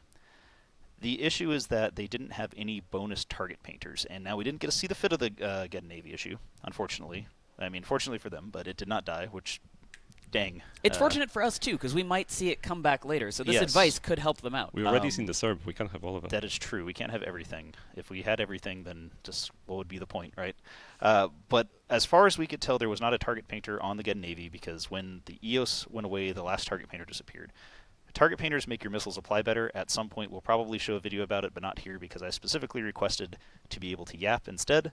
And if you have a bonus target painter, they are worth like 3 unbonused target painters just because of the way diminishing returns and math works, which we hate. Not bringing it meant that it was very difficult for those cruise missiles to apply. We saw a tackled down, like completely tackled down Basilisk live for way longer than it should have against literally any other ship in the game. So the cruise missile idea was really cool. I think it could have worked. They just had to do like one little thing, which is like add a vigil, perhaps, like the other team did, so that your missiles apply better. And it might have popped off. It might have been amazing. But instead, we don't get to see it. Yeah, and Theron, how do you feel about how those two teams played that matchup there? On the Barcode side, first of all, their comp was very well rounded in a way that Bart said earlier during the match that they have an idea that will establish a 60-kilometer no-fly zone. Nobody who gets in here is not going to get a missile, and then they so they were prepared for all that. Their comp was working together very well. They had Jagdos, so they can get rid of pesky E-War frigates like Molluses, Crucifiers. They jumped at the beginning of the match. They got the Guardian down, and after that, all they had to do is just not get caught, because the Navy get in, they don't have a paint. And they just picked apart. Yeah, they did a very good job of maintaining their kite. That's something that we sometimes see teams struggle with when getting chased by another team, and well flown to Barcode. But the matches move on. Next up, we have Odin's Call versus Rusty Hyenas Clan. So let's take a look at the intro video for the two teams.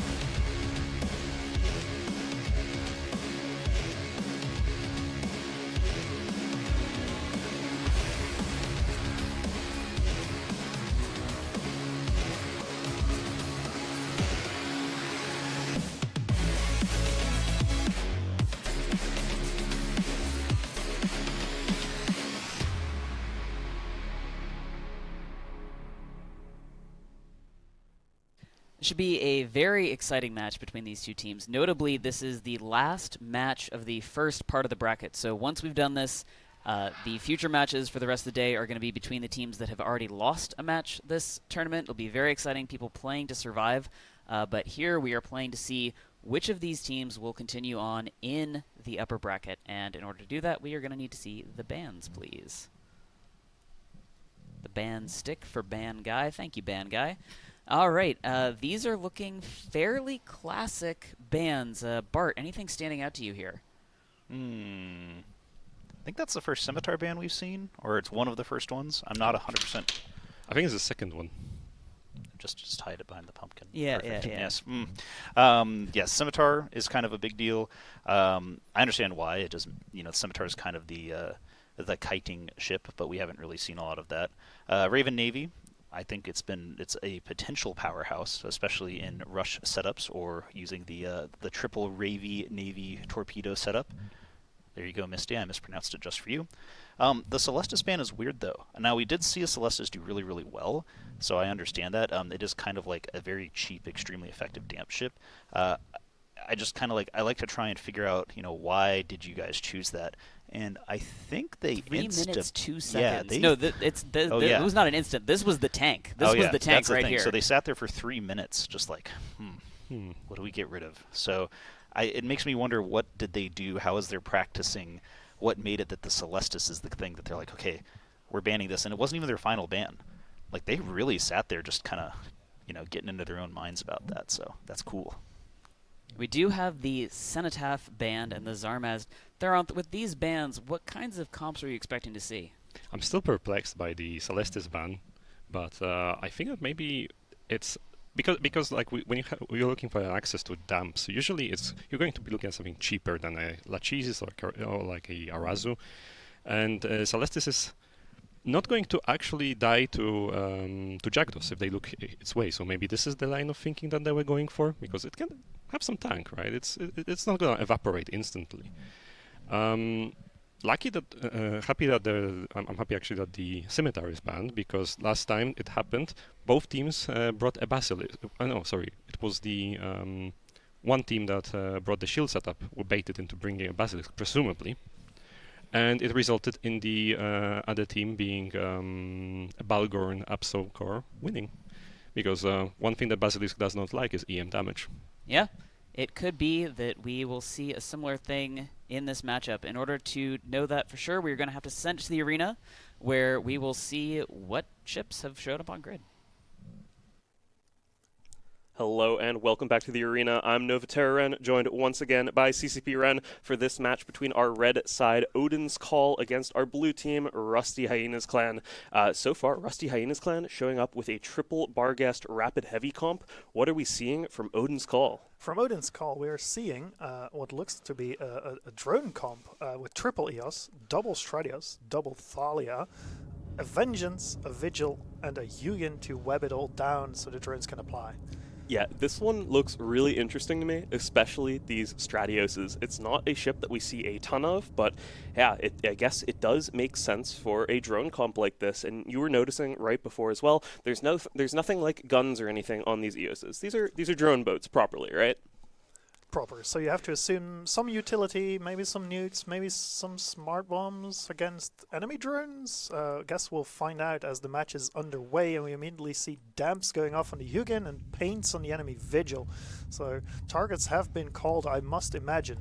Wow, and I was zooming in on that Odin's Call team right as things started off, waiting to see if they would potentially launch something like sentry drones to try to start applying across the arena. But no, they're having to make that long burn all the way over to this blue team. And immediately, wow, Rusty Hyenas take a Vigil down right off the bat. Yeah, it was Target Painter, and just gets chunked by those triple Barghests as we now see them try and get through the Thalia of DHB Wildcat. On the other side, we are seeing the first Barghest of Nisat Razor being webbed down. Did it just repair shields? Did I see that correctly? Probably not. They have Inquisitors, so I'd be surprised. Yeah, I didn't notice, but what I did notice is DHB Wildcat Thalia did just die there. Just, yeah, getting clipped by these rapid heavy Bargs, and they're on to the next Thalia who's already in low armor. Maybe they can kill them as well before they clip out, and yes! Crazy. They do trade for an Inquisitor, but I'm not sure if that's going to be in time. They are looking to take the Vengeance out of Rev Mikaka on the Odin's Call side, dropping in armor, but at the same time, Carl C. Agathon from the Rusty Hyenas clan is similarly poof. Yeah, the Barghests have indeed also gone bottom up. We were talking a lot about that target priority earlier, and it looks like that was indeed the plan this time as well. Nice thing, yeah, rapid heavy clips, they have a massive reload time, but oftentimes you are able to just pick ship after ship after ship like this, and that's what they've done so far. They have killed the Hugin now as well, which is a pretty substantial ship to get rid of. That is a really good ship to get rid of. That is a chunk of control. Speak of control, we can see Nisat Razor being scrammed, webbed by the Paradigm and Psyblade, who are at 0 on him. And on the other end, we are seeing that the first Barghest, or the other Barghest of Lost T, also similarly is crammed. That one by one of the Stradioses, by both of the Stradioses actually. So they are splitting some of their tackle around. Yeah. I feel like if I was Rusty Hyenas clan right now, I would feel a lot more comfortable if it wasn't 2 Barghests that were caught. If it was just one, realistically, you might be able to just sort of spread across the arena, get your reload cycles in, and then start chewing on the next targets. Marine Rosger Stradio is still taking a ton more damage now. I think those reload cycles have finished, but Nisat Razor really needs to get as many of these missiles out before they themselves drop. But Eoses, they actually do a pretty sizable chunk of damage, and these Stradioses can help a lot with that. They do, and it'll be a race to the bottom for Marine and Nisat. Nisat just pulled back a chunk of armor, possibly a heated large ancillary wrap, but they go down all the same. Yeah, boom, just like that. Suddenly it does feel a little bit like our Odin's Call team are back in this a little bit with getting rid of one of those Barghests at least. It's going to be that much more difficult to actually kill this next target, the next Stradios now from Odin's Call, because, yeah, it turns out 2 rapid heavy ships, it's a lot harder to kill things than just than with 3. You'd ideally like to have all of them. It's almost like they lost a third of their damage. Yeah. Who knew? But the two Barghests are enough to chew through the unrepaired Stradios of Allen, it seems, but they are also losing a lot of armor on Lost Tech T. So Yeah, this one could actually get really, really close here. I have a feeling that, yeah, the Stratios should die, but I still think there's a lot of damage potential available for Odin's Call. You can see right now as well, especially when these Barghests are not actually applying into anything, the attack bar is so much better for the Odin's Call side, and they're going to still have the vast majority of this even after the Stratios dies, but it's not the same. If the second Barghest here just dies from lost T, I think we could just, we could see this flip entirely and go Odin's Call's, in Odin's Call's favor again. Yeah, they would be ahead on points even if they trade the Stratios for the Barghest. Being 50 points would put them ahead with eight whole points. Just doing some quick calculations here. 8 whole points if they do finish it off, and they do. That leaves the triple EOS core against the Barghest and its support. The supports probably don't push that much damage. I saw some repair action going on Lost T before he died, so I imagine that the Magus and the Pontifex have their repair drones out currently. The funniest one to me as well is the fact that there have been Hornet EC300s out in some cases as well, trying to jam off these EOSs. Reason being, like, you'd think typically, like, not super effective against a drone ship that already puts its drones on something, but what they were trying to do with that was just hoping they could maybe free one of these Barghests from a scram, but it looks like that did not land, and now it's just a situation where we have these 3 EOSs against virtually just this one Barghest. That is all the remaining DPS here from our Rusty Hyenas clan side. It shows that they're experienced pilots because they know in a situation where the DPS drops, the navigation starts mattering. The Barghest and its team is close to one beacon, but not so close that they could just be jumped upon by the other team, who is also approaching the beacon, because EOSs aren't known for their speed. And the heavy drones are also not known for their speed, so the Barghest is just trying, it looks like just trying to kite it out here and slowly grind through those EOS hit points. There is a micro jump that has been activated by the Paradigm from the Odin's Call team. It's been different micro jump units that were actually burned over to by these EOSs, making it harder and harder for this Barghest to potentially dodge them. And here we go. The micro jump has landed, but I don't know if that EOS is quite in range to catch this Barghest, but wow, they're both pretty close. Ethel Inkura, captain from the Odin's Call side, the Paradigm also there, but I think the Barghest might barely be slipping tackle here. They landed about 20-25 clicks away from each other, and it's growing as the Barghest is outspeeding it. There is Psyblade's EOS now as well, trying to head off the Barg. Barg having to make a turn here, though, actually still potential to get caught. The Paradigm really doing their best to try to just head off that velocity vector from the Barghest, and this is the most important moment. If they can land tackle there, it's very likely that they'll be able to kill the Barghest. Otherwise, I think if the Barghest slips tackle, they just might be able to kill Psyblade's EOS, and things would go handily in their favor. There it is. There's the tackle. Wow. There's the tackle. Just before the tackle landed, we could already see some damage coming in. I'm not sure what was hitting the Barghest, but it went through shields before the tackle was actually landed. There is just one upside, and that is the thing tackling it, Psyblade's EOS, is getting dangerously low into its structure. Yeah, but at the same time, I'm pretty sure Ethel Inkura is indeed there. The Paradigm should also be there as well. And so that does guarantee that there is at least secondary tackle onto this Barghest now. And wow, that Barghest is not surviving very well whatsoever. Immediately getting chunked into half armor, trying to repair back some of those armor hit points now, but not looking too good for them. Meanwhile, Psyblade still not comfortably in hull, but is comfortable enough because I'm pretty sure that's another reload cycle for this Barg. Yeah, the Barghest just stopped shooting. We stopped seeing those pretty red explosions of the thermal missiles.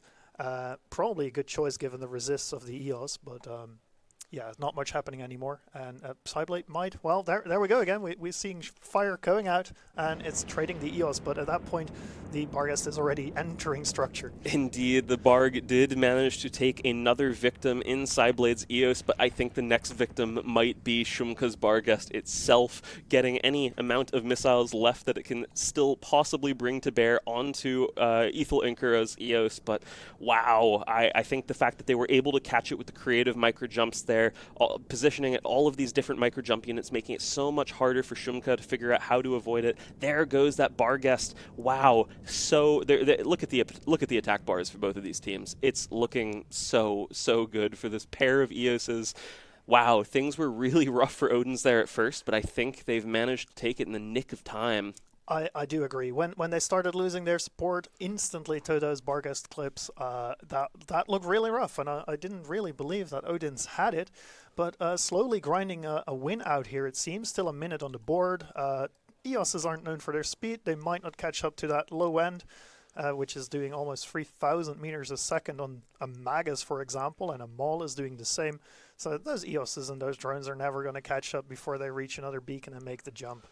And if I remember correctly, I recall you, as we saw these two teams land on grid, I think you felt like this was just a win for the Barghest comp even. But do you still feel like that might be the case, or I think that the Barghest should not have been caught with their pants down as they have been. An EOS sneaking up on you happens once, and that took your first Barghest away. A second EOS sneaking up on your second Barghest is just unforgivable. So I think that Odin's Call played this extremely well, ground out a win in an incredibly hard-fought match. No, it definitely was really, really tight one there. I don't know if that could have gone any closer, really. And I think it really came down to that moment. If that Barghest had been able to slip tackle, I think that Barghest would never have gotten caught ever again after that. It was perfectly able, while shooting at least, to get rid of these EOSs, showing that at least. But yeah, turns out Odin's Call barely had what it took to take down Rusty Hyenas Clan there. With that, we're passing it back to our analysts. Welcome back. What an exciting match that was. Odin's Call following their plan. Step 1, feed the low end. Step 2, victory. Theronth, you were commenting on the economy of the Triple Barghest comp. What's the deal with that? The main point is that it contains Triple Barghest, so it's in the name. And the Barghest costs 50 points. So if you are investing this much, make sure that you are going to get your value back. So bring on the application, bring on the long-range webs, don't skimp on that, and then you're going to have a good time. You might also fit them so that they project well, they tank well, as much as an armor Barghest can. Once you're committed, you have to make sure that your investment is safe, and don't skimp on the low end. Yeah, and Blackbird, how'd that wind up for them? Yeah, I mean, they lost. It is what it is. I think we were able to see the fits a little bit. It's possible that if they had put a little more tank modules, like perhaps a plate, which is a very good thing to put on armor ships, especially nowadays since they don't slow you down as much anymore, they might have lived long enough to take another EOS out. We're not going to know. It is what it is, and we'll be seeing them later. I don't think we're seeing them later today, but we might. But they are definitely losers now. It's okay to be losers, though. Half the teams are right now. Indeed, and we will be seeing the first of the losers bracket matches after the upcoming break. We'll get to see who is our first team eliminated from Alliance Tournament 21. But first, we are going to send you to a break, and we'll catch you back in about 20 minutes. Welcome back to Alliance Tournament 21. I'm once again CSB Overload, and I am joined by Blackbird Pirate and Theronth Valorex. Welcome back to the desk, gentlemen. Nice to have you here. How are you, Theronth? How have you been enjoying Alliance Tournament 21 so far? There's been some interesting matches, some exciting matches, and some big upsets. Oh, the upsets they were. I'm a little bit upset about my bracket predictions, but what can you do? This is the will of the gods.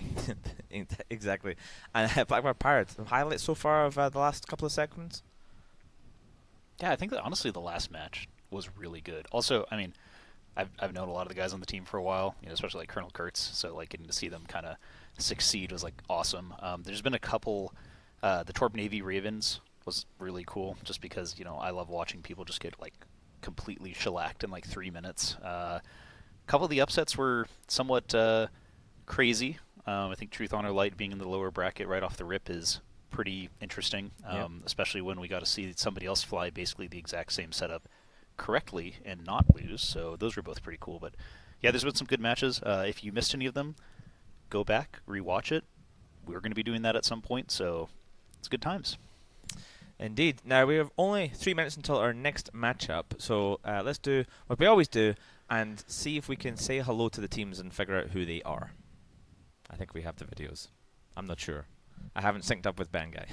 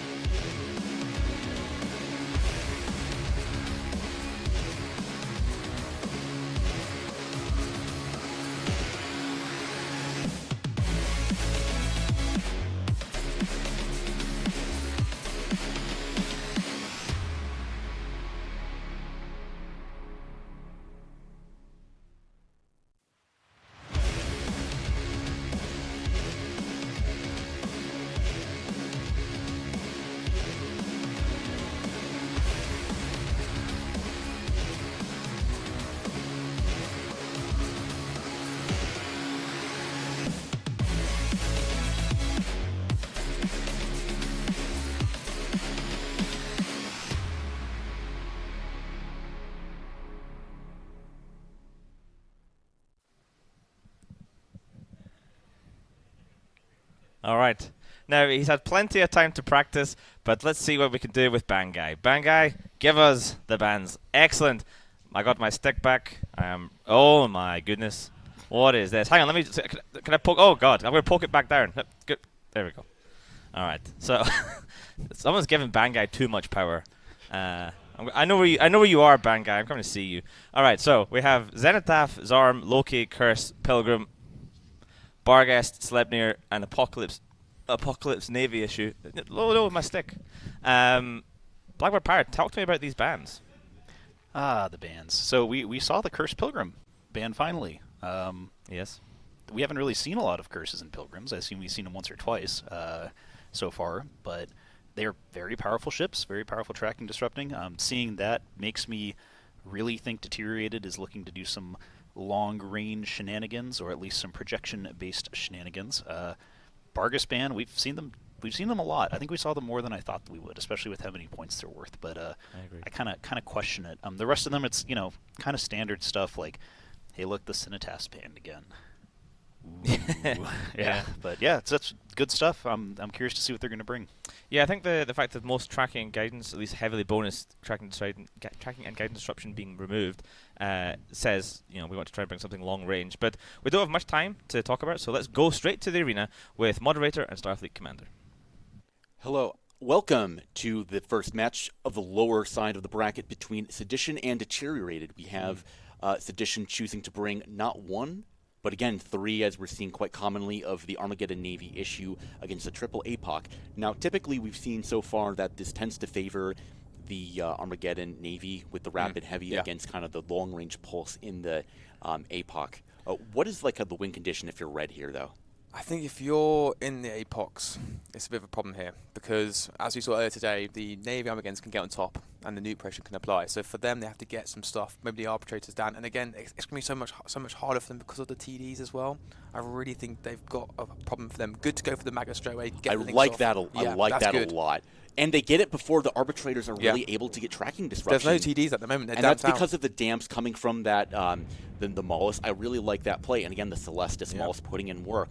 I mean, again, understanding you're on the back foot, you get the win condition on. And again, before the Deacons can really apply full-on reps, and Predator getting really down into low armor. Reps now catching a little bit as he's bleeding down into hull.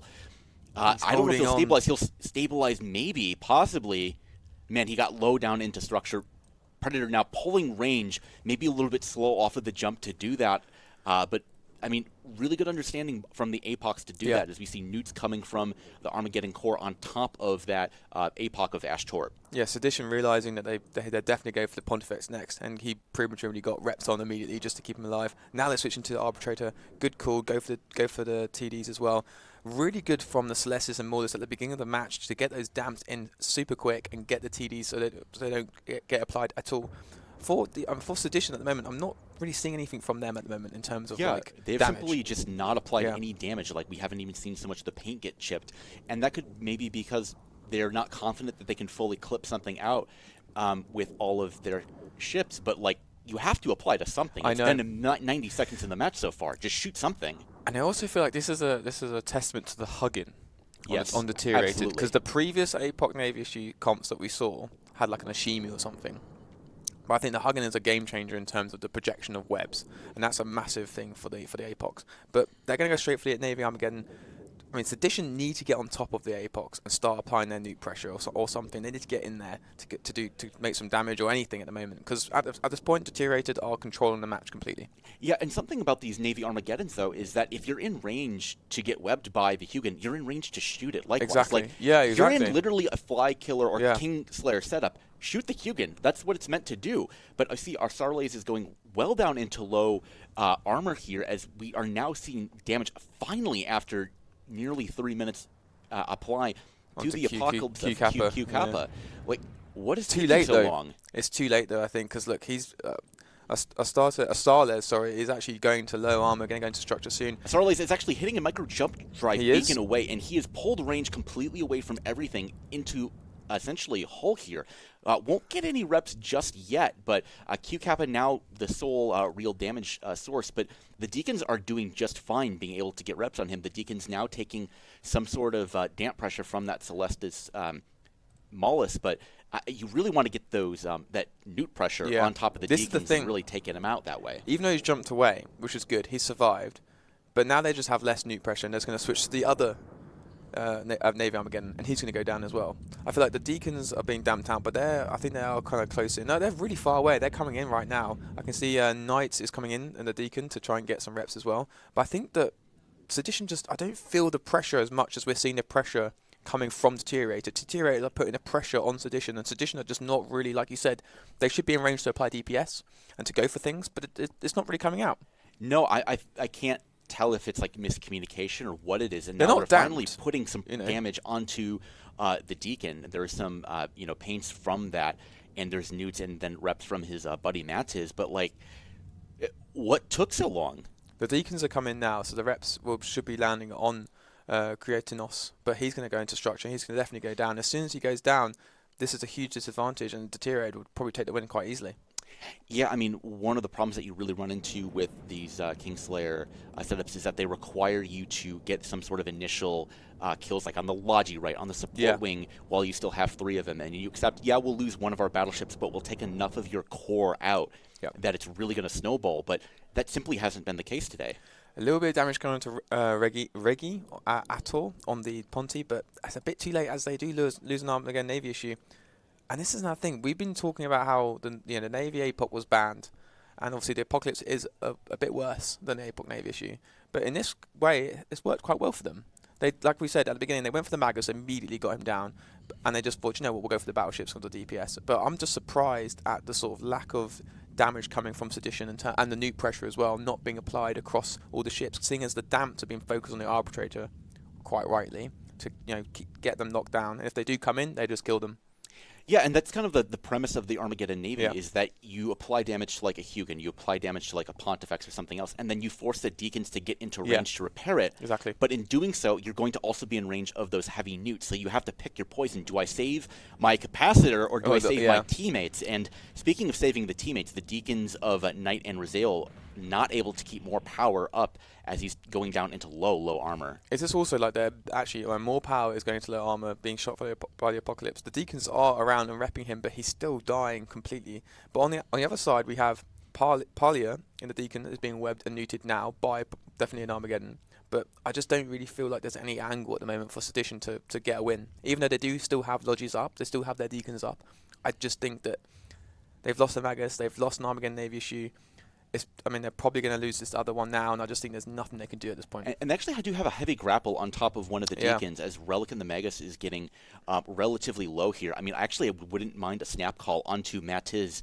They should have done this a while ago, but if you have a Deacon at under 100 meters a second, you just go for you're going to apply full damage to it with those heavy As missiles. you say, and now they might actually break it, finally. Matin is maybe potentially going to go down. God, I mean, if they do get the 2 Deacons down, they can hold, and more power can hold on, then it will be a game changer. But I'm just not too sure more is going to hold on. He is going into low structure. He's bleeding, but he's putting back as well. But obviously the Apocalypse can have consistent DPS. There's no, reloading like a Rapid Heavies or anything. Yeah, that first Deacon does go down, and again, more power down into low hull here, catching some reps from the Deacons, but again, 3 APOCs, it's 3 battleships still shooting you. Eventually, yes, if you have a reactive armor hardener, it will spool, and that's why more power lived as long as he did, but it's just now finally too little too late is really the story here from Sedition. It's literally that, isn't it? Too little too late. They got the Deacon down, but we've got 3 minutes left on the clock. If they did that 5-6 minutes ago, when they had 3 battleships up, completely different match.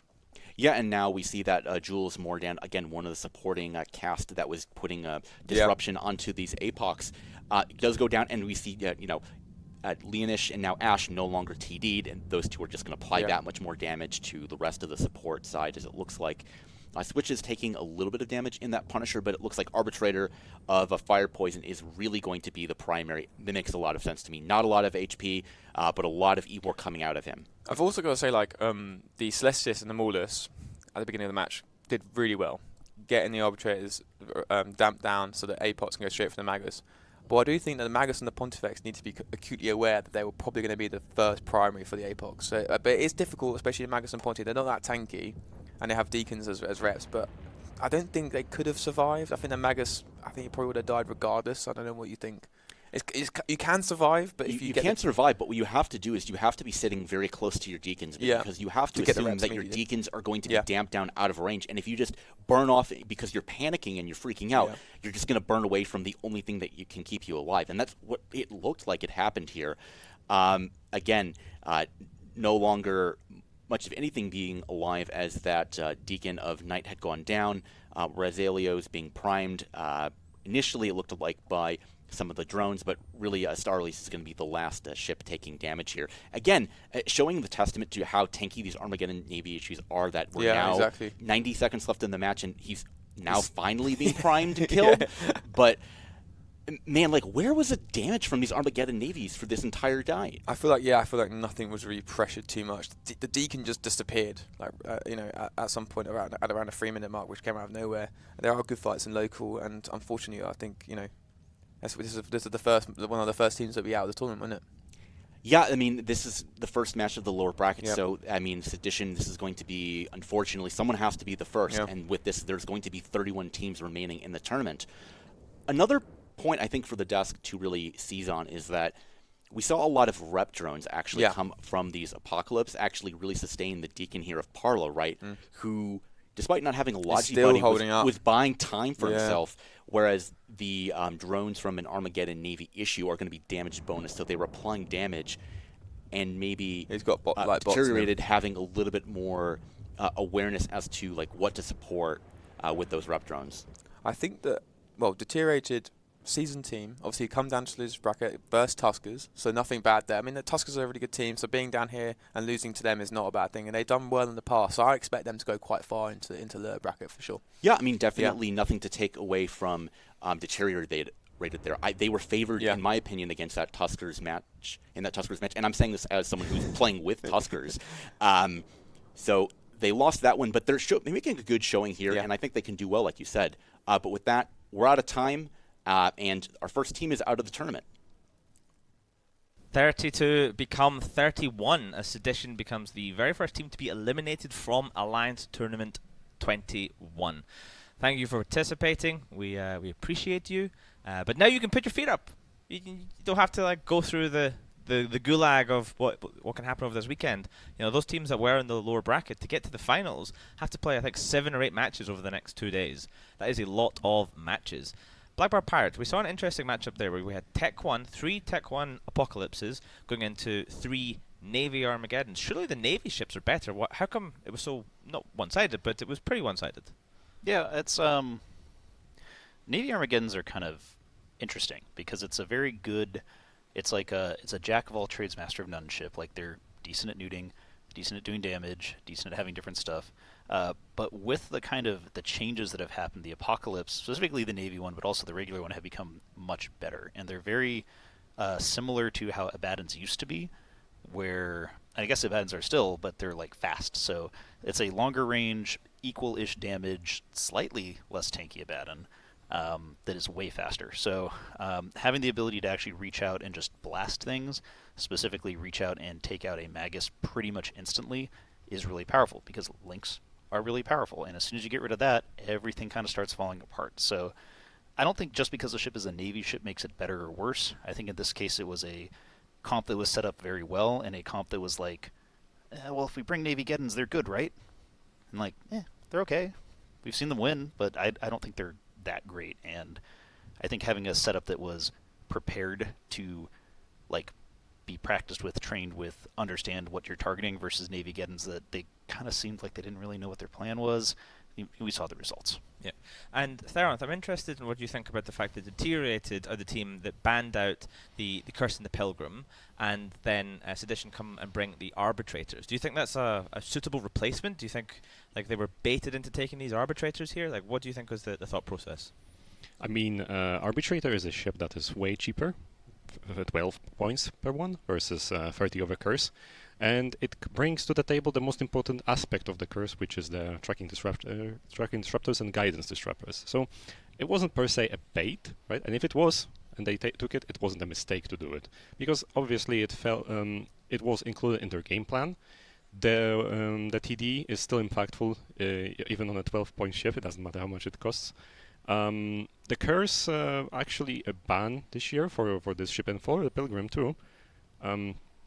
It's kind of eyebrow raising in a way because, as I said, those ships are kind of expensive. You have to make concessions to fit them in. So an arbitrator is like a simple go-to. If those are banned, it doesn't. I don't think those bans were meaningful in short. Yeah. Now, all these matches that you're seeing now are elimination matches. So we're in the lower bracket at this point. So teams are now playing to stay in Alliance Tournament 21. Theronth, you've played in a lot of Alliance tournaments. You've been in this position where you've been in the lower bracket and you're now into elimination matches. Like, if you lose, you're going home. Like, how much more stressful is it being in these best-of-1 elimination matches? Oh, infinitely more. Absolutely. You need to stop playing around when you are in a loser's bracket. We made a mistake, for example, last year, as Volta not bringing the strongest comp we thought we could have. We are trying to, we got a little bit greedy with our strat, so we can, keep on extending the grace period, so to say, when we use something that we deem not to be the end game. This can bite you back really quickly, as it did to us. And also when you are down in that bracket and you have lost the flagship, this is the worst position to be in forever, because the flagship can be a trump card to the get out of jail sort of solution sometimes. But also the nerves start kicking in as well, so there is a lot of things that the losers bracket, the lower bracket, brings to the table. Yeah, so I'm expecting to see some interesting and some exciting matches coming up. Let's look at our next one. So it's going to be Fraternity versus It Worked in Testing, and we can go straight to the bans for these ones here. So we'll see Fraternity versus It Worked in Testing. I like this Scimitar ban right here. That's an interesting one. We haven't really seen that many of them Blackbird Pirate yet. No, and it's the first one right off the rip from Fraternity. So yeah, it's a bit strange. Generally, you run Scimitar bans if you do not want to go up against a shield kiting setup. You can shield kite with a Basilisk. It's just worse pretty much in almost every single way, and that's, your ship's a little slower. It has, a little higher signature radius. So I feel like this is Fraternity saying we don't want to deal with shield kite, which is kind of weird. We've seen, I guess, 2 shield kites, and one did really well and one didn't. But hey, like I said, we don't know what's going on through their heads half the time. But yeah, so they won't have to deal with that. Other than that, they look pretty standard. The other one that really pokes out to me is this one. Yep. Right here. So this is a logistics frigate. So they're banning both of them. They're banning. Yeah, we can joint point. There you go. Yeah, joint point. Yeah. Wait, hold on. There we go. Yeah. So it says 3 frigates, 3 logistics ships all banned, and there's arm actually. Yeah, that 4. Right there. Wow. 4 logistics ships. All the logistics being banned. Yeah. Now, Theronth, we have not seen a huge amount of this particular gentleman here, the Golem. Why are we banning the Golem here? Obviously, it's pretty good in a Tinker, but Tinkers aren't really a thing anymore. Well, they kind of are. However, they are a very niche pick. There are comps that are absolutely demolished by Tinker. Cruise missile setups, they usually have a good matchup versus something like Heavy Missile Kite. We have seen that appear already before the break, I think. So, while they are replacements, Golem is the only battleship that also brings its own bonus TP. As we know, bonus TP good. Bonus TP good. Now, interesting to note, you mentioned it just before, but going into this matchup, It Worked in Testing lost their flagship. It was an expensive flagship Barget. It is down. So Fraternity, I believe, still has theirs. I'm sure someone can correct me if I'm wrong, but I'm pretty sure they still have theirs. I don't remember them losing one at least. So that is a big advantage, Bart, having that flagship in your back pocket. Yeah, it could be. I think that the It Worked in Testing's flagship setup was a little questionable. So maybe this is actually secretly an advantage to them, because now they can fly a good comp. Something to think about. So, will the champions of 2 years ago, Fraternity, go 0-2, or will It Worked in Testing prove that they needed more testing? Let's head over to the arena and find out. Welcome back to the arena for Fraternity versus It Worked in Testing, which I love that name, by the way. Fraternity bringing Navy Scorps. What have It Worked in Tested bringing? Yeah, you had me just zoom in my head in real life a little bit to look at the Scorpion Navy issues that do in fact have cruise missile launchers fit. Yes. Oh, now that's going to be So they're going to be bruising with those cruises, and I really like the choice of cruises actually into APOC navies. That's going to be applying perfect damage around anywhere in the arena They are. Frat did warp in at the max range at 50 kilometers with the APOCs coming in at around 30. They do have the Hooligans. We're seeing a lot of these APOCs now with the Huggin. I think people are clocking on. It's good to have a Huggin to apply for the, yeah, for the match. That is a composition I can confirm does actually work in testing. It's good.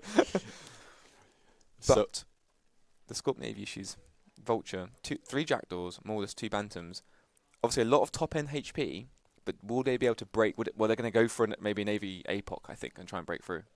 I would like the Navy APOC to be the primary while we actually see paints go on to the Inquisitor. Yeah. Those are going to be the Jackdaws. I actually really like that call. Make sure that the Navy APOC takes a lot of pain, and then the Inquisitor is forced to rep that. You force split reps between the Inquisitor and the Navy APOC. And look, they're actually following exactly my what you're advice. saying. Clearly, I'm communicating to Fraternity in real time. I do not speak Mandarin to be able to be on their voice comms, but Flay Den is going to be the primary of these APOC navies shooting.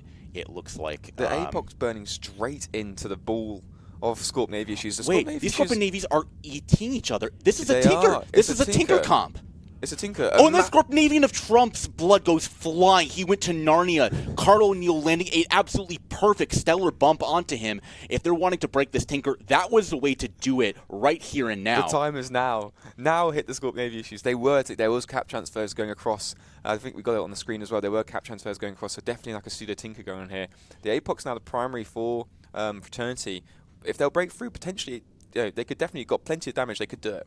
Yeah, absolutely. And now the Inquisitors, we can see that they're being, again, painted. The Jackdaws are just doing their absolute, very best to try to break these Inquisitors to make sure that, the Basilisk does go down as fast as possible.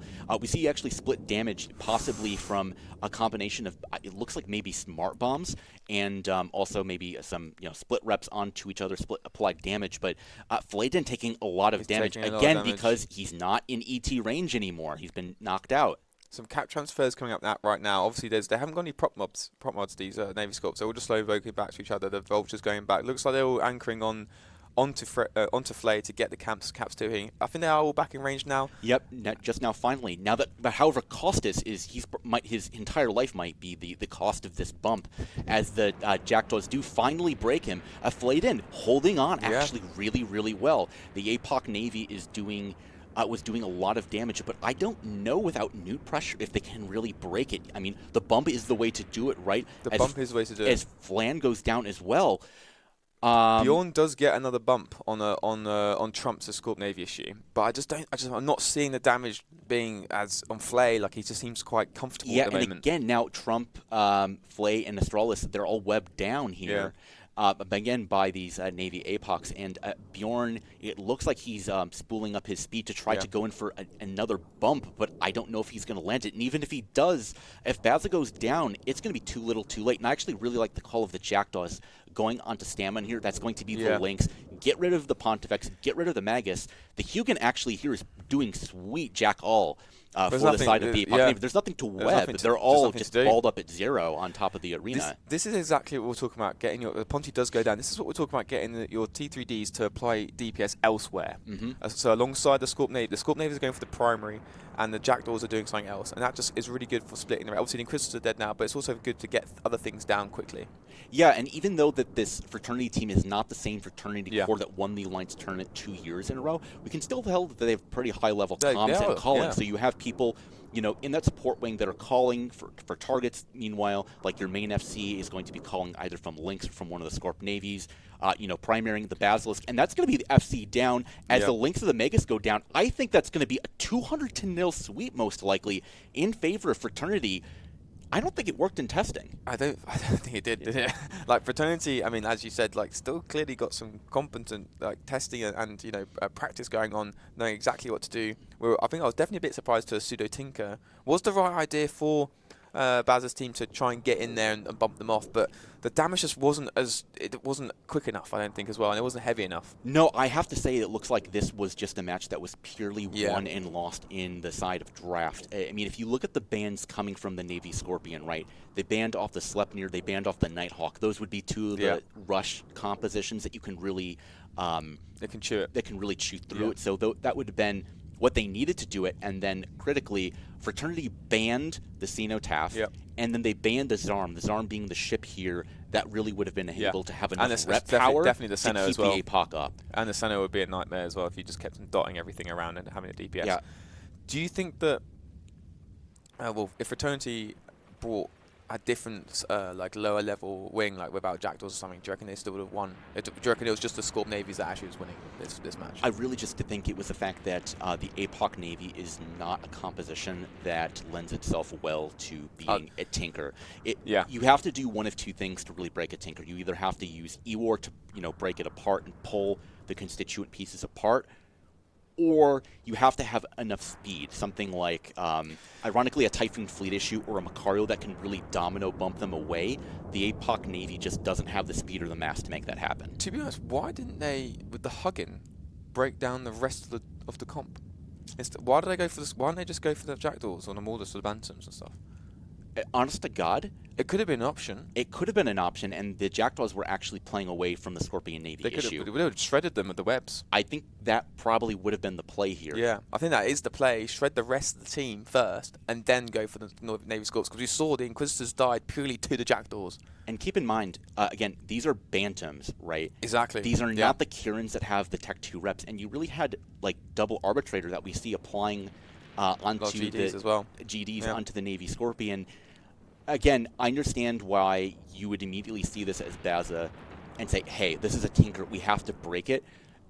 Because that, if you do break the Tinker, guarantees you the win. Yeah. Whereas going onto the constituent ships like that might be the safer option, but it doesn't necessarily guarantee you the match win like that. It can still be a bit of a risky move because you might lose an APOC or something in that duration, and you might just end up having not enough DPS to break it in the end. And personally, if I were in Baz's shoes like you were describing, I would have done what you did, but I can understand when you're in the lower bracket, you're playing your life. If you don't go for broke, you're going out, and I can totally understand why you would choose for the all-in play. I mean, Bjorn does go down as well, the last APOC Navy issue. Hugging about to go down. Good fights in local as well. I mean, Fraternity not losing a ship, going to continue on in the losers bracket. And we were talking about this losers bracket, especially the amount of matches that is condensed into these couple of days. It's going to be really grueling.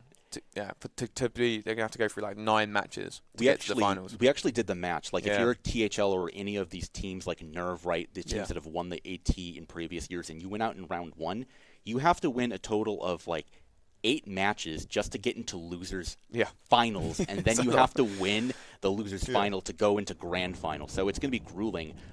That, however, is going to be it for the both of us as we send it back to the desk. Well, it may have worked in testing, but it did not work in practice. It worked in testing, goes 0-2, and exits the Alliance tournament in a very well-flown match in a Tinker comp. We don't see them very often. Blackbird Pirate, can you just explain a little bit what is a Tinker? Yes. Do we not have a model video? We didn't expect people to do Tinkers that much, so we didn't make a video about Tinkers. That's fair enough. So we're going to do it live. Bart, That's tell okay. us about Doing it Tinkers. live. All right. So basically, the modern Tinker, we're not going to talk about the past because it's dead. Yes. We have 3 battleships. They are all cap transferring each other, so they can run the ancillary shield booster without boosters in it. And if you did not know, you can run an ancillary shield booster without cap boosters in it. It just takes a lot of capacitor, which is why they're giving it to each other. So they basically sit together, they cap boost each other, they run an ancillary shield booster and have crazy, crazy high self-rep, and everything works great as long as you can stay together, which, interestingly enough, the other team this worked in testing, they knew that, and they rammed really hard, and it was almost perfect. Yep. It was actually a great hit, and we're like, okay, cool, they know what they're doing. The problem is something that Theronth will describe. Why did the ram not work? After the initial one, you need to follow through. That's the thing. Like you can bump. We could have seen that Scorp Navy. Not the golem, by the way. Yes. Yeah. Just start approaching his buddies again, like nothing happened. And in what? A course of 10 seconds, he was back, happy to be cap fed while the apocalypses were shooting him. Yeah, I mean these battleships tend to be quite slow, of course, and they're very limited in the range they can remote capacitor transfer. They really have to be very closely packed. And like Bart points out, like when you see that you're up against a Tinker, the smart move is to just try and bump one of them away, break that capacitor chain up, and then once they're bumped off, you web them down, keep them separated, and then you can just pick them off. You have experience in this. You've flown against this in an Alliance tournament. Like being able to recognize that and execute it. How do you then follow through with it though? Well, depending on the fitting, those battleships, they will require at least 3 large capacitor transfers. They can run with 2 for a little bit, but at some point they will start bleeding. So one of the easiest way to guarantee that you can kill a Tinker battleship is going to be removing cap transfers out of battleships, because we can only have 3 battleships, right? Only 2 can feed the primary target. There has to be a different ship somewhere giving the cap transfer. And in case of the match that we have just seen, my money is on the Vulture. So Vulture is a good target actually, because it also removes the links if it's down, which grants a huge boost to how much those Scorpion navies can tank actually. Yeah. So maybe you got this, you secure the initial bump, great, perfect. Keep on bumping that guy so he cannot feed the Vulture, because it follows the same 3 transfers maps. I hate most. Yeah, that's what I've been saying. Vibes good, math's bad. Yes. And then you eliminate the links, you eliminate the transfer that can feed the main DPS ships, the Scorpion navies, and you can work from there. Mm-hmm. So, Bart, what about this Golem ban? So, traditionally, this type of setup, the Golem is the most popular. It has that bonus to the target painter for application, because you tend to fed cruise missiles. You need to be able to, you need to not move, so you need to be able to hit things that are really far away, so cruise missiles are the obvious choice. With that extra paint bonus, the Golem is super effective. Now, usually in the Alliance tournament, one does not ban the ships one wishes to bring themselves. Like, that's seems pretty basic logic. Like, we shall bring the Golem because it's our best option, but we are going to ban it and take the second option. Why would they do that? They got mind gamed, and it's really cool when it happens and actually works. A lot of times it doesn't. A lot of times people try and do some, tricksy things and then they just lose. But in this specific case, they banned the Golem, which to most people you look at and you're like, okay, well that's the ship that has to be there for the Tinker to work, so they're not going to Tinker. And then they did it anyways, and it worked, because you can do it with triple Navy Scorpion.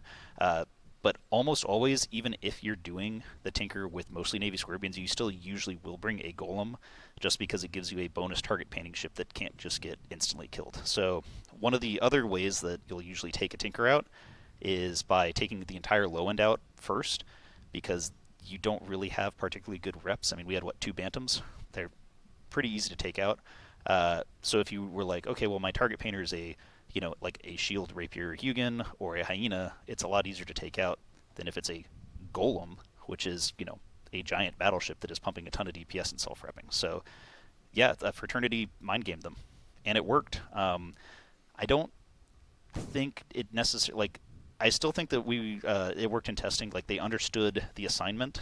I think that they kind of just, you were saying if they had waited a little bit and just sat back and used their, long-range webs and paints to sort of snipe the bottom end off and then go in, take another maybe 2 minutes before you go in, they might have actually pulled it off.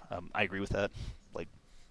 I think it would have worked fine. So, yeah, I think that initial shot when we saw that it was a Tinker, and we saw that APOC coming in, we were all watching it, and some people were like, oh, he's missing. Some people, no, he's got it, and then you just saw that Scorpion Navy just get jettisoned out. We were like, they've got it, they know what to do, like you say, they understand the assignment.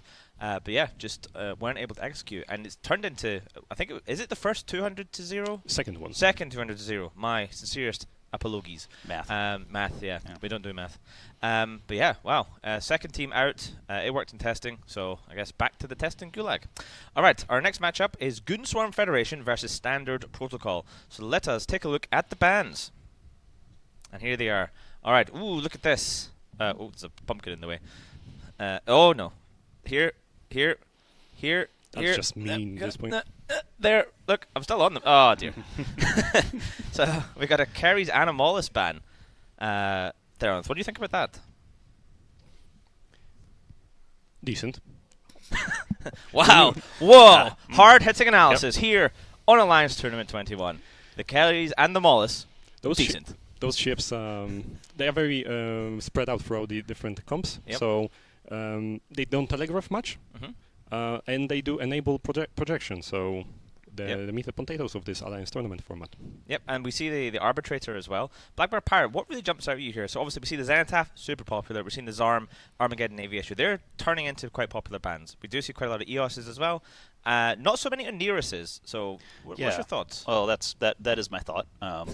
Thank you. Thank you for thinking for me. The less thinking I have to do, the more better. No, the Oniros it's kind of in a weird place because it used to be the king of armor logi. And recently I would say that we're kind of in this world where you're either running double logi frigates or you kind of want a Guardian because a Guardian can rep more than Oniros. So it's a little weird. Like I wouldn't waste a ban on an Oniros ever. The Zarm's already gone, so like if you're going to try and ban out Tech 2 armor logi, I would probably go for the Guardian, just because of the way the game is nowadays, the way projection is nowadays. The ability to have a fast armor logi ship is not as important as having just raw rep power. But that's just my opinion. I could be wrong. I probably am. It's just very weird because like this is your final ban, and you choose that. Yeah, I mean, I think I kind of agree with you. You can see like these numbers right here. That's telling you how long they thought about the ban. So it only took 8 seconds to type Zenithaf and then hit enter, which not entirely unsurprising. I'm sure everyone's typing Zenithaf a lot today. I just have it controlled, like copy paste it. So it's like. Yeah, but that's how you accidentally like paste in something completely unrelated. Like you ban like your actual comp. Like, oh, damn it! Oh no. But they thought a long time, 2 minutes and 20 seconds about the Zarm and the Armageddon Navy issue. It's kind of surprising because that seems like that should be they're pretty standard bans at this point. But if you're not familiar with the way the banning works, it is sort of like red, blue, blue, red, red, blue, red, blue. It's literally in a line before us. You should be able to figure that one out at least. They're moving a lot of E-War from the field, and then that Oniros like we talked about. Theranos, what do you expect them to try and bring here? I'm happy that you mentioned colors just a moment ago, because guess what all those ships that the Standard Protocol team have banned have in common? What's that? They have green background, minus the Arbitrator. True. So they're not going to bring green gems? That might be the play. Whoa. Well, I'm not sure if I'm ready for this kind of advanced tech here on Alliance Tournament 21.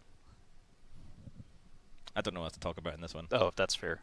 No, I mean... It's a little bit counterintuitive, though, if that would be the play, to bring the jams, because jams go really well with dams. Because when you land a jam, there is nothing more frustrating after 20 seconds. Yes. When you relock. I've had that happen to me in a tournament. I kind of repressed it from memory. Nice. Of getting jammed and then watching a very slow locking cycle go through again. And then you're like, I'm on jam, and then you get jammed again. Yeah. People tend to just categorize dampeners as like only lock range dampening. But scan resolution dampening actually has a spot. Yes. And it is in the ECM damp combo. And it's extremely annoying.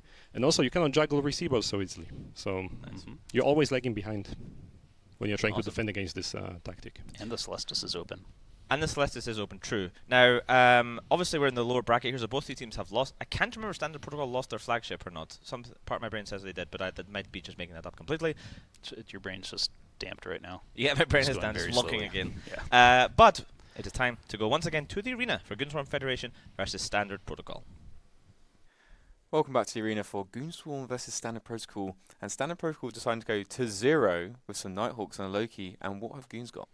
Goons have brought a Minmatar Rush in the purest form minus a Basilisk for reps and the Raptor. Not to be confused with the Basilisk that is out of the tournament, but this Goon team I think has guaranteed themselves, unless they very much misplay, into the next round. This looks like a win on draft. What do you think here? I think so as well. I think that obviously both teams are going to rush into each other, but I definitely think the Cinnables have the Cinnables and the Sleipnists have a bit of an advantage as well. They do have obviously Standard Protocol do have 2 Polaris, but I don't think they're going to have too much impact. A little bit. I just really like the support wing from Goons. I think they can really do a lot of work against Standard Protocol. Yeah, what I would like to see from the Swipels and the Cinnables, just burn around, get on top of that Osprey, break it, and just kill it. Kill the Hounds. I mean, like they're going to apply to the Sleipnirs. Kill the Blackbird, kill the Thalos, like break down the low end with that wall. Your Sleipnirs trade out with the Nighthawks, and already we see that the Minmatar comp is actually kiting away. I really like that because what it means is we see that the Cinnabol is actually now going into play screen, a little bit of ranch. I really like that call, and as an Argent is now starting to pull ahead a little bit, can play screen for one of these ships. don't screen with your your biggest stuff. Screen with your low end. So Sleipnir Bruxo decided to go in. He's the FC for the Goonswarm team. He's decided to go in, but the Nightmare's going straight past. Nighthawk's going straight past. Now the rest of the Goonswarm team now looking to dive in, but they need to do exactly what you said. They're going to get the Sveeples are getting absolutely chewed. Sveipel is actually trading in the main ball against Atholos. I really, really don't like that call. Please break off. Please go for the Osprey. You're going to lose. Potentially you could if you trade in the main furball here. You really are trying to put damage onto the Tholos. I get it. It applies perfectly to everything. You need to kill it, but you cannot lose your entire low end for that trade. The whole of the Goonswarm team is just on the target, on the primary, the F1 primary at the moment. They need to do exactly what you said. They need to go to the back end because I don't know if they're going to keep winning this trade at the moment. Sleipnir now, Bruxo taking a lot of damage. The Cinnaball and the other Seeples need to go out and get some work done on the back end. Yeah, and Vizda is getting down pretty low here. It looks like that isn't even necessarily a breacher pod. Breacher pods from that Tholos are rotating across the Sleipnirs. I really like that. Okay, the Drake Navy issue, if you have to choose a target in the primary ball, I really like that. It's not going to have the same amount of HP as its Nighthawk, big brother.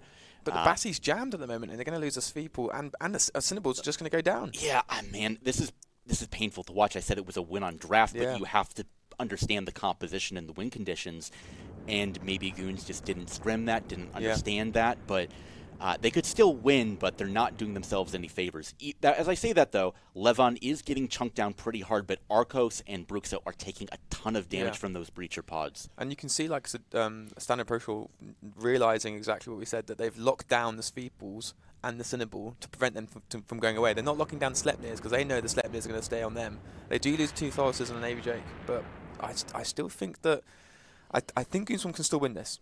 Okay, and another reason you need to break your Sveiples and your Cinnables off is because those 2 Hounds. Okay, you think of Hounds in a Hamrush, like, okay, are they going to do a lot?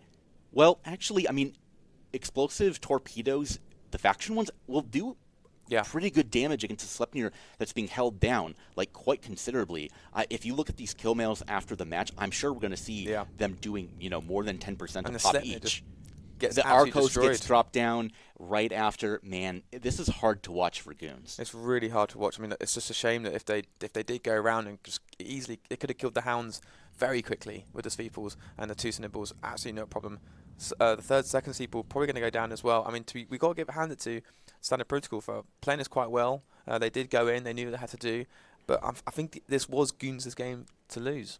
Yeah, and it looks like they are, in fact, actually losing it. I mean, as I say that, Podek is repping up Grent in the Basilisk. He's doing his best to keep Lord Jackson and Bruno repaired. I mean, that said, though, we look at the attack bar here, and it's a bit more sizable here for the blue side into the red. But, I mean, red, the Sleipnirs do have a ton of ASB to buffer themselves against the Breacher Pod now that last Tholos is gone. But, again, Nighthawks are going to shoot kinetic into Sleipnirs.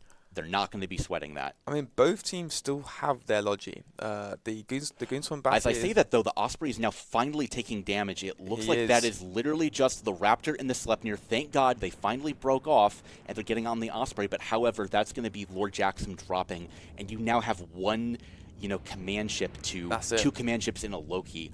I don't know how Goons can come back after that. Again, imagine if the 3 Sveeples and the Cinnables just went onto the Osprey. It would have evaporated immediately at the beginning of the match.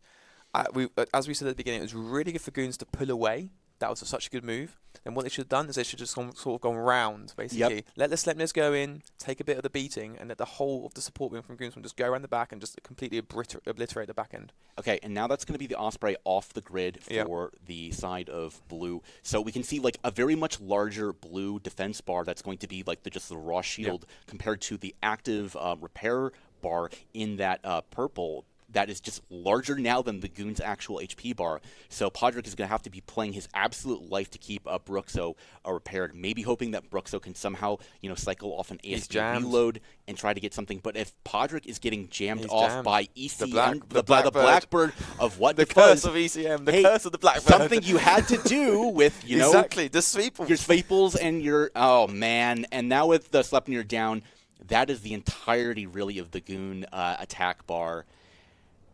I'm actually disappointed. I'm actually really sad. Man, like, they could have won this. They could have done it. They had the whole lovely support wing, like the Raptor, perfect to get the tackle. Sveeples come in, pile on, Spinner will get the kills. You know, you could even have a one to protect the Bassi and still got enough to do it. Yeah, and they're feeling the pain now because they've lost the match. Man, and this Raptor, instead of securing victory, he's going to claw back defeat from the jaws of victory here, as Vilsda is continuing to get reps. But I mean, if that thing is going to get scram-webbed, the Nighthawks and Loki are just going to perfectly apply. Loki being a key linchpin of the setup Literally since time immemorial. It is the linchpin of the setup. Yeah, as we said, though, the Loki's taking a ton of damage, and Podrick is actually somehow keeping up Grent alive. It's going to be in defensive mode. That said, I don't know how a Svipal can survive against a Nighthawk, a Loki, and a Nighthawk. I mean, if... Wait, so the Nighthawk is actually split up. Natiri is now closing, so maybe they couldn't apply full damage to Grent, but if they do close onto Grent, he will break. As I say, he now finally does break. Yeah. Sniper Bros 15 into about, maybe about a third of his, now a quarter of his armor, but Vilsda just getting absolutely chunked. I don't think all the repping in the world can keep Vildas alive against those 3 ships. I mean, I find it funny that the Bassi is going to be potentially the last one alive. The logistics for Goonswarm is the last ship alive in their comp. Usually it dies quite early on, or at least in the middle of the match or something. But I've got to hand it to Standard Protocol for playing this well and actually getting some stuff down. But unfortunately, Goonswarm, I think it's going to be looking like the end of the run for them. Yeah, and hey, again, as much as we were knocking Goonswarm and for Podrick maybe just misplaying, shouting to the edge in local. Well played by Standard Protocol. They understood their win conditions. Their hounds were like, hey, we're just going to stay back here. We're just going to shoot into the Sleipnir. The Blackbird just didn't put himself in a position to get caught. Got the jams across, and good fights now in local. Yeah, good. Podrick is going to be going. Looks like he's going to be going for the jump drive to the edge to see how far he can get out of the arena. But unfortunately, Goonswarm end of the run for them. But Standard Protocol going on through the losers bracket, as we said earlier on, will be a tough one for them. But do you know what? They won the match really well. CCP Swift now saying the Edge of Glory welcomes all, and also possibly an application to habitual use of the Nages. Podrick is spooling up that MJD beacon, probably about 180, 190. Let's get some analysis as to the range here. 186, and that will be it for us. Yeah, well, I guess we'll send it back to the desk and see what they have to say about it. Goonswarm Federation returning to their ancestral home outside of the Alliance Tournament as they are eliminated from Alliance Tournament 21. What happened there? It looked like on paper it should be a relatively good match for the Goons. Tholos, it's 2 of them as well. Blackbird Pirate, what could the Goons have done differently in taking the win? I mean, honestly, I think they might have just been jammed the entire time. It didn't seem like they did too many. There was a couple little target calling mistakes. The Swivel piloting was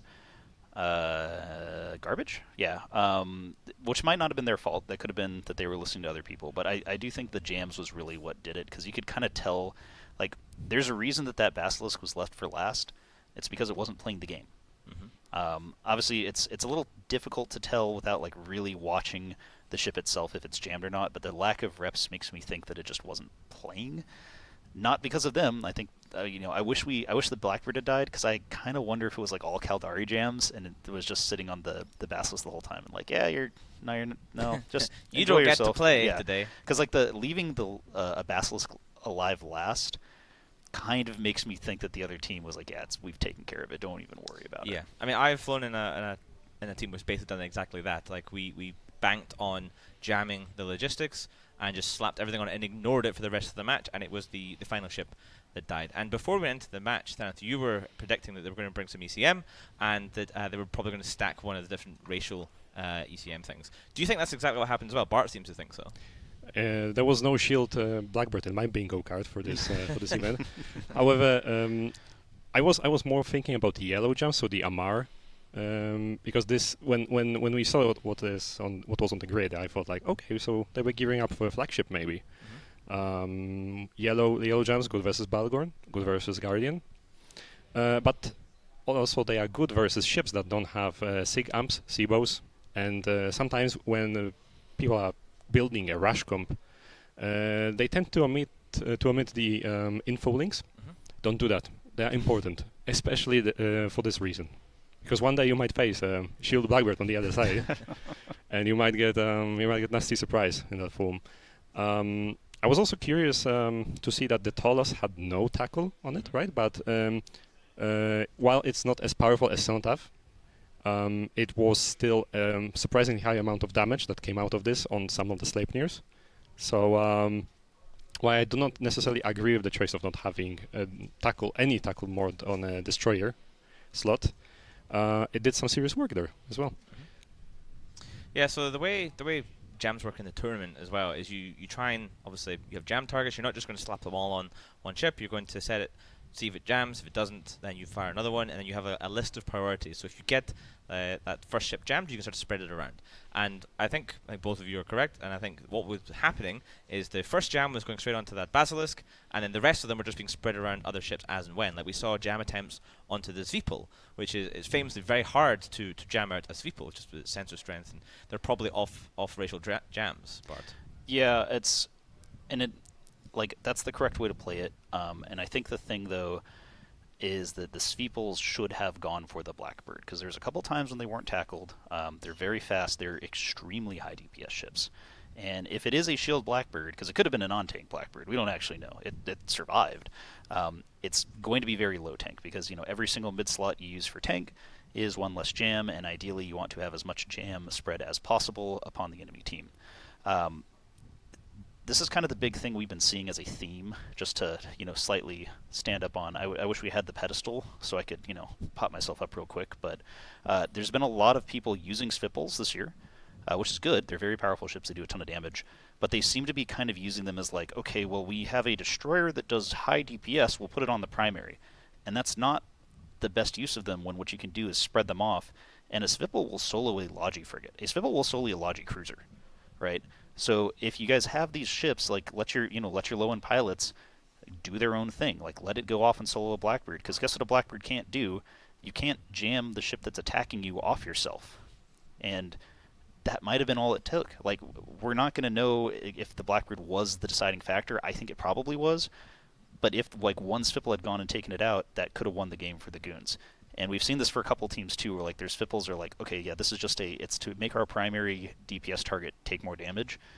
Maybe you split them off and stress some Logi out, stress people out, make them feel the fear of a Sveepel just blasting away at you. Yeah, I think I remember hearing Moderator in the commentary booth almost pleading with the Goonswarm Federation team, like, please go for the Osprey, as they just barreled past it after the Tholoses, or Tholai? Who knows? I want to ask you, Theronth. The Zenithaf, probably our most popular ban.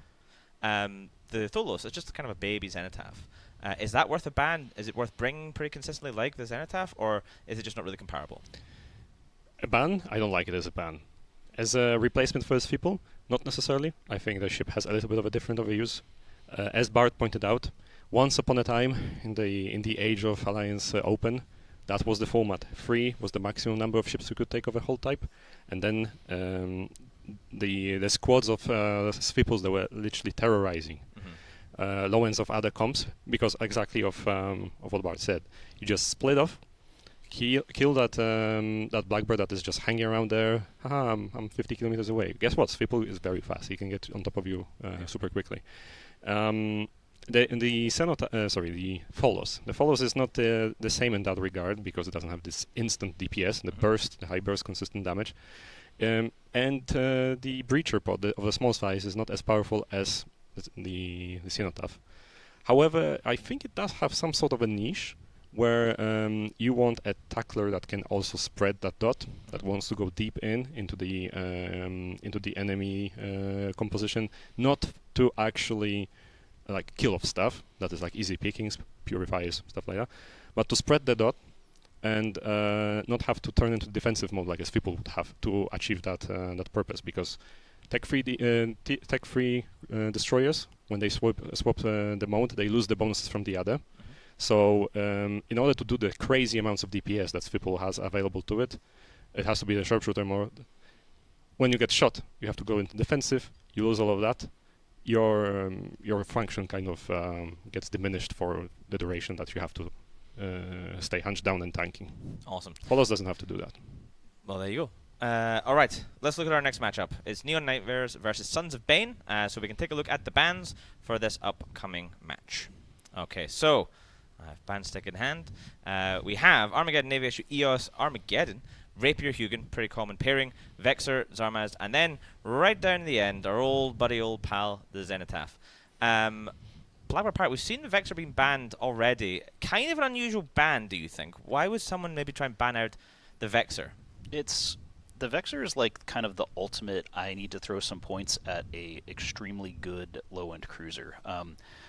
Pretty much the standard Vexer fit is you're going to be full tank, you're going to probably have a web, a scram, a cat booster, and a micro warp drive, and then your high slots are going to be all energy neutralizers. And the thing what that lets you do is you have a relatively tanky, extremely cheap tackle ship that can also field a bunch of drones, and drones are very good. Even in a non-drone comp, a set of light drones can harass and push somebody off, a set of ECM drones can jam pretty much anything, and a set of rep drones can rep. All three of those are awesome. And then also all those energy neutralizers mean that you can tackle logistics with Vexers and completely nuke them dry. You don't really need bonus energy neutralizers to actually really mess with the ships. So it's an interesting ban, but I understand it is sort of this it's the best ship of that point cost in that slot you can possibly use. If you're bringing something where you want T1 cruisers, the Vexer is the ship to bring. Okay, now let's see what they choose to bring instead of a Vexer as we head into the arena for Neon Nightmares versus Sons of Bane.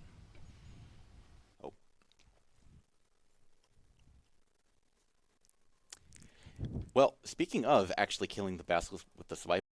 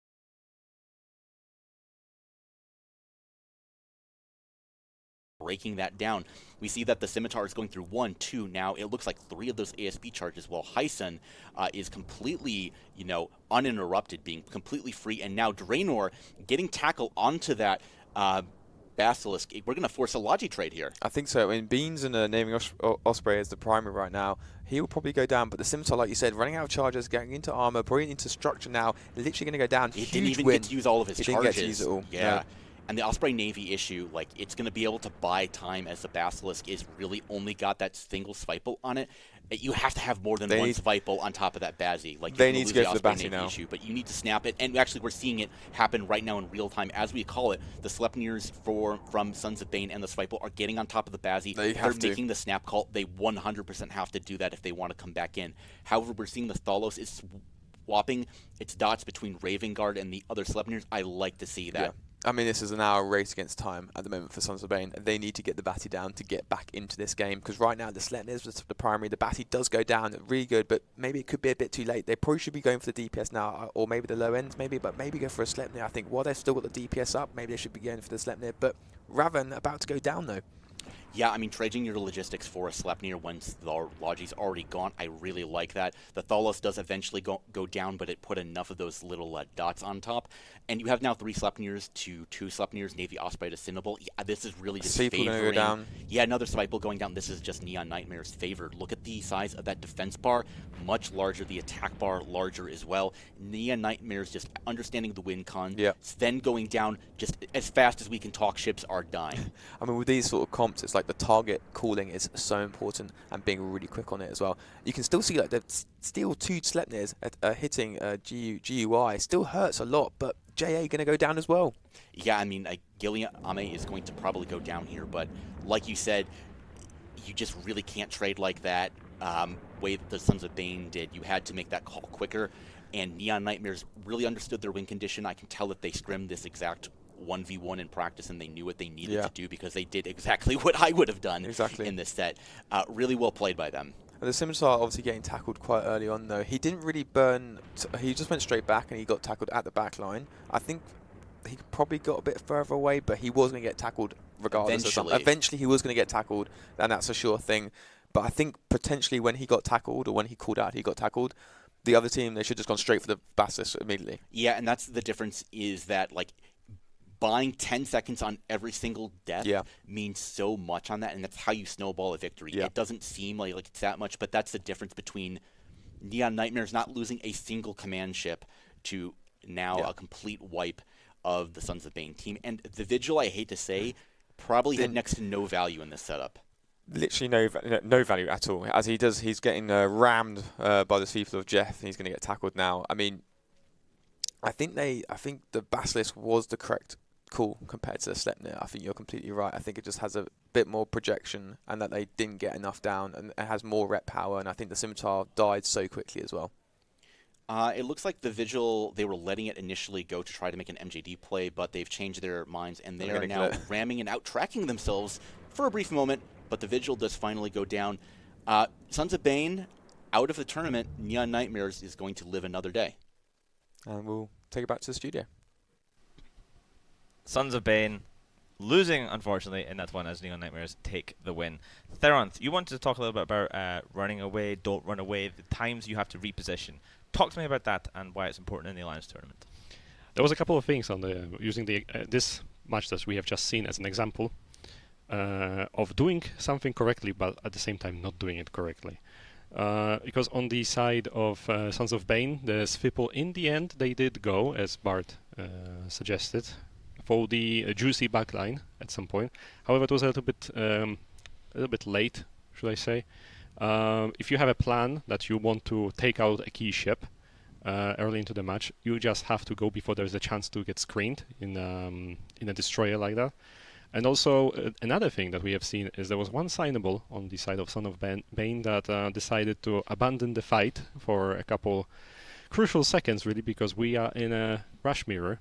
And in a rush mirror, the one who applies the most damage the quickest as possible is the one who is likely to win. This matchup is all about trades, and the one who's going to be trading faster and more efficiently has a better chance of getting out of it as a winner. A signable 40 kilometers away from a scramble is not going to help you do that.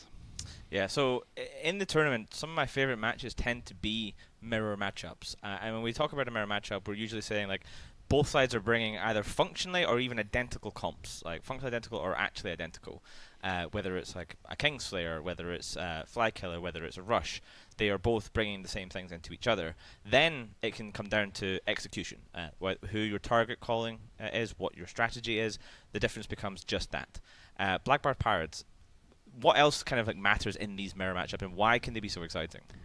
Well, so the thing with this specific one is that, you know, it's like Theron said, the instant split-second DPS application, just especially when both sides are putting so much out, is actually insane. And the thing that, especially with the rush mirrors, and we haven't seen this as much as we used to in the past, even like 2 to 3 seconds of you hesitating with your team and being like, okay, we got this target, let's go for the Sentinel next. Like that 3 or 4 seconds, when you're doing, 8,000 to 9,000 DPS, that's like half of a ship, or an entire ship sometimes. So,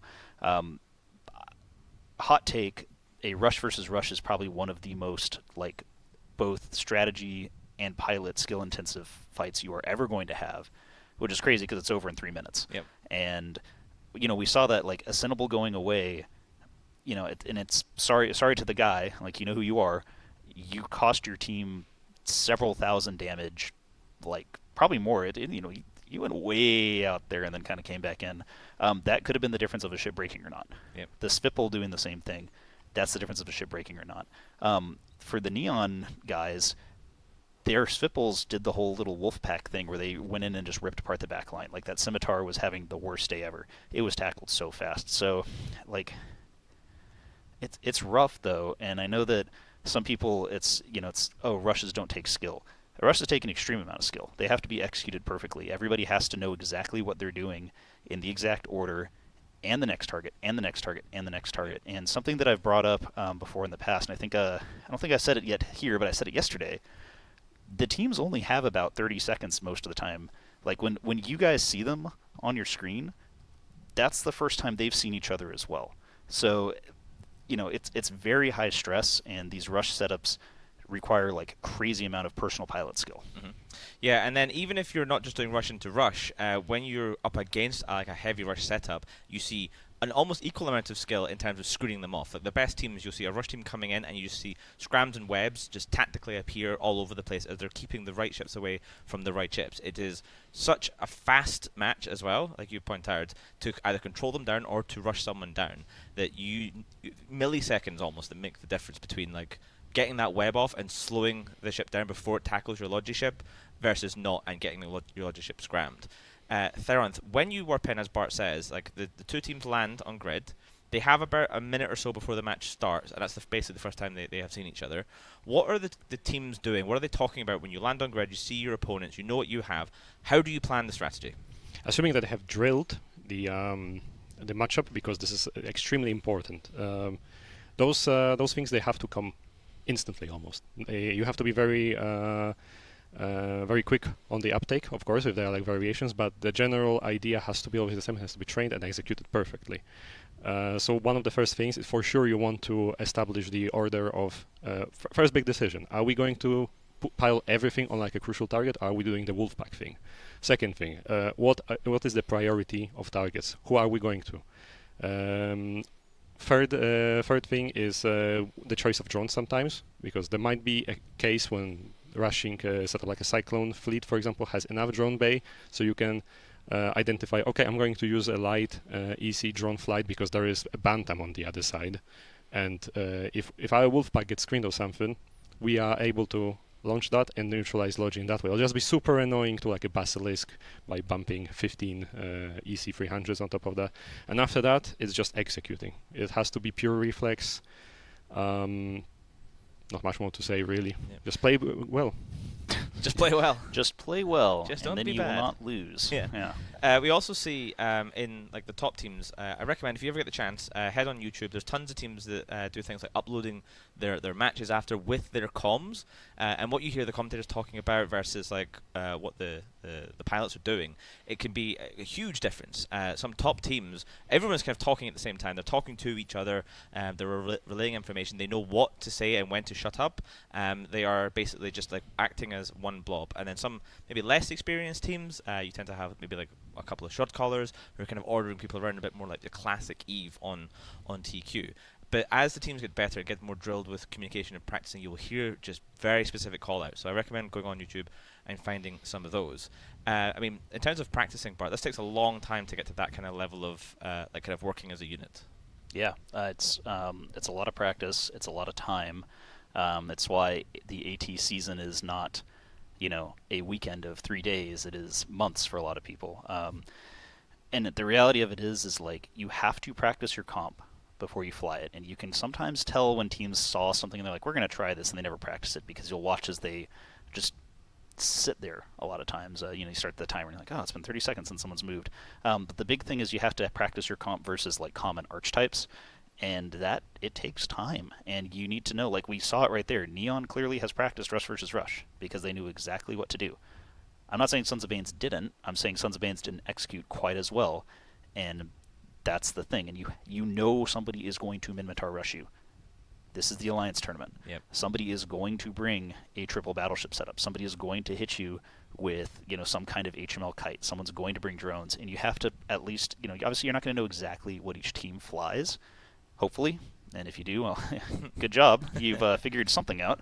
But you need to be able to see, look at a team's comp, be like, okay, it's probably this. This is probably their plan. We know how to deal with that. And it takes time. It takes reps. Yeah. Unfortunately, if you just realize that at this point and you're in the tournament, I have bad news for you. There's no break time in between. This year, it's full on. It's not 2 days and then 5 days to be like, okay, we need to practice this and then that. It's just back to back to back. So good luck. Yeah, speaking of reps, a ship that gets a lot of reps in the Alliance Tournament is the Sleipnir. For a long time, one of the most popular ships in Alliance Tournament, back in the old days, especially when Minmatar Rush was super popular. And we can take a look at some stats for the Sleipnir itself, I believe. Okay, here we are. So, yeah, look at that. It has been in so many matches, with 402 wins to 462 losses. PL using it 39 times. And this is appearance in matches, not 39 Sleipnirs being used, so there could be 2 or 3 in each of these. Hydra, 38. I mean, this is some big name teams up here. Ronin's, of course, an old school AT team. But, I mean, look at that usage in tournaments graph along the top. Just almost always super popular. I think that's Alliance Tournament 16, where the usage dropped right down. Theron, can you perhaps remember why? I don't remember why. I think it was the Highlander year. Maybe. We can talk about that another time. But yeah, so the Sleipnir, one of our most popular ships in the Alliance Tournament, a staple, and making a bit of a rise up again this year. We haven't seen it for a while being used as much. Alright, let's move on and take a look at the bans for our next matchup, because this one should be super interesting. I didn't think I would be saying this today, but Truth, Honor, Light in the elimination bracket on day 1 of the Alliance Tournament going up against Polaris, Mercenary, Alliance. So Truth, Honor, Light now having to fight for everything, and they've chosen to ban the Dominics first. Here, the Dominics first. And then they followed that up with a Rapier, Armageddon, and of course, look along there, the Hyena. Maybe the first Hyena ban, I can't remember, but I think that's a good ban. What do you think, Theronth? The Rapier ban is in reaction for sure for the Polaris banning Hugin first. So it's a low-hanging fruit. Let's pick it up. They don't want to face the long-range webs. Let's help them and help us potentially. Dominic's in Armageddon though. Drone boats. Yep. A lot of newts and highs. I mean, THL did lose in a final against Dominic's drone comp, did they not, Black Vampire, just a few years ago? I think they've lost twice to that. I might be... Last year, today to Armageddons? Yeah. Yep. Yeah, true. And, true. And today, yes. Yeah. And also... and also today. More importantly, today. Yeah, the more relevant one. So they're looking at that and they're saying, do you know what? Let's just not. Yeah. Haribird, no Dominics today. The interesting one, though, is Polaris sees that the Armageddon Dominics is banned immediately. APOC Navy ban. Yep, I like that ban. You know, it's also interesting. What's that? The Cenotaph is not banned. The Cenotaph is not banned, ladies and gentlemen. We need some sort of big red button so we can go unban Cenotaph. Yeah. So now we have to predict between 1 and 3 Cenotaphs. I guess 4 is possible, but I highly doubt it. You could do 6. Yeah. Is that your prediction, Black No, Bart? but I'm saying you could. I will say, if there is no Cenotaph in this match, then my streak of 100% pick ban will be over.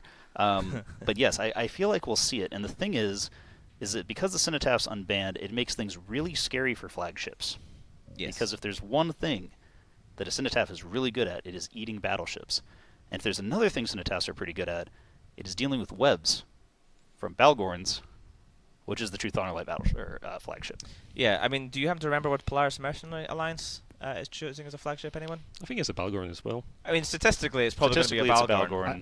I was going through the list of non-Balgorns yesterday, and I didn't think they came up. So I mean, the Balgorn is it's the most popular by a long shot. Return of the Widow to the flagship this year, but I don't think we see any flagship Widows.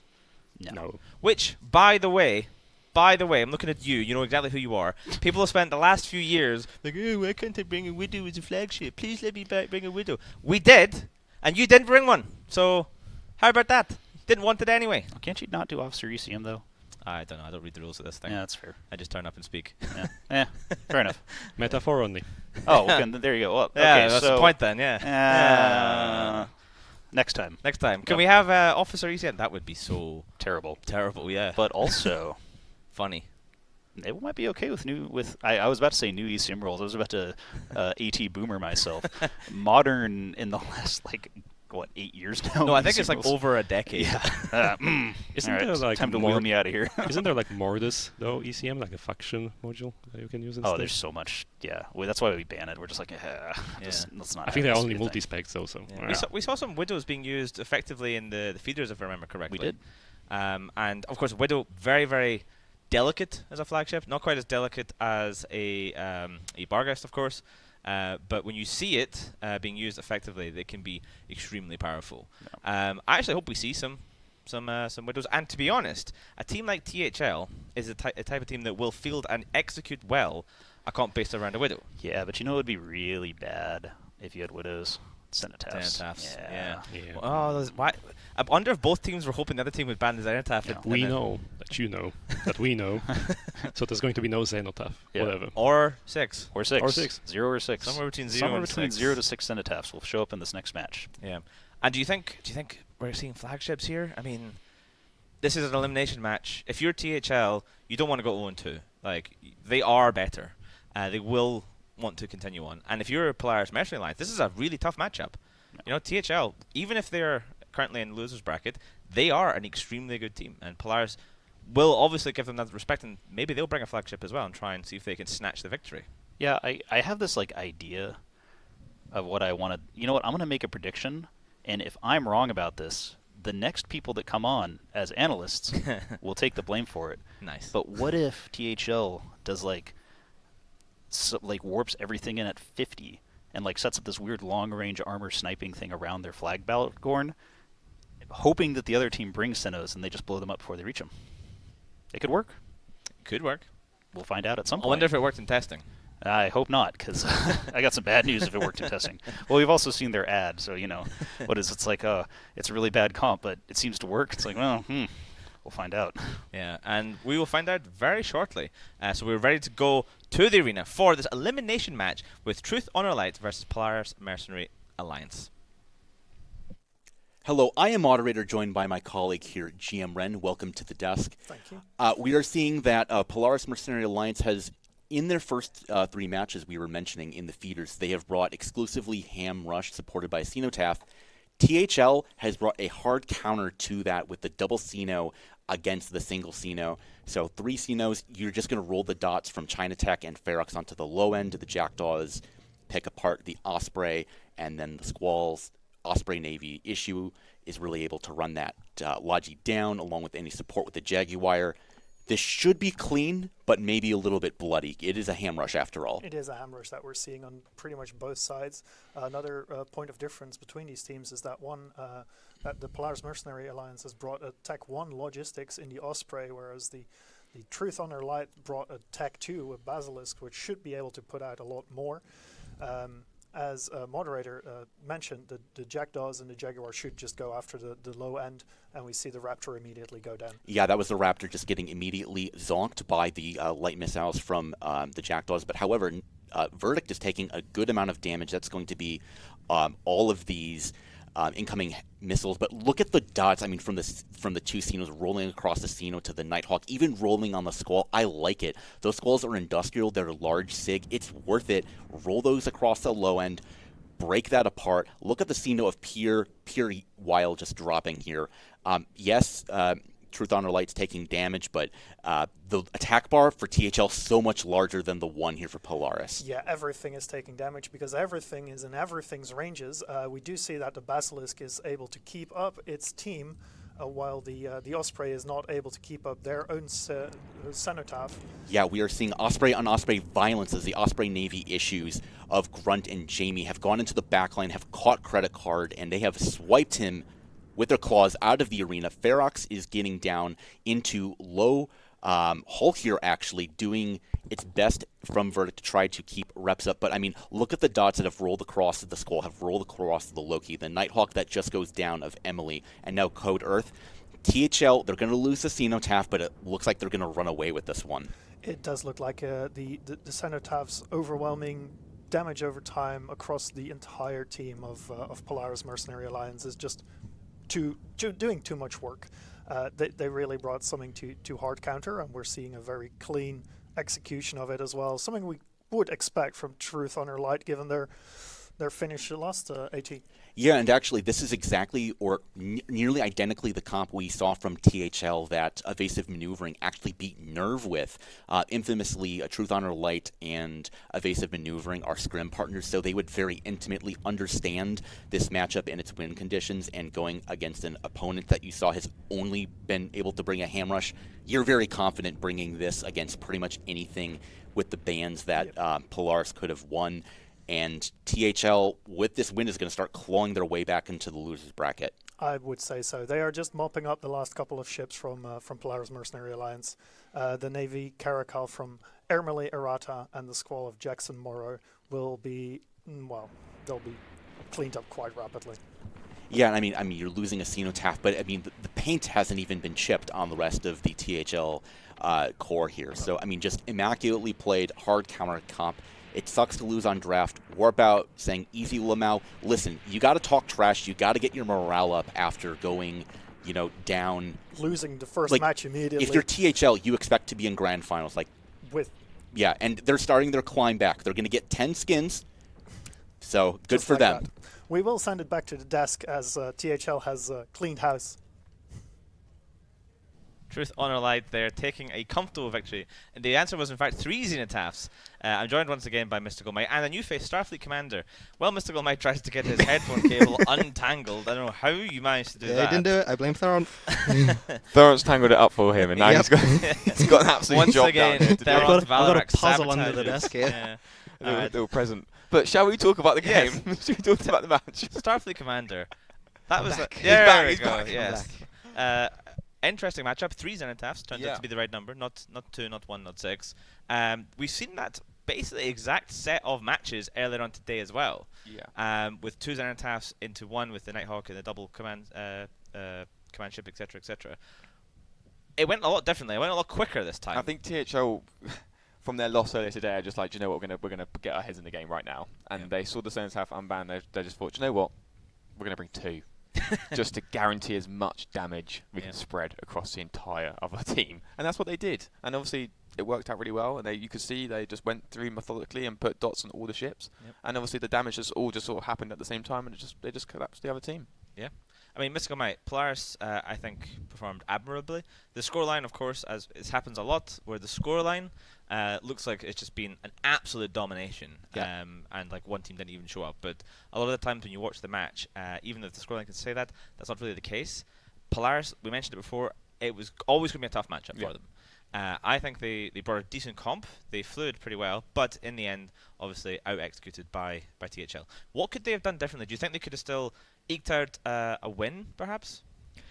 Or is the double Xeno just really that much stronger than the single in this setup? It is kind of difficult to say. I think that because it's essentially a mirror match, right, at least on the upper end, it's very hard for them to execute differently because they still need their ships to be in the same kind of range bracket as the Cenotafs. Since they're both ham-fit, they don't really have the option of pulling range and trying to make sure that the Cenotafs can't really apply their pods. So, no, I think they did what they could with what they had, but I just don't think that there was much else that they could have really done to execute differently. At the start, they did put a lot of pressure onto THL, but as soon as all the dots just came in, it just fell apart so quickly. At the beginning, they had the Nighthawk go on and the Cenotaph put damage on, and it was putting pressure on, but like by the time halfway, 30 seconds to a minute in, the Seno DPS was coming through and it was just like tearing it all apart. Yeah, we saw like the HP bars. It essentially formed like a slope because pods have been applied to both the top and the bottom. Yeah. So it was just like it was like a curve, wasn't it? Yeah.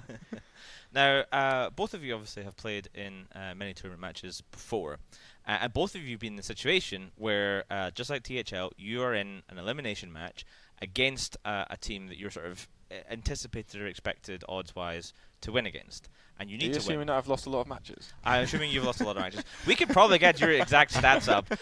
Stat guy, if we can get Starfleet Commander's exact stats up, we can see just how many matches he's lost. I'm always in the losers bracket. Yeah, you should be used to being in the losers bracket. Well, So as a resident of the losers bracket, what's it like? So you're in THL's position, right? You are on paper the better team here. Do you bring your like apex comp, or do you still try and hold something back and risk it? I think you do bring decent comps at this point. Like, you can't risk it. because we've been seeing like teams fielding very consistently good comps, and we've seen a lot of upsets today. THL being one of them, so they can't risk it against another team. They might bring something that's really strong that they haven't practiced against, so they have to be taking it seriously, which is what they've done in this match. They've got to take these loser brackets seriously because they might come against a comp that they're not too comfortable with. They're not bringing their A game. That's it. They're out. I think historically, when we had the old prize format where it was only like the top 2 teams and then the top 4 teams or whatever that would get prizes, you would have teams basically just gamble that they're not going to bring their best comps because they want to get towards those final few matches, right? Whereas now, you have the potential to win by simply getting into like top 16. Yeah, so you might as well. You might as well just bring your best setups, right? You're not really losing much by doing so. In fact, you run the risk of not getting prize ships at all because you were stingy with the comps that you wanted to bring. I think the main thing is fatigue, though, in the losers bracket. Yeah. Like there's 2 things. But one good thing about being in a losers bracket from the beginning is that you play loads of matches and your team gets really warmed up, gets better synergy. You get a better feel for the comps and the meta and things. Because you basically, like, if you keep winning, it's just like more practice to the end, right? It's free practice. It's pretty much free. It's free practice, free real estate. But I think that like the downside is that you can get more fatigue because you end up, especially with these 3 days, you end up playing loads of matches and it's very stressful, and that can have a toll on like leadership. And when you're in the losers bracket, you are possibly more likely to run into some like cheese setups. Yeah, more. Right? Yeah. So like there's a higher level of stress because you need to take into account like, okay, what happens if we do run into a triple Scorpion Navy issue Tinker? Yeah, exactly. With the setup that we You weren't bump really into it. you bump into it, but then you let it reapproach. Exactly. Yeah, honestly, yes. But no, there is a certain level of stress that is innately part of the losers bracket, not just because you lose, you're out, but also the fashion in which you will potentially lose, and the fact that there's so many different ships in either line that it's hard to predict what a less renowned team who may not have had as much tournament experience and thus not enough material for you to go back and watch to see what their theory crafting has been like historically, how they will react to being in the losers bracket. I feel like sometimes when you're in the losers bracket, it's very much like that meme with the bell curve, where like the one they're like, no, you can't bring this. It doesn't. The match doesn't. Yeah. And then the 2 ends is just people like, yeah, we should bring that. Yes, I completely agree with what you said, because many times this happened to Volta team in the past, where we come up against teams and you just have no idea what they're going to bring. Yeah. And you kind of are gambling. They could bring a Tinker, they could bring like a Kitey comp, they could completely counter you. They could just bring like whole tanked Megathrons, and you're like, You just don't know. What am I doing? And that is a lot of teams as well. Like, well, we're seeing more teams now bringing more like good comps though. We're seeing lots of Geddons and the same sort of things, but you can still, there's always that chance you get a random comp come out. Yeah. All right, so you mentioned prize ships, and as we talked about, top 16 in Alliance Tournament get prize ships, so it's been this way since Alliance Tournament 17. Way more ships are given out. They go all the way down to 16th position. So 2 wins in the upper bracket, and you're guaranteed a bunch of prize ships, which is pretty cool. So let's take a look at this year's prize ships. So I believe we have a cool video any moment now. Here we go.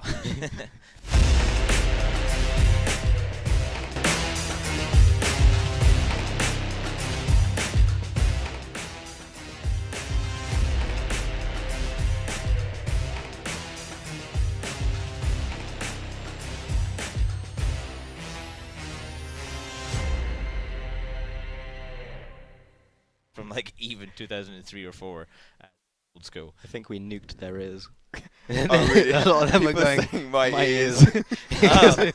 What is it was a loud video. These 80 sound ships, guy. and it just like launched sound into their ears. Oh, you sound guy. you wily Twitch, person. are you still watching? That's good. Yeah. All right. Now, so Anhinga, I have a graph here. Apparently, something to do with the ship names. I'm told that we can throw up. I'm not.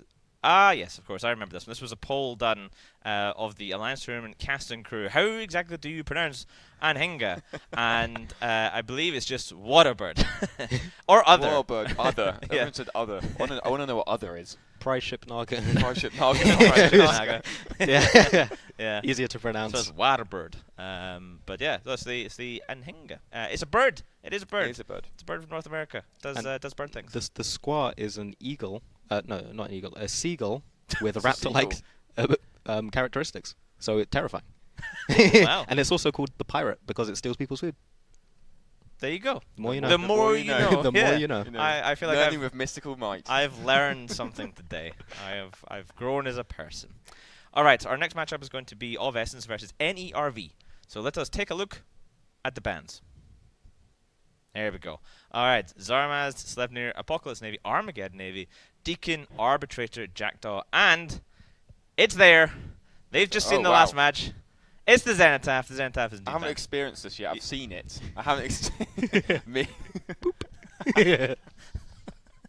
Love it. We are professionals. We are here at Alliance Tournament 21. This is actually because it's a professional band stick. It's like 10 grand. You know, the professional ones. Enterprise Technically, level. you have booped him with the band stick, so your accounts are now. All right, now see you later, everyone. See you later. All right, Starfleet Commander. Tell me. Bands? Tell me. Well, Zarm slept. APOC Navy issue. Armageddon Navy issue. I've already read them, Starfleet. I'm looking for insight. Obviously, Zenithaf, they've seen it. It's a good ban. Get it out of the way. Clearly, a lot of battleships being banned, which is good. Sleipnir also seen it a lot recently as well. But this, none of the Ravens still there. We still got Kitey. Still got drones as well. The Dommy's still on the table if they want to bring that. Yep. It could be a rogue one. But I think there's still a lot of webs as well. We usually see Hooligans and Rapiers being banned, so that's kind of still open. So it could be like a nice little drone comp they could bring and still bring some drones webs are pretty wide open. I find it interesting the Deacon is banned, but not its counterpart, the Talia, because, I mean, you just bring that if you wanted to bring... Well, I think the Deacon's stronger than that. It is, but you could probably still use the Talias. You can, but it's like you're gimping your comp with a Thalia. They're a lot easier to kill. The Deacon's a lot harder, so I think that's okay. I'm just interested because like we've got Sleipnir ban from Nerv, and then it goes straight into an APOC Navy issue, and then they banned the Arbitrator and then Seno. So they're kind of like thinking, well, we don't want to deal with any projection from the APOC Navy issue. We don't want to deal with any rush from the Sleipnir and the Zenithaf. I mean, Mister, do you think what they're thinking? I mean, I'm gonna predict. Probably gonna get it wrong. I'm gonna predict. I mean, Nighthawk and Loki are both open. So I assume Nerv is gonna go for a rush, and they just wanted to remove kind of like high damage APOC Navy issue and also Arbitrator for like guidance disruptors in case some of them got pinned down. I guess would probably be my read. I mean, so these bans are a little bit different to the previous ones, but before we go to the match, I think we have a graph for the most banned ships in the Alliance tournament so far, so we can see where we're up to today. Oh wow, look, it's a Pokeball one. We can poke. How phenomenal. So we have, of course, the Zarmazd being the first one. I'm surprised. I would have thought that the Zenithaf was more banned. Yeah. I guess it's not. I mean, the banned deck doesn't lie, and it does say that the Zarmaz was banned more. Well, this takes into account feeders as well, right? It must. There's does it? a lot of bans. There's a lot of bans. There's a lot of 60-something bans. We have not had 60 matches today. So listen, the Zarm was banned a lot. Enough of this. Enough of that. Don't make me bip you as well. Okay, my apologies. So what else do we have? We have Jackdaw, Typhon Fleet issue. It's so small. Arbitrator. There it is, yeah. Typhon Fleet issue. Loki Sleipnir. Okay, so I guess this is kind of starting to form into the meta, but look, it does kind of like swoop down a little bit and become a bit flatter. So Zarmaz, Zenithaf, Armageddon Navy issue. Ooh, it got bigger. It's got bigger. Whoa. Nice. The technology that we have, ladies and gentlemen, it is just simply unparalleled production value. We haven't seen many Typhoons today, though. We haven't. No. And we I'm definitely I'm won't surprised see about that, though. one if they ban them. I mean, but I'm surprised they haven't been banned in every match. Like even the next match is not banned, and I think it's a maybe really it's solid be ship. I think it's a really solid competent ship. Yeah. You think we should find out? Yeah. All right, let's head over to the arena to see if there are going to be any Typhoons. Let's go. Welcome back to the arena, where we are seeing tonight, Of Essence in red, bringing a what looks like a missile spam. It's all heavy missiles. It's rapid heavy missiles on their flagship Barghest, even piloted by Simugs. Yeah. Meanwhile, we've got in the blue corner, we've got the Nerve, who might be initially a little bit nervous themselves, but they've got the flagship Balgorn here. So this is a flag mirror in the lower side of the bracket. Makes sense. Teams are really wanting to do anything they can to stay on. I would not be surprised if these are really going to be Tobias webs from that Balgorn getting maximum range at 30 kilometers. You're going to want to try to get anything you can, but the only thing in range right now to web is going to be that Vigil Fleet issue of Doof, who is going to be like an initial screen really to try to buy the heavy missile kite comp. So keys to success for this Bargus comp: you have to break through the Thalias with damps, kill the Pontifex, get rid of some links. Keys to victory for Nerve is you're going to have to try to get webs on the heavy missile kite, prevent them from kiting. Vigil Fleet issue, already taking a good amount of damage, getting reps from the Osprey, but I don't think it's going to be enough here. As I say that, it does rep. It does pull back, and we see some damps spread out on the Balgorn and the double Zealots, so they're not spamming those guns out as much as they would like to. And actually really liking how the Merlin, the Thalia, and the Pontifexes, they got the initial links off the jump, then they had started to burn back. And now they're again in range to repair Sailor, who's going to be the initial primary. And crucially, no damps onto the Thalia, just damps onto the Balgorn and to the Zealots. It's trying to prevent incoming damage. But Sailor's taking a good amount here. That's going to be the Barghest of Simicles, who's going to have those maximum officer rapid heavies really just clipping in here. But in about another 30 seconds or so, he's going to drop off. And webs onto that Rapier. If you can get the Rapier killed here, that is 100% going to be a W for that side of Nerve here. Once that's gone, there's going to be nothing to prevent that Balgorn from getting long-range webs onto the rest of the core. I would indeed agree. So that is a key component in their control comp. But we still see the Barghest firing, and we still see Sailor dropping further and further into armor. Yeah, however, as Sailor is dropping into armor, he's catching up a little bit. That's going to be the Thalia is working overtime with heated reps. As the Rapier goes down, so does the attack bar in red. That's going to be the Barghest is completely off clip. They're reloading, and now the Fleet Visual has been caught with some of those long-range webs. Really well played by the Balgorn.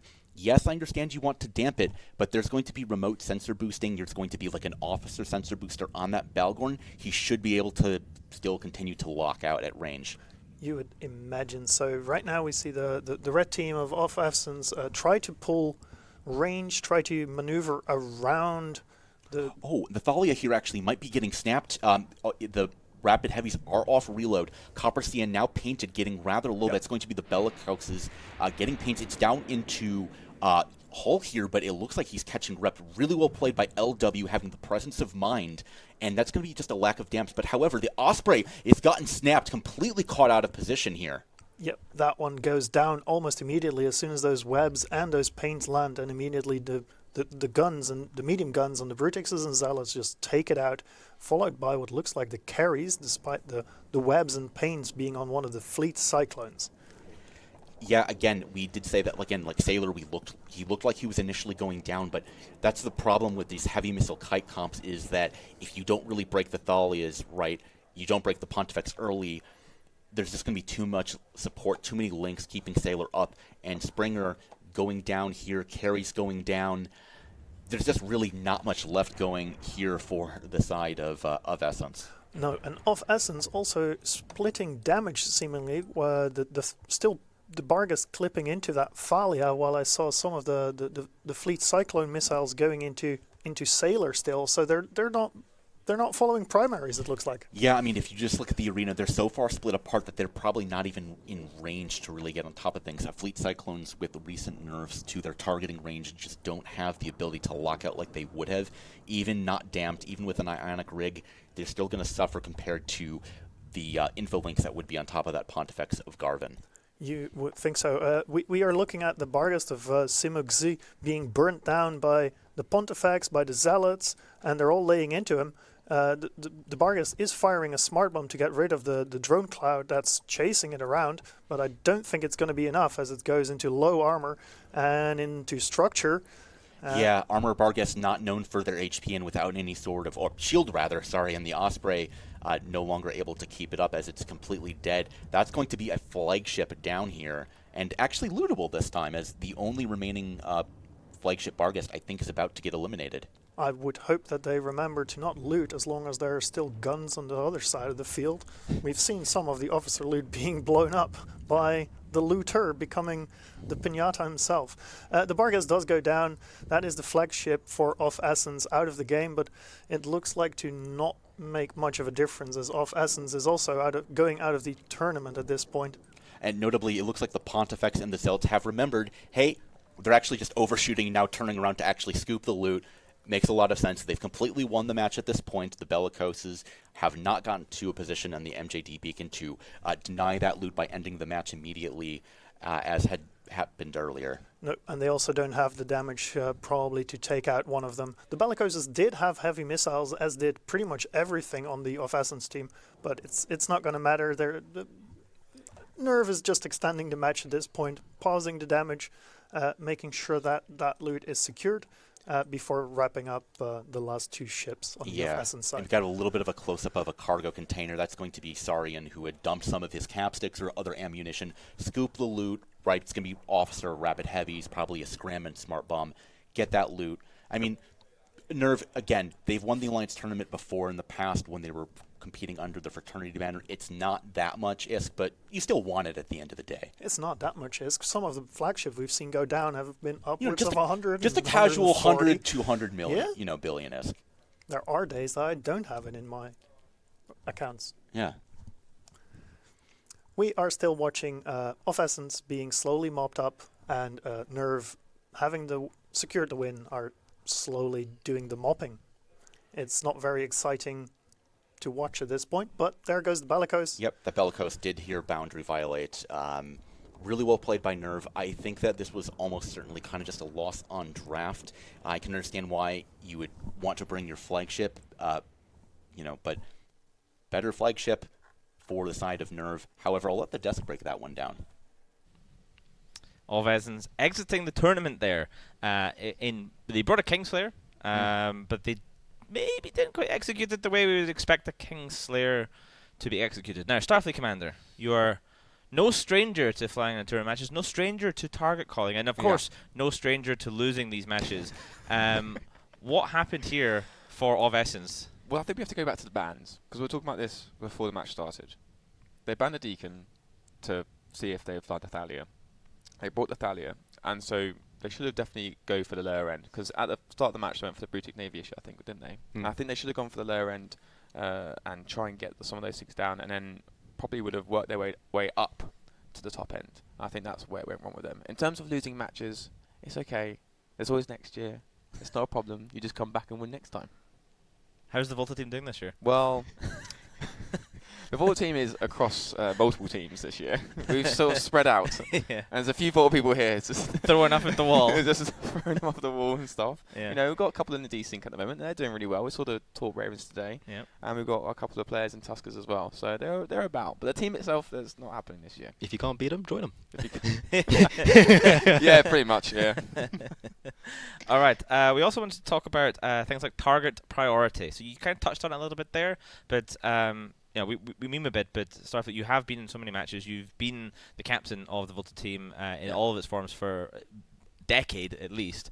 Yeah, around that way. Yeah. It feels, don't say that. It sounds really long. You old man It's a Starfleet. lot of matches. I was just talking to Theron earlier today about just how many matches. He was bringing up all these matches. And I was like, don't remind me I lost to them, or how we got killed then. Or I was like, don't tell me about that. How does it feel to know that you've spent about a year of your life practicing for a tournament? I know, yeah. Do you know what? Sometimes the But you did win an Alliance tournament. Yeah, we did. Alliance tournament 10. That was a long time ago. 11 Alliance tournaments ago. A long time ago. Yeah.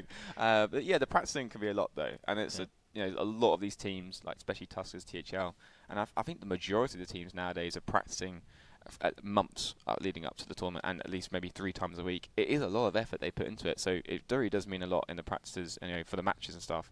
And yeah, it can be, losing in matches in the tournament can get you down and stuff, but you just got to shrug it off and continue on, basically. So before we talk about how target priority and target calling kind of system works in a tournament match, let's just take a moment to refresh ourselves of how a Kingslayer will work. Hi everyone, CSP Overload here to talk about Kingslayer in the Alliance tournament.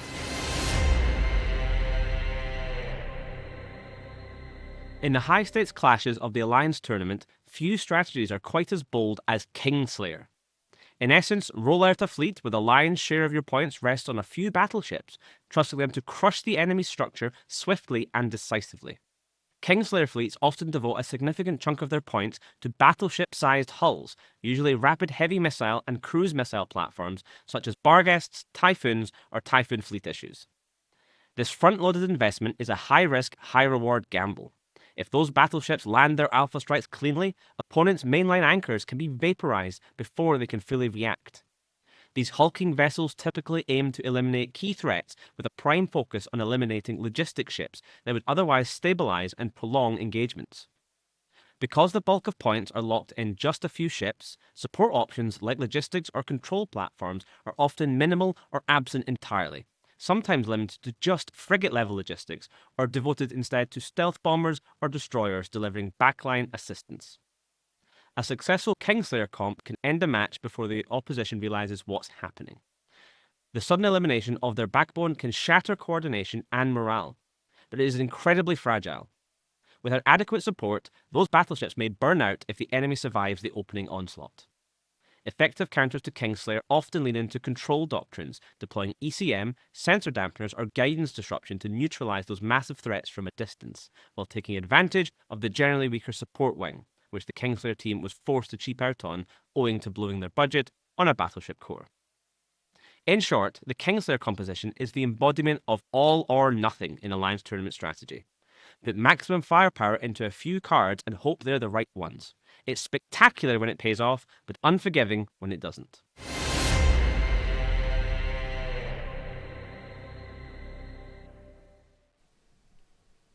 Thanks again, CCP Overload. Now, we talked before this about this idea of target priority, target calling. Now you know what the Kingslayer is. Starfleet, how do you pick the target priority with a Kingslayer? What are you doing? You have to identify, okay, you have a clip. Let's say you got Typhoons. Okay, Typhoon fleet shoot. You got a clip. You have to ensure that what you shoot is going to die in that clip. And you got to make sure. And that also comes up to the rest of the comp that you have. You got to make sure you can apply as well. So sometimes you can go for the top end if you think you can just blast through the reps. Or the local tank or the logistics, but most of the time you're probably going to go for the lower end. Maybe get some like a Ponti off or a Magus off. Just those quick and easy kills just while the clip's going through, just to get them maximise the amount of damage you can get on the other team. I think that's a good idea. Yeah. And Mystical Might, did we see that in the last matchup? No. Thank you. We did not. No, we did not. Please elaborate. Okay. They shot a Brutix Navy issue, and it didn't die. Oh no. And what happens when you clip? What does that mean? So, clipping is, you get, 20-something missiles in your rapid heavy missile launchers. Clipping would be you run out, and you have to go onto a long reload. I think it takes about, 20, 25 seconds.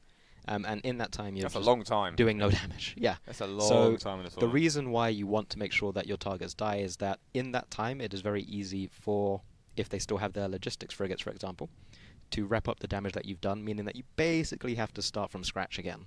And if you failed to kill them the first time, the second time is probably not going to be any easier, right? So it's just a wasted target that you've then sunk probably about 2 minutes into in a 10-minute match.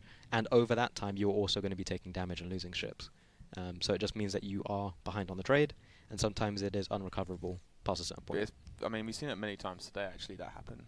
Teams laying into a ship, it doesn't die. In the meantime, they're losing the back end of their whole setup or something. They come out of it with they haven't killed the ship and they've just lost half their setup as well. Yeah, I think the worst part is that they had a Rapier. Mm-hmm. Exactly. While the Rapier was alive, if they had decided to go for the two Thalias, and maybe even the Merlin as well, and then they go into their reload. After they come out of reload, it means that when they do shoot a Navy Brutix, it's not going to wrap up again, even if they don't kill it that first time. By going for the Navy Brutix first and leaving the two Thalias alive, it meant that they could undo all the damage. So, and also synchronizing the clips as well is really important, and also holding off when you think you don't want to waste 2 shots on something and not shoot. Once you fire, you have to commit on that target. Otherwise, you're just going to waste time. Yeah. All right. Before we look at the bans for the next match, we can look at your stats, Starfleet Commander. We can look at Starfleet Commander's history in the Alliance tournament. There you go. So look at that. 38 wins to 22 losses. But Starfleet, you die so often. Well, my role is to help other people. Clearly, look, I'm a logistics pilot player, so it's my favorite role in the Alliance tournament is flying logistics. We can see here, look, Scimitar, Aneris, Deacon, Augur, and Bantam. So most often found in your scimitar. I do like the Scimitar. I think it's probably my favourite logistic ship. Then the nearest, I think. But, you know, I've got a good survival sort of rate. 50-50, yeah. Yeah, it's about 50-50. 50-50, I enough. might die in the match, basically. Yeah, I But mean, it- in half of these setups, like as we know, the Logi ship is just a logistics speed bump on the way to victory. So And most of the time, I'm there to just prolong my team to try and do something, Yes. like survive for as long as possible. But yeah, I got a few matches there, haven't I? It's not too bad. And I've got a positive win rate as well. There we go. It's not too bad. all right, so it wasn't all bad. It's not too. It's bad, not too you know. bad. I don't know. Okay career, not completely washed. Not completely. All right, let's take a look at the bans for our next match, which is going to be Minmatar Fleet Alliance versus Rote Kapelle. And by the way, just to make it clear, the team that spams the most into Twitch chat does win. So make sure you're out there spamming your mademoiselles or your feet. I don't recommend licking the feet, as I see someone posting in Twitch chat. Don't do that. That's what they've been posting all day. Oh no, It's been happening the whole time, literally since the ad break. Someone did tell me that like a third of the people spamming that got banned by Twitch, though. So maybe do change LOL. the spam a little bit. All right, banned. Ishtar ban. Mystical Might. Ishtar ban. Interesting. Not seen that. Also a Guardian ban. Not seen very And many a of those. Foon. And a Foon ban. These bans are all different. Mystical Might, talk us through them. Well, there's an Ishtar ban. Yep. Whoa, that's mind blowing. How did you know that one? Yeah. It's interesting that both teams have banned different parts of the drone setups. So the Ishtar is a very strong AHAC, like a heavy assault cruiser. We also have the EOS as well, which we've seen quite a few times today. And I believe it's one of the top 10 banned ships in the tournament so far. Yes. So I'm not expecting to see much in the way of drones. The Dominixes are open, but they will be losing their supporting cast. Yeah. You could bring something like Stratioses instead. I wouldn't really recommend it. It wouldn't work. Yeah, No, it's not my favourite type of drone boat. So I think drones is fairly weak in this one. The Zarm and Guardian bans are interesting because the Hyenas is still open. The Zarm and the Guardian are themselves tankier, and the Hyenas is somewhat harder to pin down. Yeah. I because think it the can move Nearest is quickly. I think the Nearest is like has a bit more survivability, to be honest. Yeah, it's more flexible. Yeah, usually. but it it can work in a also- lot of setups as well. It puts out It's less good. reps than those two as well, though. But it's more of like an all-rounder. Yeah, It has, it's a decent flexible reps. ship. It's I would quite argue fast. it's the better. I of prefer it. the Nearest. Like, because of the flexibility. If you have one of those three to leave open, I would argue that leaving the Aneros open allows your opponents to have more flexibility. Mystical Might, I know you're trying to have Yeah, an opinion, what's but you going don't on? get to wrong have opinions it. on Your this. opinion. Yes, God damn. All right. Do enlighten us then. I like the Guardian. I think the Guardian's a That's it. strong logistics ship, yeah. Oh God. There you No, go. I Nope. disagree. I'm done with this. Let's to the arena. Hello, welcome back to yet another match of the Alliance Tournament. We are in the lower bracket, but we are not having a lower amount of fun as we are going to launch an absolute bloodbath of a brawl here between this blue team in the Nighthawks and the Basilisk, getting out as many Bs as I can, as there is a Balgorn flagship supported by... Double Fleet Tempest. Minmatar Fleet has brought Minmatar Fleet things with double Tempest supported by a Magus Pontifex, double Deacon, double Vexer, and a Maulus. And indeed, Anemone 221 in the flagship Balgorn for Fleet. Yeah, and an enemy here, and I think this is going to be... They actually just got completely lured, and they're about to get fished out, as these Nighthawks are going to be on top of that Balgorn at 0. And here's what I don't understand. A Balgorn you bring to control, right? So why bring it at 0 where it's not going to be able to use any of its webs or really any of its utility to control the range or control the matchup here? Well, we'll find out as the match is underway, and we'll see if all that ham spam supported by double bomber can chew through these battleships. Yeah, and it looks like the Bob Bobbington, we're getting more B names off of the bump here, as is going to be the initial primary, as Akbad Popat is going to be the initial primary as the Osprey Navy issue. Getting rid of the Osprey often makes sense in these comps just because it does a ton of damage but has little to no tank. It does. We see Bob being taken to half armor. There are reps on it from the Deacons, but it is Nost. It's Nosferatu. It's painted, and the reps are not keeping it up under all these heavy assault missiles. Look at that attack bar from blue. Like, it is just completely applying perfectly to a Fleet Tempest, and the things damaging a Deacon, you say, oh, is there split damage? No, that's just like 10 clouds of angry light drones going on top of it. And then you've got two Nemesises, right? Bombers, they're cheap, They don't do a ton of damage. Often, they're not that great of a pick, but now the Deacon is getting webbed here, and actually it makes perfect sense as a breakpoint once you've killed that first Tempest fleet issue to use some of your drones to really try to force the two Deacons to repair each other. And Marty is just completely repping damage on top of Candy. There's like no reps going on top of Sycamoria right now, which is unfortunate because somehow Akbed is surviving under all of this damage. Somehow, yes. We on the back end, we do see the two Vaxers, or at least one of them. Both were burning for the Rote Kapelle Basilisk, who was sitting comfortably way out, repping his team. He's now tackled by the fleet Vexer of Sadist 666. And we shall see if that makes any sort of difference, if they can put damage into that Basilisk right now, because that Fleet Tempest of Fleet is being taken down. Yeah, and I think that the Minmatar fleet is about to get reduced by exactly one faction battleship, and then one more flagship here, and nothing from Rote Kapelle has been knocked down, and now an enemy has got to be the primary, you would assume, on the this ball at 0. Stim Brain Surgeon is going down, and this is literally just from damage drones as Rim is just continuing to support the Osprey Navy issue, and now Johnny, the Jackdaw, who's been doing God's work getting tackle on top of that backline of Minmatar Fleet Alliance. I do agree with the choice of going after the Nemesis. They just provide like 800 DPS, perfectly applied into those battleships, but it's about 3 minutes too late. I think it was probably about a comp pick too late, unfortunately. Like Fleet Tempest Balgorn, you simply cannot bring this, and why you would bring it to 0 against something when you see that the Geddon is banned, that APOC is banned, the Typhoon Fleet issue is banned. Yes, all of these ships are good up against are bans that you actually want if you want to bring a ham rush. I'm very confused. Well, we do see the Basilisk of Rima and Brel from Rote Kapelle being pushed into low shields. It is holding. It is currently under a lot of damage drones. I'm not seeing who is currently tackling it. It's still the Vexer on top of it, right? Yes, it's still the Vexer of Sadis on top of it, but it's not getting any support as Rote Kapelle is just picking apart the rest of the team, putting webs, putting scrams on the supports, on the Deacons. The Magas of Andra Odelis is taking damage. They're just picking it apart.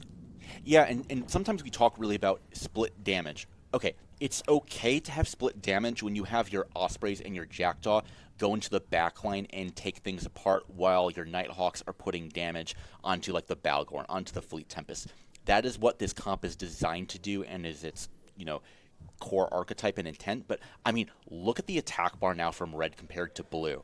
They're not even comparable. No, there's not much left on the Minmatar fleet side of things, though they do get another kill there on the Nemesis of Curtis finally going down. Yeah, and that makes sense. But once you have the Basilisk down, there's nothing to support these Nemesis, which, like you said, do like 700 damage, 800 damage, just loading Rage, pumping into your Balgorn. But nothing to support this Pontifex either, as the Deacons were killed earlier by really the Osprey Navies and the Jackdaw getting into that backline like we were mentioning earlier. The Vexer and the Pontifex will go down at around the same time.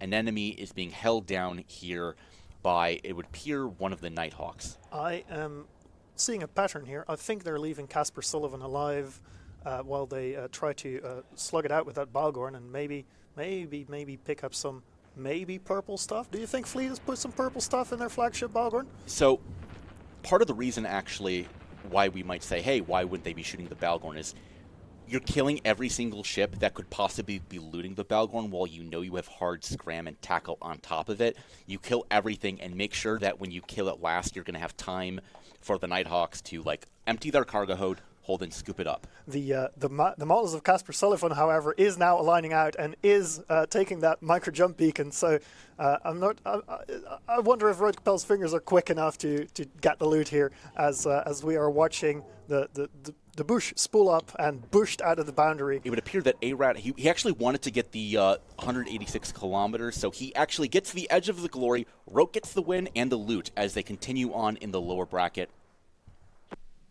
Rote Kapelle taking the W there and silencing Minmatar fleet in chat. The feet are no longer spammed. They're definitely not licked.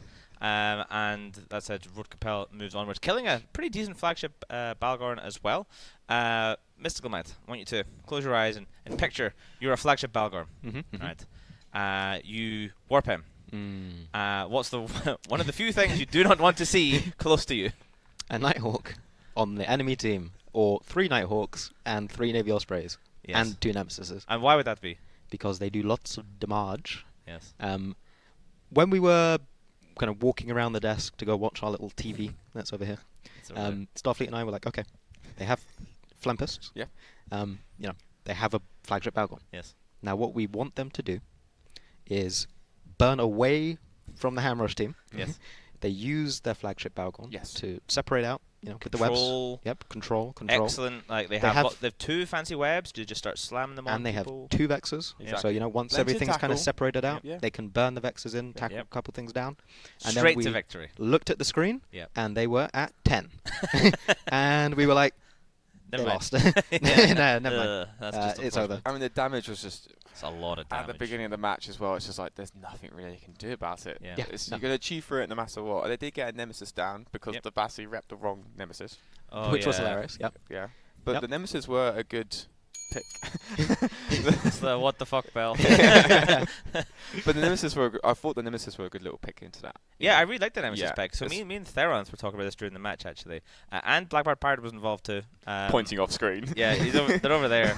They're sitting in the gallery just heckling.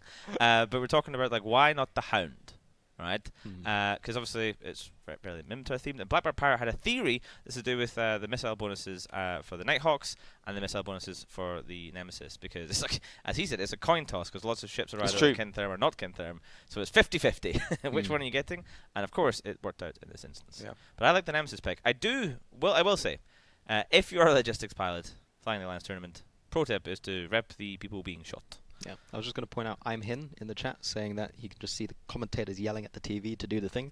Yes, every single match. Yeah. Every single match is us shouting at some team to fly Yes. differently. And if you do what we say and you win, it's because we were shouting at the screen. Yeah, But pretty much. if you don't and you win, then it's Luck. because it was just luck. It was Like- just you got lucky. Yeah, you got lucky this Yeah. time. One of the things about the Fleet Tempests that we were talking about is we saw the Fleet Typhoon banned. We were basically saying why. Yeah, and we were like, okay, why have they brought Why? Fleet Tempests? We saw the Typhoon Yeah. fleets were banned, and we were like, okay, maybe they went for a replacement, and we Mm. think about what they could replace it with. And I think they could have just brought normal Typhoons Yeah. and I sat think at so. 50 and Yeah. used the Balgorn to web down whatever they were shooting and essentially use it like a Kingslayer. Yeah. No, Just with- literally, as we spoke Yeah. in the last segment. Yeah, they could have exactly. done that. But yeah, Fleet Tempests, not necessarily that good. Yeah, Don't warp at 0 unless you ban out Ham Rush and Gun Rush. I think I completely agree. Actually, Yeah. the Foons would have worked so much better if they Yeah. just came. I think they might have won if they they might had the have won Typhoons, yeah. actually. In fact, I think they probably would have. Yeah. If they split up the Nighthawks enough and they were just all individually, like on alone, they could have done it quite easily. Yeah, I mean, we see this sometimes where a team kind of out-metas themselves and bans something that they want because they think that it's going to be bad for them, and then they have to bring their own substitute for that. And, I mean, you guys have done this as well. Let's talk about that, like this ban meta. How do you decide what you're going to ban? Like, when you're like, oh, I want to bring this, and then I ban out the same thing, like, why are people doing that kind of stuff sometimes? I don't decide how to ban. I ask Theron what to ban in our team matches. He tells me what to ban, and then I ignore that and ban something else and lose the match. That's what you do. No, I think teams should be going into the banning with an absolute plan of what they want to field, and they should ban towards their own what they want to field. I think that's the way forward. I don't really agree into like getting into mind games about trying to like worry what they're doing. I think you should just play your game and play your setup and ban for your setup. But what if you see you turn up in day one of the Alliance tournament and you see someone bring a comp that you have never practiced with, never seen it, and it's clearly going to be very strong, and you know that if you face that, it could probably beat you. You probably just want to ban it out then. So you are starting to, if you're going to face them, you're going to start targeting bans, right? Yeah, you'll have a comp that you want to run, and that comp will have weak setups against that you want to get rid of and remove. So obviously you'll be target banging those things. But I don't think getting into the mindset if the other team bans something, you try and be reactive.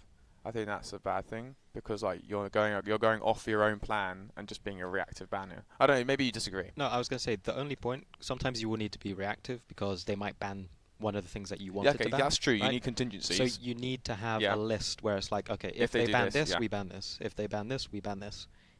That can kind of decide what you bring. You have a couple setups in mind that you want to Maybe run. 3. and it will be determined by how the bans go. So yeah, you'll have like a list of contingencies, ways to approach the banning.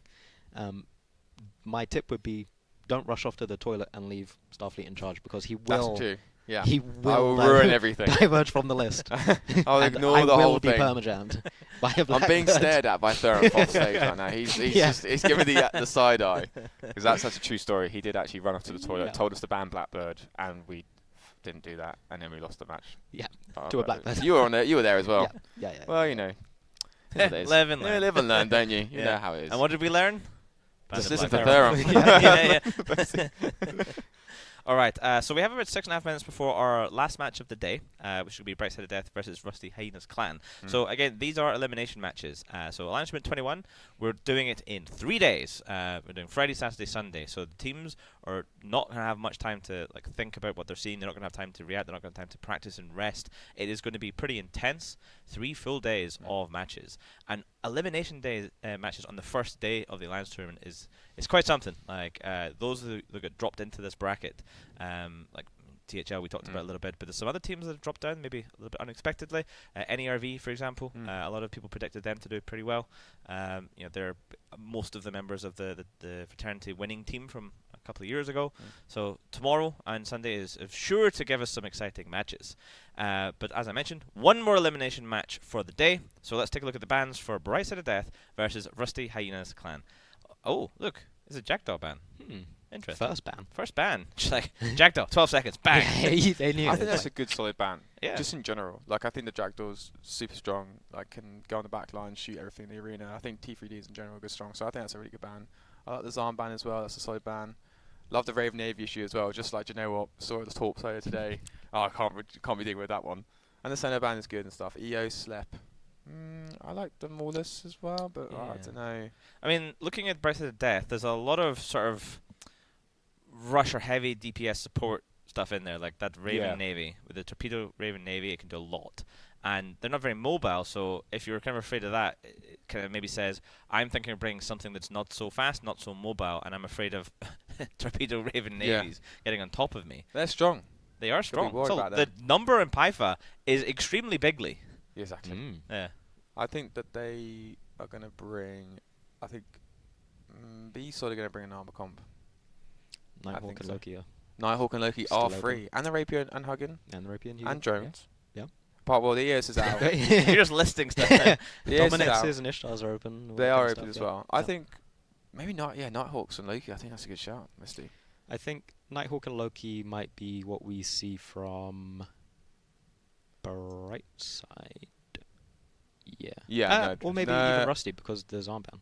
Yeah. Because And the that's Epoch true. Navy. Yeah. Oh, I mean, what we don't know, of course, is whether these teams are going to be bringing flagships. We talked about it a bit, like in the lower bracket, elimination matches, best of one. If you lose, you go home. Yeah. And at this point, you've not won a match yet, so you go home with literally nothing. Especially if you lose your flagship at the same time. Not only do you go home with nothing, you minus. you go home and a loss. deep negative. So not a great place to be. But let's take a look at a quick graph of win ratios with and against teams with flagships.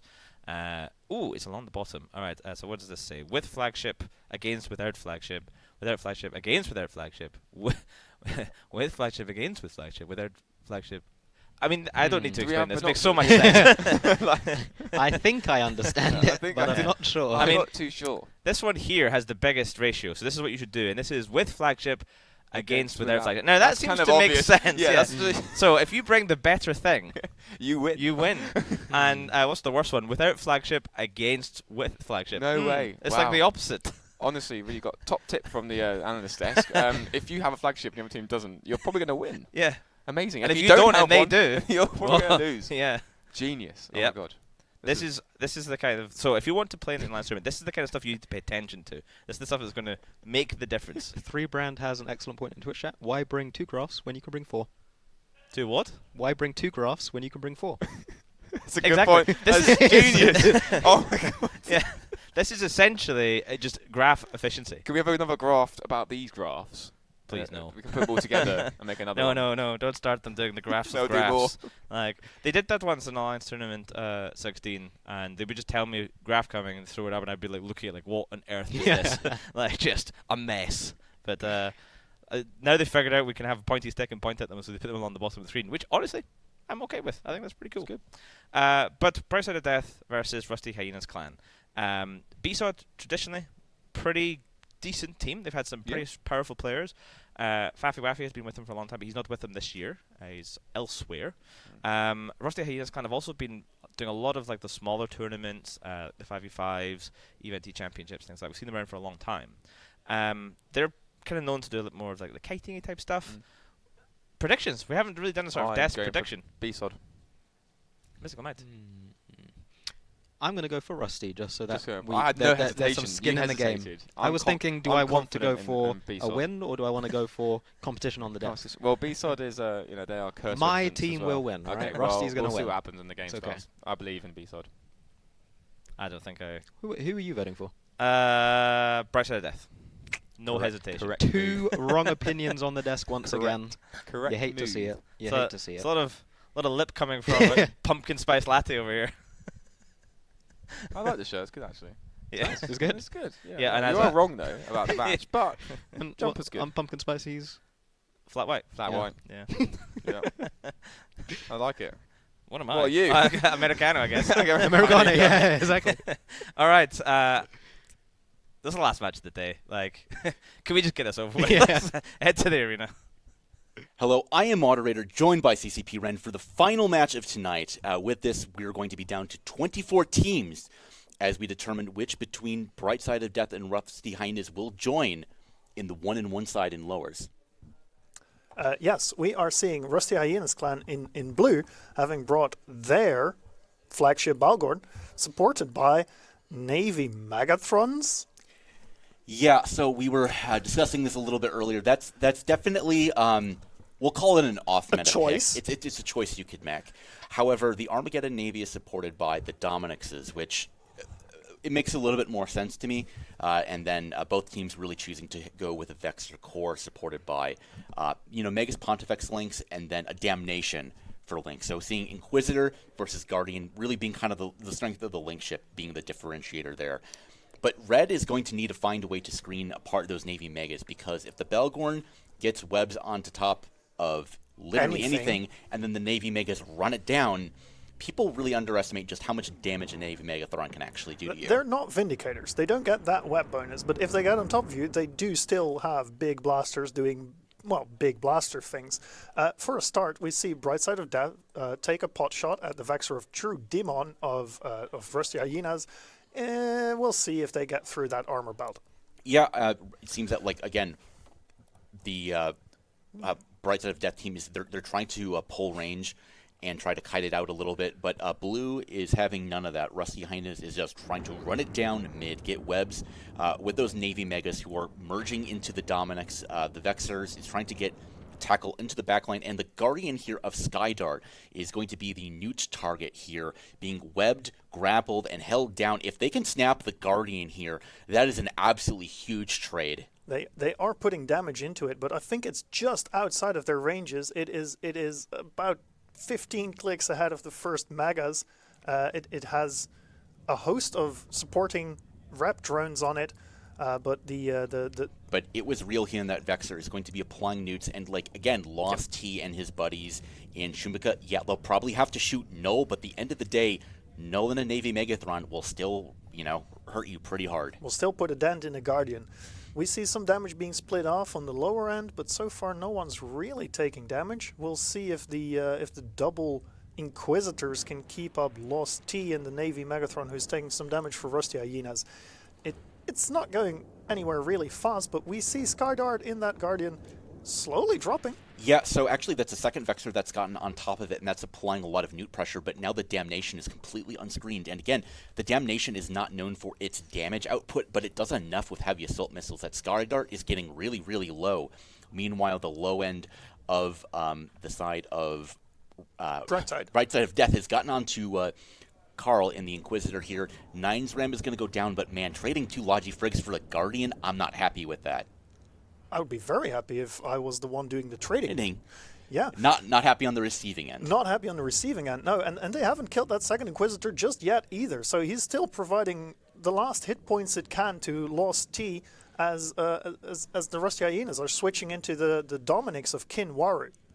Yeah, I mean, it's really the only thing that they can actually apply to. The Dominics of Kinwaru had done screening on top of Lost T. However, like Nisat is just really completely free right now, and Midas Bartholomew is also completely free. So the flagships are playing their lives, not wanting to really get in the thick of it and risk it right now. Yeah, it's slowed down a bit. We see Lost T slowly dropping still, and Kinwaru also entering about half armor at this point. It might be a race to the bottom for these two, and I think whoever drops first might lose the match here, losing the first one of those battleship cores. Yeah, interestingly enough, we see the Skybreaker is just doing damage into the cloud of sentries right from the side of the Dominixes that are applying damage right now. So that's one of the things with Dominixes is that you can really control the range that you engage at, right? Whereas the Navy Megathrons, they have to be on top of you really at 0 or in that ballpark to do damage, and Lost T is going to go down quicker than Kinwaru here, but Grey Shadows is going rather low, and I like the choice of going after the Megas and the Pontifex now that the Guardian's gone. Yeah, and Lost T might not be going down that much earlier than Kinwaru, who's now hitting their structure as well, following Grey Shadows and the Pontifex, who just exploded. Yeah, here, what you really want to be doing if you're going to be one of these command ships is you want to probably get links, give your buddies like about 90 seconds of that links, and then just run away. You don't need to be there. Don't get yourself caught. Yeah, not getting yourself caught here might be paramount. Living as long as you can, giving those last links out, supporting all those armor hit points on your battleship cores might be the thing, but I don't think that the bright side of that is going to chew through that Damnation. Damnations are notoriously tanky. Yeah, the Vex are now getting caught here from the side of Rusty Hyenas, getting killed. But man, I have to feel like the Balgorns are and the Navy Mega are in a bit of a better position at the moment. Much better. Those if that Balgorn has guns and the Navy Mega obviously has guns, they'll start out DPSing. And the Balgorn will out-newt what currently the Bright Side of Death have remaining. Dominix is very utility-heavy, and Navy Geddon is a very good ship, but it's no match for the pure damage of a Navy Mega and the Balgorn on top of it. Because everything is really clumped up right now. There's only a few things that are not clumped up, and that is the Skybreaker, who's attached himself to the Vigil, way out on the side, and one of the Vexers of Bright Side of Death, who is also way off into Narnia and not seemingly contributing anything. Yeah, I can understand why the Skybreaker would be kind of off in Narnia trying to do its thing. Like, the Vigil here is really a ship that's trying to apply paints for centuries, but in this kind of a comp where everything's brawling at 0. Unfortunately, the Vigil kind of really just doesn't have value. No, and we see it go down to drones now. There it goes. It was some Hornets. Some Kaldari Navy Hornets doing work, taking out that unrepaired Vigil. We'll see what happens as Yuri Yavazi in the Dominics also says goodbye to this grid. Now it's just a true demon here in the Vexer that's getting hit by a small cloud of what looks like Kaldari Navy Vespas from the Vexer and the Magus. Here, if I'm the Vexers, pull range, just get to like beacons, apply damage. You don't need to be in here at 0. Play your points. I think one of them is doing that. Dali Tekataki is doing that, but Sagrat was straight in the middle of everything. Webbed, grappled, scramped, the whole shebang, and then Navy Mega says, "Thank you, I'll have that for breakfast." Yeah, and now Midas Bartholomew is actually applying heavy rep bots from his bay to try to repair Dali, as you were actually saying exactly that. Just doing kind of the point calculation here with 3 minutes left, there's not really any way for Midas Bartholomew to kill Schmicka or Nestat Razor, even as a flagship. You'd have to kill one of those and then another core ship, and you can't kill 2 of a Navy Megathron and a Damnation or a Balgorn in 2 minutes. There's just too much HP, too little time. There's too much HP, and I didn't check what the weapon system is that Midas has. But if that is rapid heavies, the reload will seriously hamper any efforts towards killing it. Yeah, and it is rapid heavies, yes. We do see the bottom end of Brightside there going down. It's just a Vexor remaining. It is webbed, it is being shot at, and those rep drones aren't going to make the difference. That also means that Navy Geddon, having put its entire allotment of drones into repair drones, means that there's no outgoing damage once those missiles run out. Yeah, and this is kind of unfortunate. We were saying a little bit earlier that, like, the Dominixes, they're not necessarily a bad ship, but you need to be able to control range or control the spacing with them. And really, when the Navy Megas got on top of that Guardian at 0, it meant that Rusty Hyenas completely controlled the engagement in the match. Yeah, basically from there they picked it apart. We see them going after the Vexor now, and they're leaving that Navy Armageddon flagship completely alone. Yeah, there's nothing really that can chase after the Navy Armageddon. It's going to be a little bit faster with that officer or, X-type micro warp drive. And it actually, now that I say it, it's just going to be the Damnation and the Navy Mega of Schumacher getting on top of Dolly, who had tried to go to an MJD beacon, but had been unsuccessful in his subsequent spool.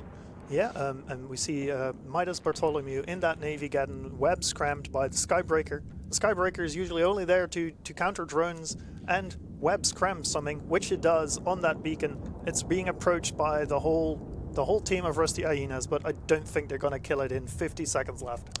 No, if they had maybe about 5 minutes, they'd have no problem. But the Skybreaker being an absolute hero, getting Scram Web is exactly what you would hope it would do. That's going to be, an armor Skybreaker, not exactly known for that, but the reason that teams will bring it is because it's 5 points as a tackle ship, and you get a lot of mids with it. You can put remote sensor boosting, you can put support, like that. And it punishes drone comms like we've just seen, where it single-handedly removes a whole drone cloud. And then it also does the hero tackle. Imagine that.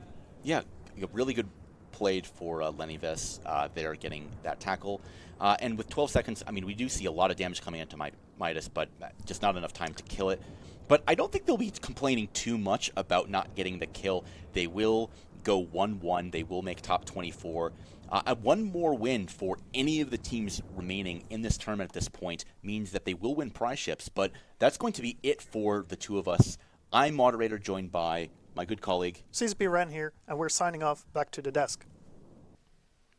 And there you have it, Rusty Hyenas clan taking the final victory of the day and knocking Brightside of Death out of Alliance Tournament 21. Just as I, CCP Overload, predicted, Rusty Hyenas clan took the W. Me and Mystical Might correct, Starfleet, unfortunately. Wrong as per usual. Well, don't listen to me. I don't know anything about this, so I keep getting it all wrong. Bet your points based on what Starfleet Basically, says. if I bet one way, just bet against me and you'll definitely win. That's what's happening right now. But they kept their flagship alive. That was a flagship Armageddon Navy issue. We saw him at the end doing the smart move, jumping around the beacons, and Rusty Hyenas clan could not catch him and lock him down. If the match was like a minute longer, probably that flagship dies. And BSOD have resources, so I'm pretty sure it would be a relatively expensive flagship as well. So, they didn't win the match, but at least they also didn't lose their flagship leaving the Alliance Tournament. So they get to retain that, sell it, use it next year, whatever. It's really up to them. They'll be back. They're always back. They're a tournament year. staple. They always play. Brightside of Death, and I always like to see them. Cool logo as well. It's like a fish. It's cool. Anyway, that was our last match of the day. We are back tomorrow. Our first match is 1400 Eve time, which is UTC, and it is the Tuskers Co. versus Laserhawks in the winners bracket. So the winners bracket tomorrow has some super interesting matches. For we have like Punishing Grey Raven, who knocked down THL, going up against Seker Matar. We have Barcode versus Odin's Call. I'm excited for that one. Plat Sensitivity versus Paper Numbers. Like, these are good teams going up against good teams here. So yeah, make sure you tune in tomorrow, 1400 for Tuskers versus Laserhawks. Until then, I have been CCP Overload, joined by Mystical Might and Starfleet Commander, and of course, all of the rest of these yappers and button pressers, and not to forget Sound Guy and Band Guy, the ones that truly carry us. And the longer I talk, the longer Don't they forget can't the go to the pub. referees. The referees don't really do that much. They're like, they're in this room here. The best thing about the referees is there's a room behind this poster. They can't come out when we're live. They're just locked in there. They're literally locked in into servitude for the tournament. But enough yapping. See you tomorrow.